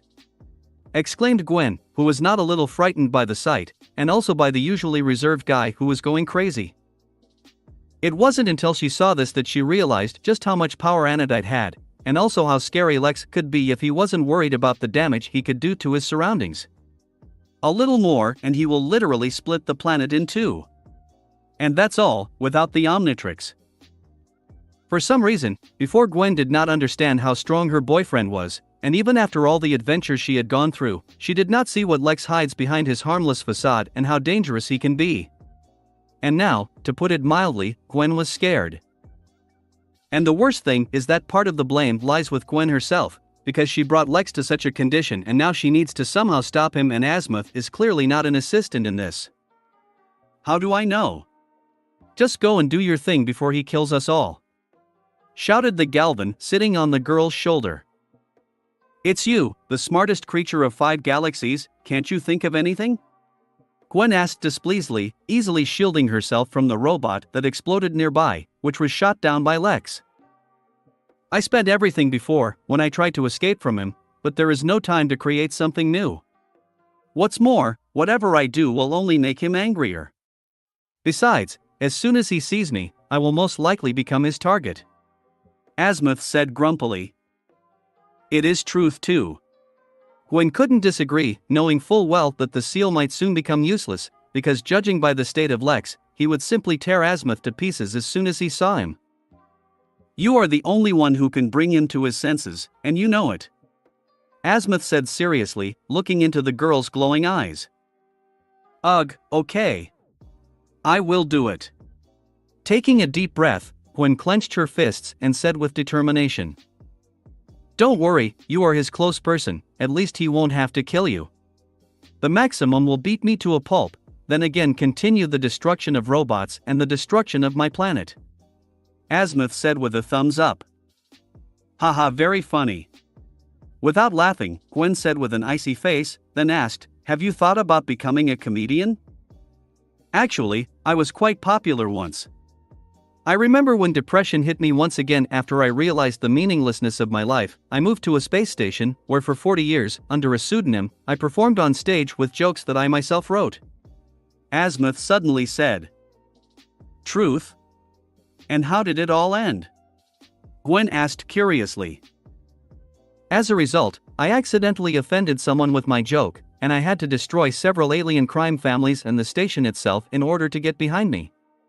Azimuth said with nostalgia in his voice, and then flippantly added, but it was in my favor anyway, because I was already tired of being a comedian, and I wanted to start inventing again. Lex was right, you are indeed very dangerous, said Gwen, speechless. I am 2,104 years old in earthly terms. It's a long time and you have to somehow have fun, and you can die of boredom. Azimuth shrugged. Now I somehow better understand Lex and why he did this. Truly, the thinking of the long-lived, especially the aliens, cannot be understood by mere mortals, Gwen thought to herself, only now realizing that Azimuth really should not be compared with ordinary people and measure it by human values. Well, that's it, stop wasting time. Go and do the deed. Save our damn lives. Ordered Azimuth, who himself was to blame for the fact that he began to remember his past and waste precious time, but he couldn't admit it to a girl who was almost 132 times younger than him. After all, his authority will suffer. It was because of such thinking that all these problems began. Azimuth does not learn anything. Okay. I'll try my best. Gwen said with difficulty, restraining her irritation from the tone of the alien, and then added, it can be dangerous, so stay with Tetrax. He will protect you. Without listening to Azimuth, who was clearly about to make fun again, the girl surrounded the alien with a sphere and sent the sphere itself to Tetrax, who did not budge. The sight before his eyes shocked him too much and he didn't even think of finding a safer place. When the delivery was completed and Azimuth was literally in the hands of the Petrosapien, Gwen looked at the still raging Lex, who would soon run out of targets, and after praying for success, flew to meet him to prevent him from making another mistake. Chapter 169, 168. Love is a great power. Third POV. Gwen knew full well that in his current crazy state, Lex would never listen to her. What can say, if when he still had at least a little sanity, he simply brushed Gwen away like she was an annoying fly and did not listen to her arguments in any way? This time, counting on a different outcome would be the height of stupidity. It's not even a fact that he would have paid attention to the girl herself, because now he was too focused on destroying the incoming capsules in the most sophisticated ways, the number of which did not decrease, although it seemed much more. Vilgax decided not to be stingy this time. Knowing that her boyfriend now looks more like an angry bull, Gwen decided, figuratively speaking, to wave a red rag in front of his eyes, which will attract his attention, but also most likely anger him, which will lead to an unwanted battle, because just like that, the guy will not calm down. But there is no such choice, because, first of all, it is necessary that Lex's attention is switched to Gwen and he forgets about drones, which are not the biggest problem now. In the current situation, Gwen will not be able to calm the guy using brute force, because even despite the greater amount of mana at the girl's disposal, this will not help her in the face of the natural disaster that Lex has become. Worse, the longer Lex sprays, the closer the moment of his self-explosion, and Gwen needs to finish everything quickly, and the only option left is to count on luck. All in all, everything is as always. "Hey!" Gwen shouted, flying as close as possible to the guy, around whom a dense aura of magic was blazing, which was expanding with every second and had already reached a radius of 4 meters. Of course, as expected, Lex completely ignored her and continued to laugh like crazy, while destroying a new pack of robots with a giant magic-created grenade launcher. It seemed that even though he completely lost control of himself due to his anger and bloodline, Lex's resourcefulness hadn't been lost, which unnerved Gwen more, since she was the one who had to deal with it. Sighing heavily, when her hopes for an easy path did not materialize, Gwen created a meter-long magic disc and threw it directly at Lex's head, who didn't care, because the aura surrounding him immediately destroyed the disc, and he calmly continued what he was doing before. With a sigh of annoyance at this, Gwen poured a lot more mana into the new disc and even spun it harder for efficiency, which worked great as the disc cut through the aura around Lex like a saw and hit him right in the head, in the end, having crashed, but the disc reached its goal and the guy immediately noticed it. "Damn," Gwen swore involuntarily as Lex turned his head and looked directly at her, his eerie glowing eyes. At the same time, the guy dispelled the weapon he created, which Gwen considered a good sign, and trying to be as gentle as possible, slowly said, "Lex, let's talk calmly." Unfortunately, this was not a good sign, and the aura around Lex began to glow much more intensely, with a loud cry, "HIA. So you don't want to talk, do you?" Gwen asked ruefully, with difficulty defending himself from the aura raging in all directions. Instead of answering, Lex created a magic disc a couple of times larger than the one he got in the head and threw it at Gwen, who dodged it without any problems, which she regretted when she saw that the disc hit exactly the mountain at the foot, which now were Tetrax, Bluto, and Azimuth. Fortunately, Pitorosapen took care of the protection and created a crystal dome around it, which protected all the aliens from the collapse caused by Lex's disc. Before Gwen could breathe a sigh of relief, a dozen new discs flew into her, which were even larger than the previous ones. Remembering her mistake, this time Gwen counterattacked and destroyed all the discs using her own, while slowly flying higher to prevent a repeat of the previous situation and to protect all witnesses of the subsequent disassembly. Lex followed Gwen and continued to attack her more and more fiercely, because of which Gwen no longer had time to counterattack, and she had to dodge and fly away from Lex, which eventually led to a kind of race in the upper atmosphere. But along the way, several more robots were destroyed, which seemed to have finally dried up, but this did not make the load on Gwen less, and it became more and more difficult for her to avoid Lex's attacks because he dispersed again, and now his goal is Gwen, which he wanted to shoot down.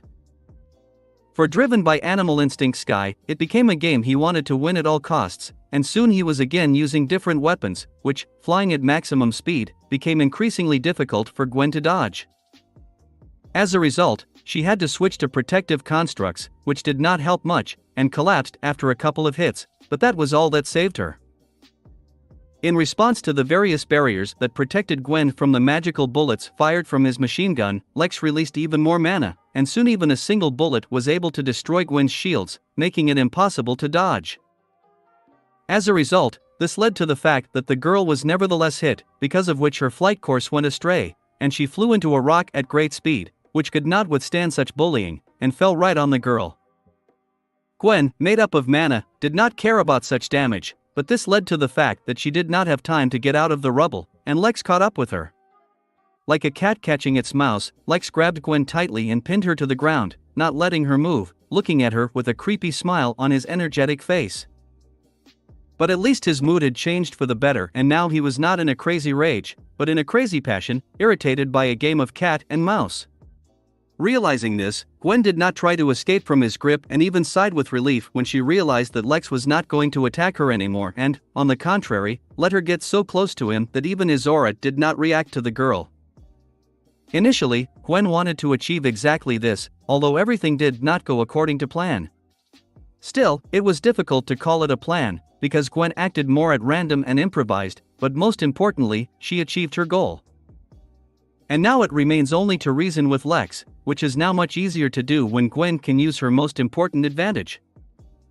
Using her magical hair, Gwen slammed it into Lex's arms and pulled herself out of his grip, so that she tightly grabs the guy, at the same time wrapping her hair around him so that he does not run away. And before the guy had time to come to his senses and start trying to break free, Gwen grabbed his head with a new pair of hands made of magic and passionately kissed the guy on the lips. As silly as it sounds, love is indeed a great power, and given the whole situation, the only thing left for Gwen to do was use it and kiss all her feelings, hoping it would clear Lex's head and come to his senses. Well, and more lust, of course, where without it, they are teenagers. Clearly not expecting such a sneaky move, Lex was taken aback, but he certainly didn't mind and was soon drawn in, answering the kiss with the same passion, which quickly began to become more and more intense. "Ah! Come to your senses, Lex." Groaning, said Gwen, pulling away from Lex and looking hopefully into his eyes, which began to acquire meaning again. "Gwen," Lex said with difficulty, whose aura faded and mana stopped flowing out of him. Seeing that the method began to work, Gwen even more furiously attacked her boyfriend's lips and began to kiss him with all possible passion, to which the guy happily began to respond. Gradually, the kiss became even more intense and slowly lust and love began to clear the head of the guy, who was completely lost in his problems. True, a common passion took their place, and before Gwen and Lex had time to notice that the guy was already, in general, everything was in order, which they already didn't care about, and they completely plunged into the abyss of passion, and what happened was that usually happens in such a situation, so we should leave them alone. The story will continue when they're done. Until next time. Chapter 170, 169. Big Gun, the solution to all problems. Third POV. Something they have not seen for a long time. "Hope nothing bad happened," Tetrax said with concern, watching the sky, which suddenly became too calm. "Don't worry, no sounds of battle or other destruction can be heard anymore, so the girl did her job and was able to calm the guy down," said Azimuth calmly, sitting on the shoulder of Petrosapien. "Then shouldn't they be back already? It's been almost an hour since their last appearance. And the drones of Vilgax, something that has not appeared for a long time?" the alien asked, coming out of the hiding place where they were hiding so as not to fall under the arm of the raging Lex. "I'm sure they're busy with more pleasant things right now, so they're not up to us," Azimuth said with a smirk, who, thanks to his good hearing, was able to catch a few passionate moans coming from far away, thanks to which he could guess how Gwen calmed Lex. "And then what to do?" Tetrax asked, completely unaware of how things had come to such chaos while he simply stood guard. "We'll wait. And prepare for the arrival of Vilgax. I know him well, and I am sure that this was only the first wave of the attack, which was supposed to wear us down and delay us. Reinforcements will arrive soon," Azimuth said gloomily, who already regretted 100 times that he had started this whole game and foolishly indicated his location to Vilgax himself. "And what's the plan?" Tetrax asked eagerly. "Something, but he is always ready to fight Vilgax." "We don't have to fight, yet the situation is not quite suitable for this, and you can just leave the planet. You arrived on your ship, didn't you? Where is he now?" Azimuth asked, already beginning to think of an escape plan. "We had to leave him to get through the blockade around the planet, and now Lex has him in his magic ring," Tetrax said, shaking his head. "So until they return, we won't be able to use it, but at least we still have a chance for an emergency withdrawal. We'll have to make do with what you have." Azimuth said thoughtfully, looking at the remnants of Vilgax's drones, which, after meeting with Lex, were lying around almost the entire territory of the planet. Luckily, a few of the drones got lucky and only received a light hit, allowing them to practically survive aside from a heavy hit to the ground, which put them out of action, but it's still better than nothing. One of these robots was immediately noticed by Azimuth, and quickly deciding what to do next, he said to Tetrax, "Take me to that robot that is stuck in the rock. He might come in handy." "Okay, just hold on tight. And you too, Gluto," Tetrax said, and, taking out his hoverboard, jumped on it and flew forward, flying around the remains of many robots and the fire, which had not yet gone out, while holding Gluto, who was no longer protected by the magic sphere. After a couple of minutes of flight, all three aliens reached the desired rock, and when Tetrax secured the territory with his crystals, Azimuth jumped off his shoulder and began to examine the robot, having already figured out what to do with it so that it would become useful when enemies soon appeared. "Maybe I can help you with something?" Tetrax asked awkwardly, still holding Gluto, who preferred to simply curl up into a ball since without his exoskeleton it was not safe for him, and he could not bring any benefit. "Yes, make a flat platform out of your crystals and put this junk on it to make it more convenient for me to work," said Azimuth hurriedly, climbing all over the drone and already starting to dismantle the internal systems to turn this robot into something ingenious. "No problem," Tetrax said readily, and putting his pilot on the ground, began to fulfill the order of Azimuth, which he managed to do without problems, in just a couple of minutes. When the comfortable workspace was ready, Azimuth began to disassemble the head of the robot to reprogram it and make new adjustments. But, feeling the gaze, he looked at the idle standing Tetrax, who simply did not know how else to help, and grumpily said, "If you want to be useful, return to my laboratory and bring here everything you can. Any materials will be useful to me." "Good, I'll try to get back as soon as possible," Tetrax said, taking out his flying board again. "Be sure to grab my staff, it contains all my working tools." Before the big guy flew away, Azimuth called out, taking his eyes off the robot's electronics for a second, which he considered very primitive. With a nod, Tetrax indicated that he had heard Azimuth's last request and, at the maximum available speed, flew back to the rock that started it all. "Hey, you, Protost, stop lying around doing nothing, help me here," Azimuth shouted, not even looking at Gluto, who had stayed behind to guard Galvan.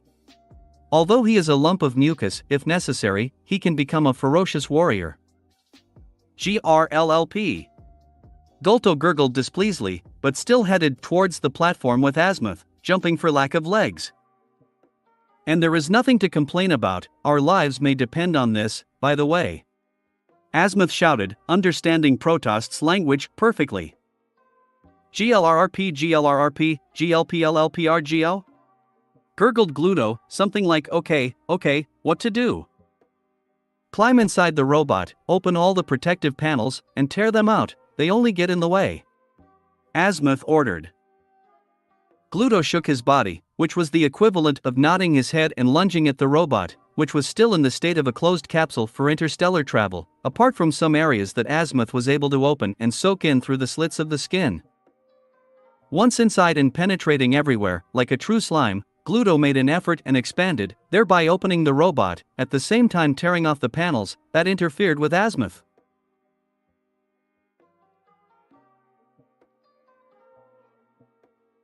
"Okay, you step aside and don't get in the way," said Azimuth, getting back to work. Glup. Gathering into a single piece again, Gluto cursed like an experienced sailor and jumped away from Azimuth, who pissed him off. Azimuth paid no attention to this and plunged headlong into the robot's processing, which caused silence for the next 20 minutes, which was interrupted by the appearance of Tetrax, who created a road of crystals along which he dragged Azimuth's equipment. "I collected everything I could and everything that somehow survived," Tetrax said, pointing behind him at the pile of junk he was pushing forward, creating crystals behind him. "The main thing is that the staff is intact," said Azimuth, snatching the staff from Tetrax's hands. Returning to the workplace again, Azimuth opened the panel on the staff and, pulling out the wire from it, connected it to the main processor to make new protocols. Then, he returned to the pile of materials that Tetrax had brought, and after selecting a couple of parts, he returned to the robot and took out tools from the staff, began to install new parts to the drone's power core.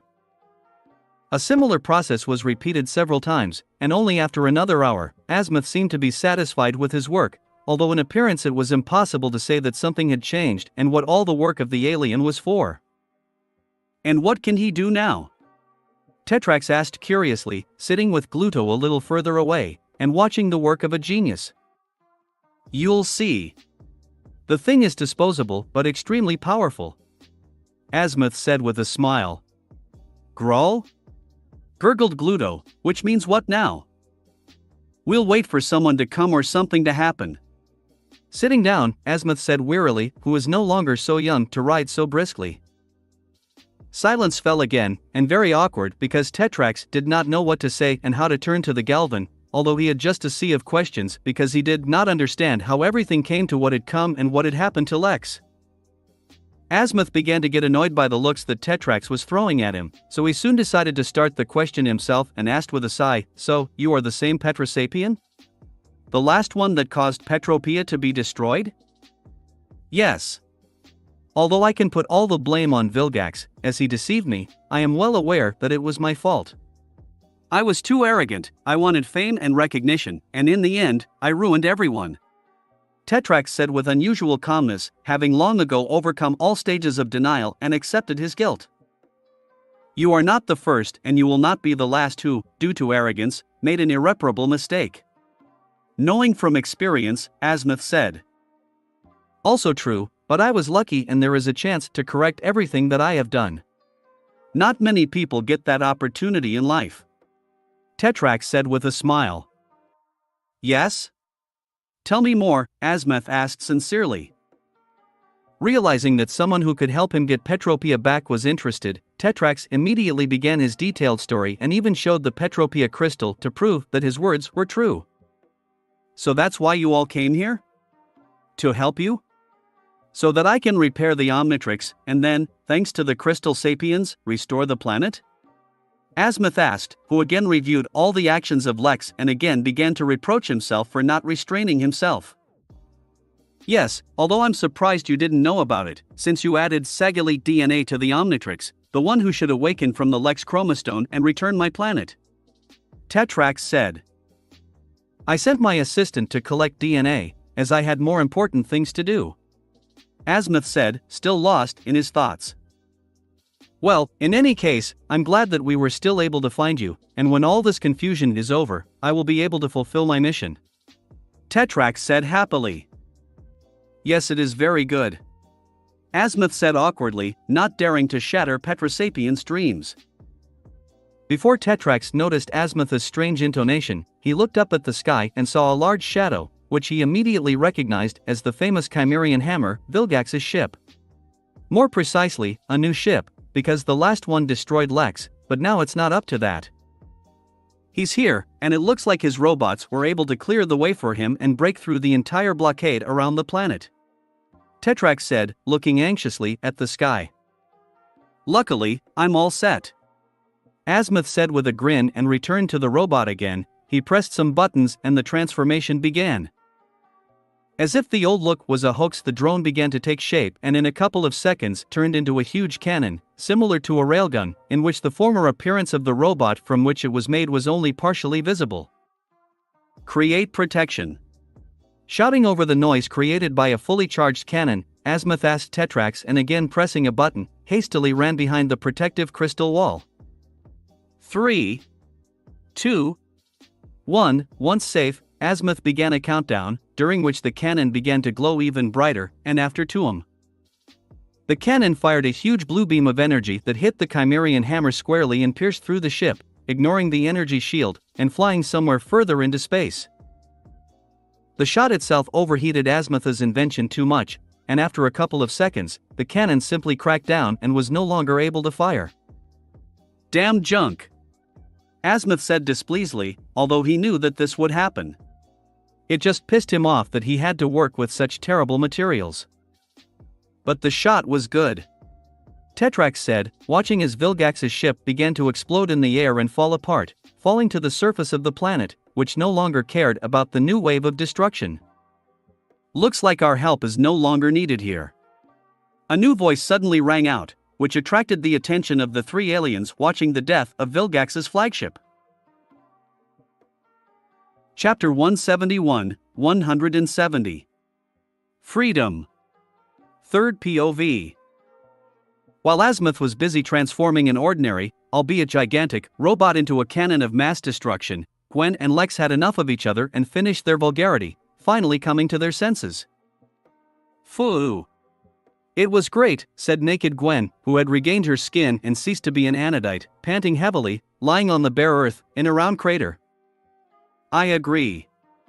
It was a bit wild, but cool, said Lex, who was lying next to her, finally regaining his sanity and also regaining his human form. Are you okay?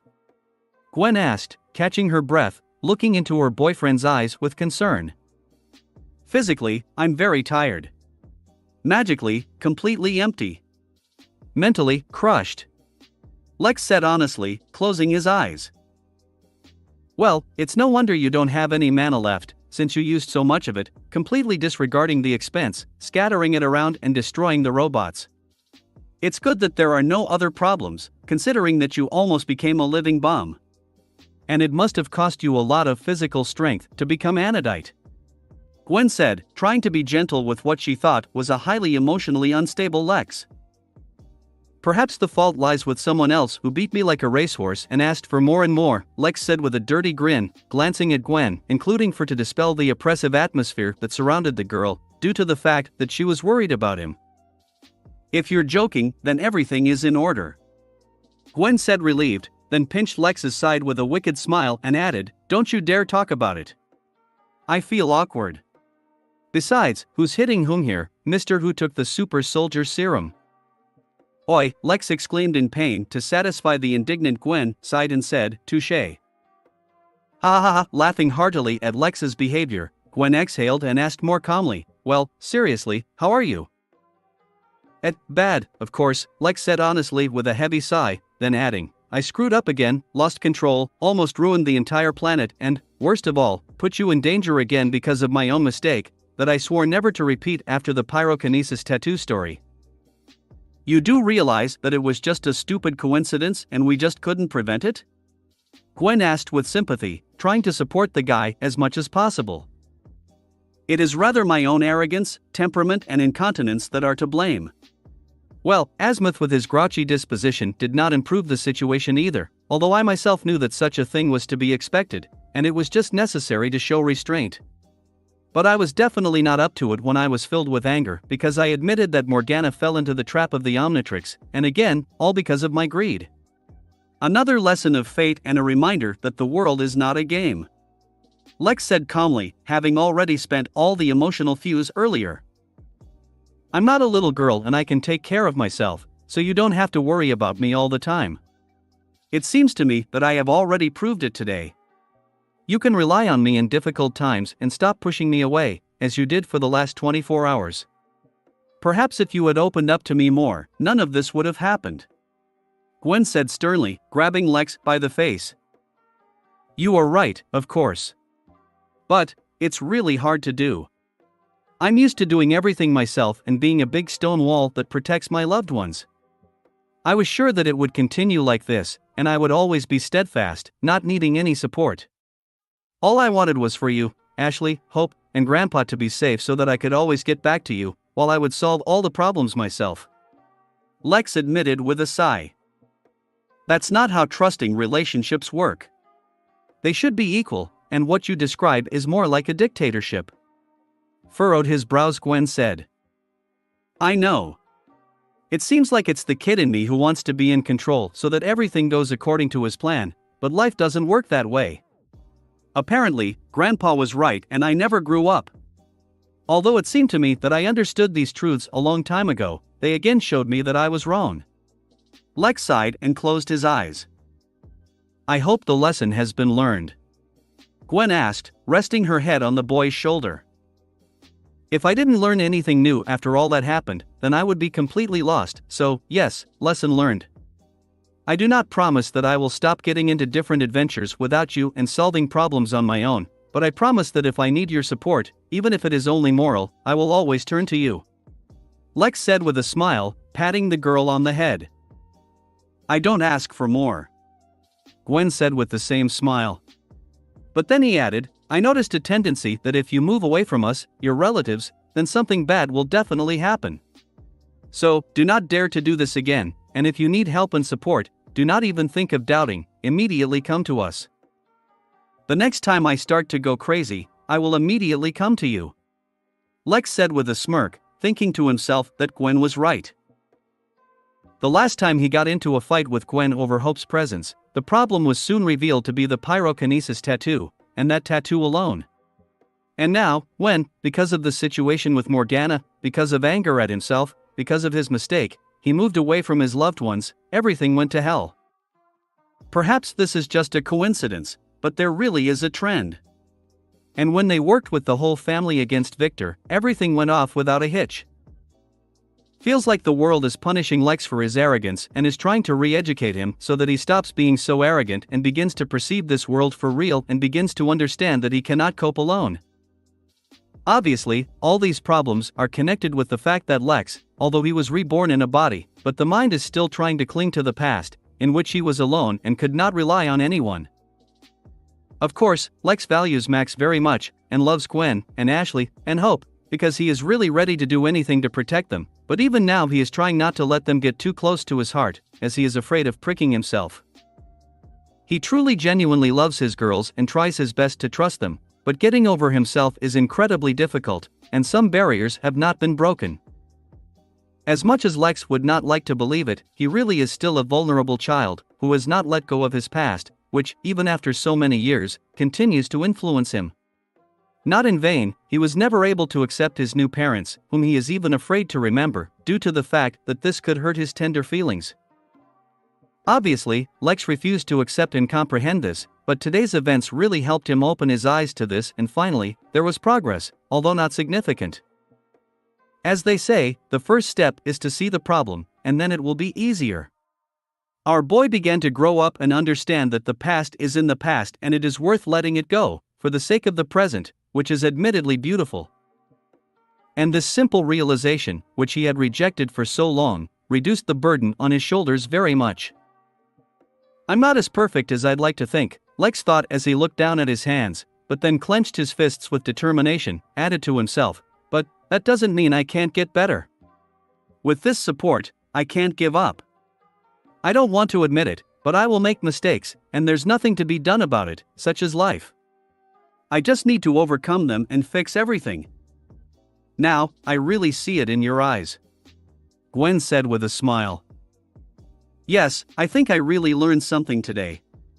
And this lesson I will remember for the rest of my life," Lex said with a sincere smile when Gwen kissed him with happiness, because her beloved returned and became free from the demons that tormented him. Chapter 172, 171. New Mysteries. Third POV.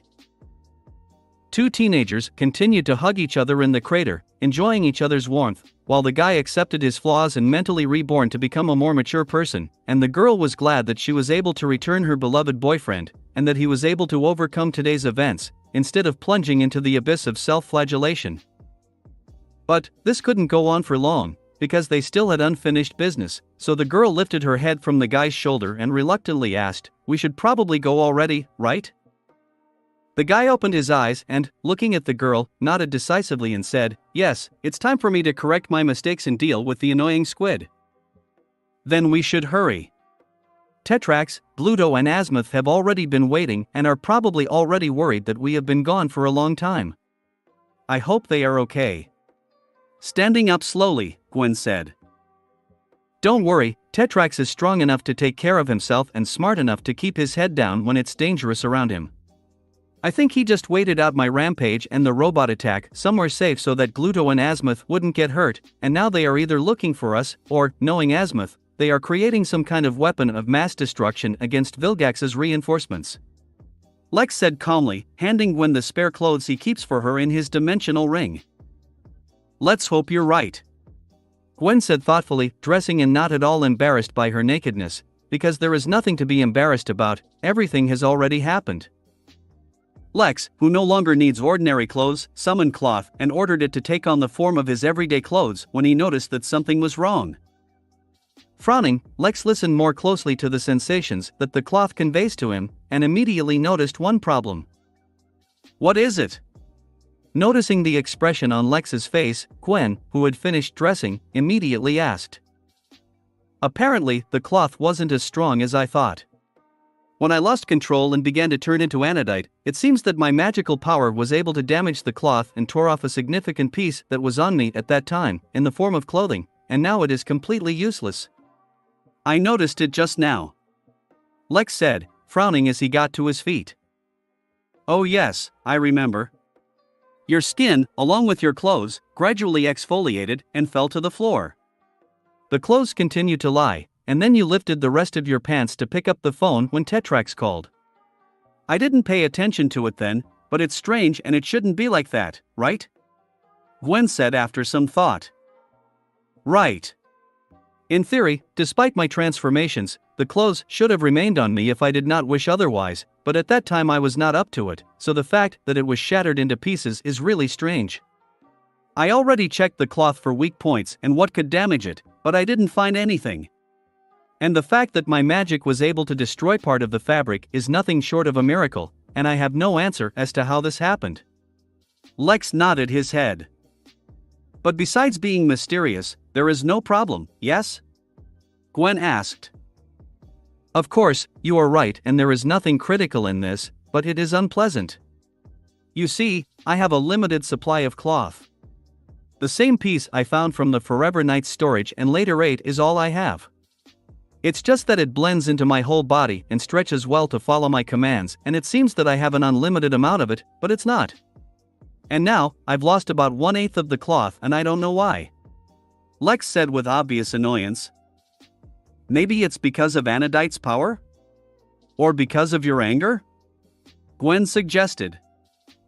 "Perhaps, but unlikely, given that mana cannot damage cloth, and only an increase in strength and power would hardly change that. And to my emotional state, the cloth, most likely, would have responded more aggressively and would not have self-destructed, in fact. I know too little about it and the answer is now impossible to find." Lex shook his head. "But you have a hunch, right?" With a smile, the girl asked, noticing the sparkle in Lex's eyes. Hearing Gwen's question, Lex just snorted, because she understood him so well, and thoughtfully said, "This is just an assumption, but given my frenzied state, in which all my alien instincts awakened, it probably seemed not only my anodite legacy." "You mean that alien part you got from your mom?" Immediately understanding what it was about, Gwen asked with surprise. "Exactly. And while I don't have any proof, my gut tells me that my other heritage couldn't help but show signs of awakening when I succumbed to my instincts and had little to no control over myself, letting go of my body. And given the oddities with the cloth, it sounds logical to the wave," Lex said. "Don't you remember how you felt when you were rampaging?" Gwen asked. "No, I don't really remember anything. All my attention was occupied with the fact that I would not finally become brutalized and not harm you. Although, then I completely forgot until you brought me back, in a very pleasant way," Lex said, shaking, with a slight smirk. "Then what are you going to do with that assumption?" Gwen asked, ignoring Lex's joke. "Nothing yet, because now is not up to it. Let's put it off until we return to Earth. But I think it's no longer worth putting it aside and I should finally deal with who was my mother's ancestor and where my psionic abilities come from. Previously, I did not want to get into this, as I was sensitive in all matters concerning my parents, and convinced myself that there was nothing special about it and that it was just telekinesis and telepathy, but it is obvious that this is not so. If this power really caused the destruction of a part of the indestructible cloth, then this legacy belongs to a far from simple race," Lex said seriously. "If you think that the time has come for you to reveal this secret, then I fully support you," Gwen said with a smile, kissing the guy on the cheek. "Thanks. It won't be easy for me, but thanks to you, I know that I can handle it and find all the answers." Also, it will help me to be annoyed that I feel that I allowed myself to lose control and my legacy guided me, just after I gave in. First with a smile, and then with incredible irritation, said Lex. Well, it's only partially your fault, because it turned out that Anodite men have a problem with absorbing emotions. Gwen reminded. That's right too. No wonder they say that you can't relax with magic, and it always has pitfalls. I was already sure that I was in full control of my Anodites 1/4, but it turned out that I was not. At least it's a good lesson for the future. Lex said with a sigh. But everything ended well and practically without consequences. And we finally reconciled. Repeatedly. A little shyly, Gwen said. I can't help but agree. And although I wanted to wait until your 16th birthday, but how could I resist when you attacked me like that and asked for more and more, Lex said with a smirk. I'll do you a favor and I'll assume that you haven't quite come to your senses yet, but if you joke like that again, I'll tear something off for you, Gwen said threateningly, putting your hand where it doesn't belong. Understood, no jokes. Lex said meekly, raising his hands up, but then he added more calmly, but I'm honestly glad that we made up. It didn't happen the way I wanted it to, and I did a lot of wrong to you, but thank you for forgiving me and accepting all my shortcomings. I love you. I love you too. Hearing such sincere words, Gwen instantly forgot all her grievances and said shyly, passionately kissing Lex on the lips. Unfortunately, the kiss did not last long, and Gwen noticed how the ship so familiar to her was descending from the sky. Lex noticed this too, and without further ado, picked up Gwen and quickly flew in the direction where he felt the minds of the 3 aliens. Chapter 173, No Chapter. Unfortunately, I will have to take a break again. I got COVID and I'm pretty ill, so I'm not able to write right now. The chapter is postponed, I want to believe, only until Thursday.